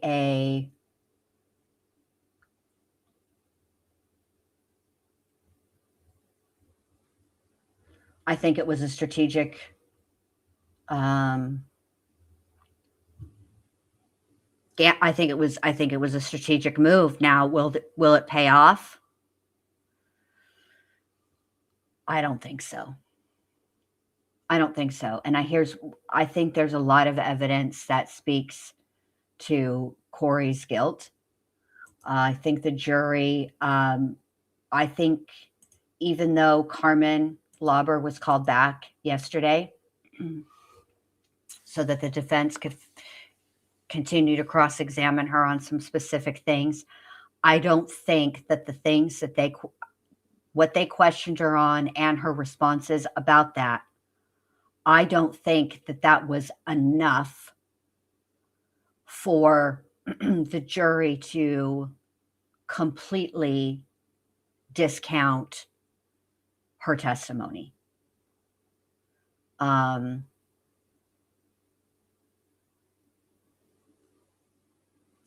problem that I see with them not presenting a case is that they left a couple of things up in the air. One of them is, when Detective O'Driscoll was on the stand, the first question she asked is, through your investigation, did you ever determine whether Kouri had permission to sign his name to that insurance document? That was their first question. And then they followed that question up with, you were here when the handwriting expert testified, and he could not say that it was Kouri who signed Eric's name, which that is confusing for the jury. Are you saying that she had permission, or are you saying that she didn't even sign it? Which is it?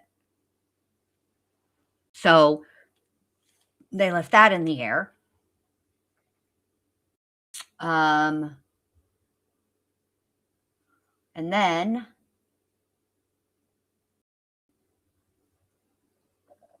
what else did they leave in the air? That was one of them.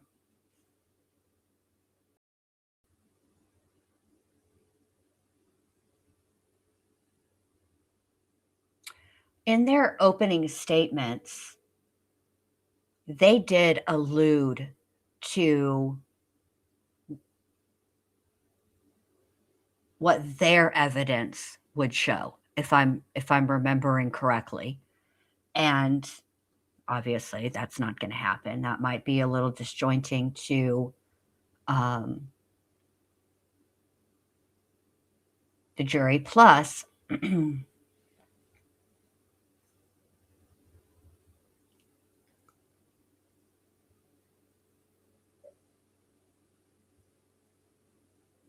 I don't think that they did enough during their cross-examination to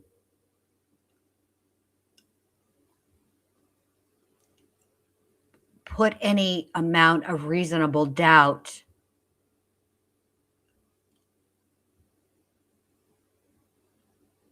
about Eric not having a problem with pills. You see, because the state said Eric didn't have a problem with pills, and they failed through cross-examination to make the jury doubt that. In other words, make them think that maybe he did.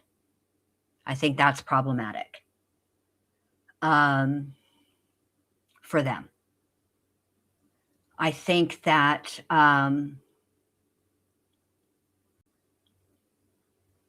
I think their biggest obstacles to overcome are going to be that they didn't overcome it all through cross-examination. I think are going to be Carmen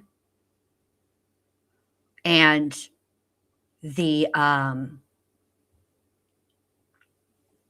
forensic accountant. I think that I think the jury is going to, and also the medical examiner and the toxicologist. I don't think that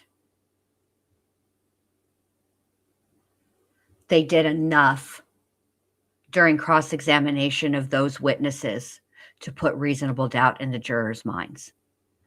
I think that when it comes to Katie Richins Benson's testimony, this is how I took her testimony. If I were a juror, okay? If I were a juror,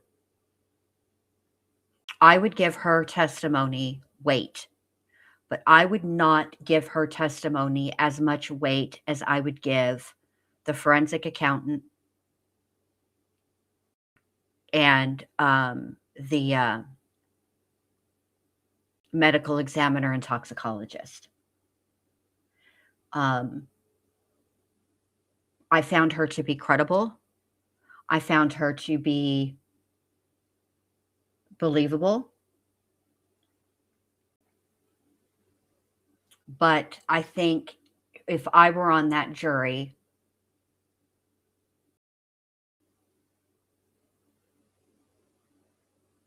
I would give, I think that the other witnesses that I named are far more, I would give their testimony more weight than I would give his sister.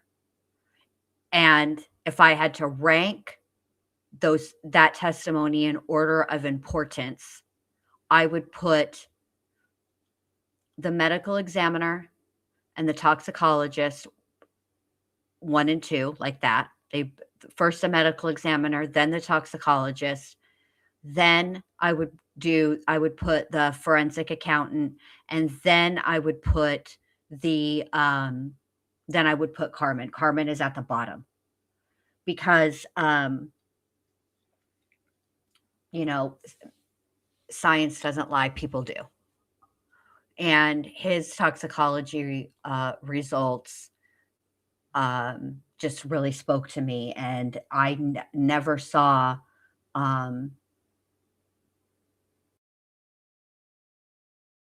anything that would make me doubt or put reasonable doubt in my mind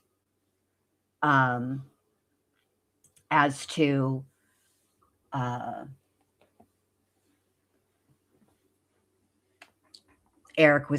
don't believe that Eric Richins had a pill problem. And so, so Kelly asks, how much weight would you give the PI? I would put the PI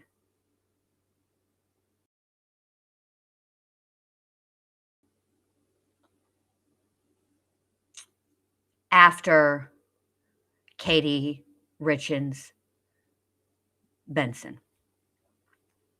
While I found him to be believable, credible,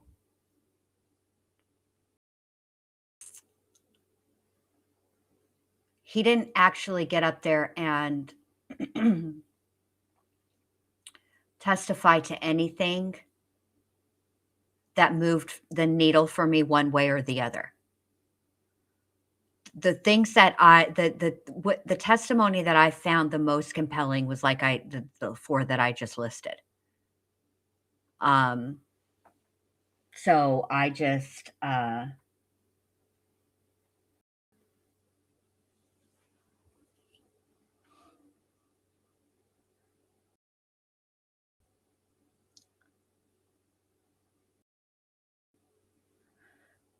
so I know you're limited on that, however many characters, how many characters you can give. But Jonah's mom said, when Judge M said the defense could call Carmen in their case in chief, Ms. Lewis was livid, so the state recalled her.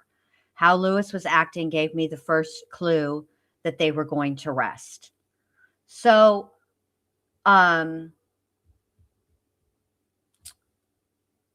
she was livid for a couple of reasons. One of them was that she felt it was burden shifting. But the reason the state recalled her is because it was curative for the potential Giglio violation. And if you'll notice, the state recalled her, but did not actually ask her any more questions. What they did was they allowed the defense to continue their cross-examination, and then they did their redirect. So to me, while I can see why you think that, and I'm not disagreeing with you, at that moment when it happened, I didn't feel like it didn't give me an indication that they intended to rest. In fact, there was nothing that happened throughout the entirety of the trial by the defense that made me think for a second that they would rest. I thought that they would present a case. I did. I'm still feeling like a little, I'm not going to lie, I'm feeling a little shocked that they didn't. I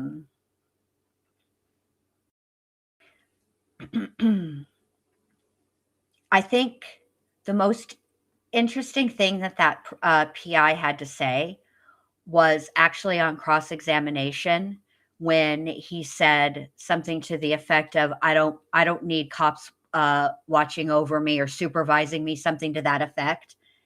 And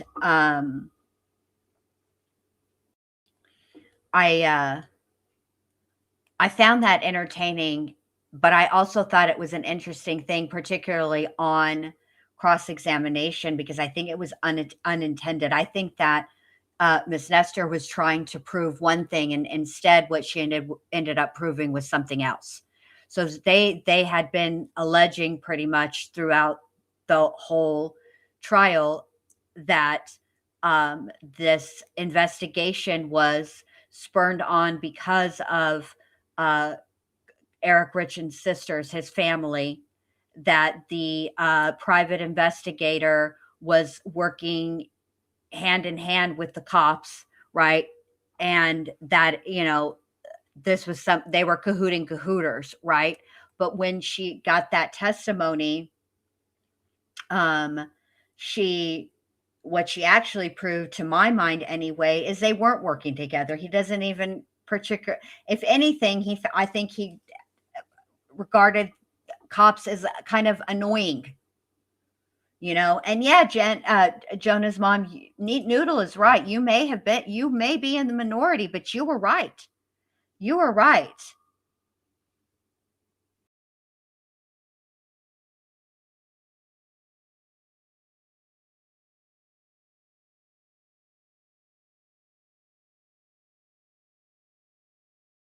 So yeah, I am just,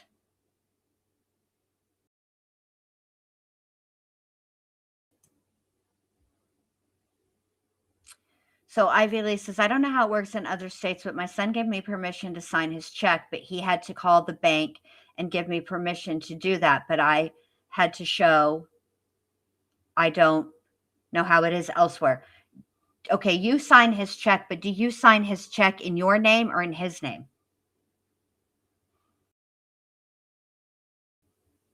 Because you can be a signator on an account, but you would not sign, to my knowledge anyway. That doesn't mean that it can't happen. I just am not aware of any situation under which you would ever be given permission to sign a name on a document other than your own.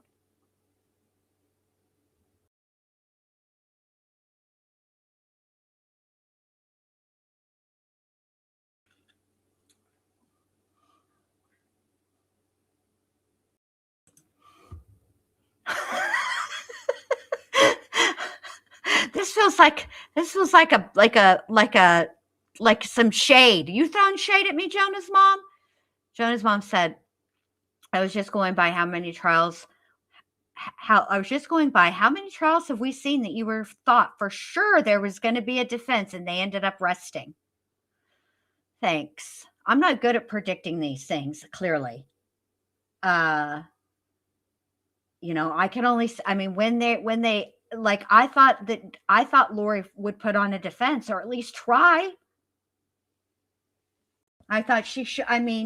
She made a big deal about it in the preliminary hearings about, she wanted this person, that person, and the other person served, and that, then when they would go through the preliminary hearings and the judge would say, well, what's the relevance? And she would get all persnickety and be like, I can't believe I have to explain the relevance. That's for me to know and you to find out. When she got all like that, I thought, well, who makes a big deal when they don't intend on doing anything? You know what I'm saying? Like, why piss the judge off if you don't have to? But Lori did not give an actual F.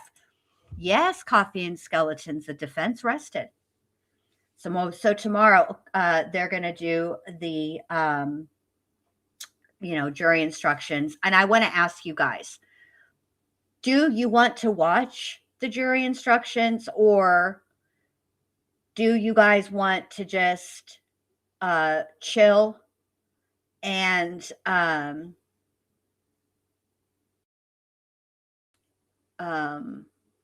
wait until Monday to do closing statements? And there's another thing I have to tell you too. So on Tuesday, which is the 17th, if I'm thinking correctly, that the channel No Safe Takes, I'm supposed to be hosting. It's going to be me, Melissa Jade, and Grandma Sherry. I'm going to tell you guys this right now, and I need to message the girls and let them know. If closing arguments are Monday, depending on, and it's because they got to give jury instructions plus closing arguments. You guys know that usually takes the whole damn day. Let's be real. Then likely the jury might deliberate, what do you guys think? A couple hours?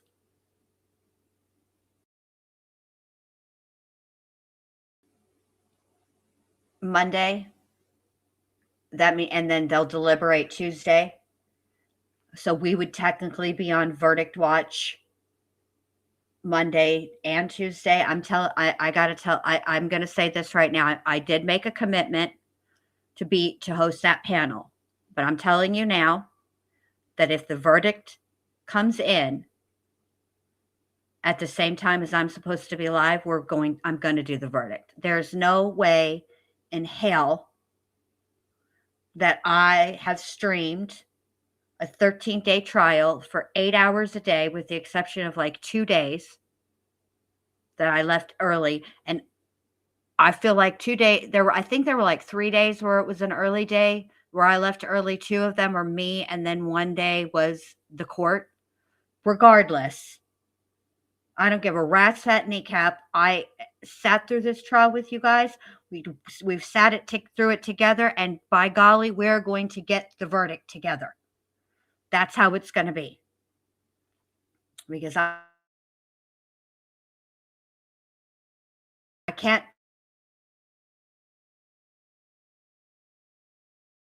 have earned this verdict. Okay? We have earned watching this verdict together. So just know, don't y'all freaking worry about that. All right. So, okay. We'll just go ahead and plan. No, nothing tomorrow. No live tomorrow. We'll just, yes, Sarah. Russ, let me do Cartman. Hold on a minute. Russ, I can't do it because all I can do with Cartman is, fuck. And I did fuck my balls, Kyle. Yeah, that's all I can do. But yeah, anywho. You better respect my priorities. They're important. My priorities are my priorities. All right, so we'll just meet back here Monday for closing arguments. That'll give me time to work on stuff that I'm already behind on and supposed to have been working on, but can never seem to find the time to do it. Now I have time. So there you go. All right, you guys have a great rest of your afternoon. Thanks so much for hanging with me, and I'll see y'all Monday for the trial. Although it's possible that I might go live about something completely unrelated Friday, just to say hi, just to pop in. Okay? Because I'll miss you guys. So maybe we'll talk about something. Because there's a couple of other trials that are coming up or going on right now that we could be covering as well. All right? So, all right, take it easy. I'll see you guys later. Bye.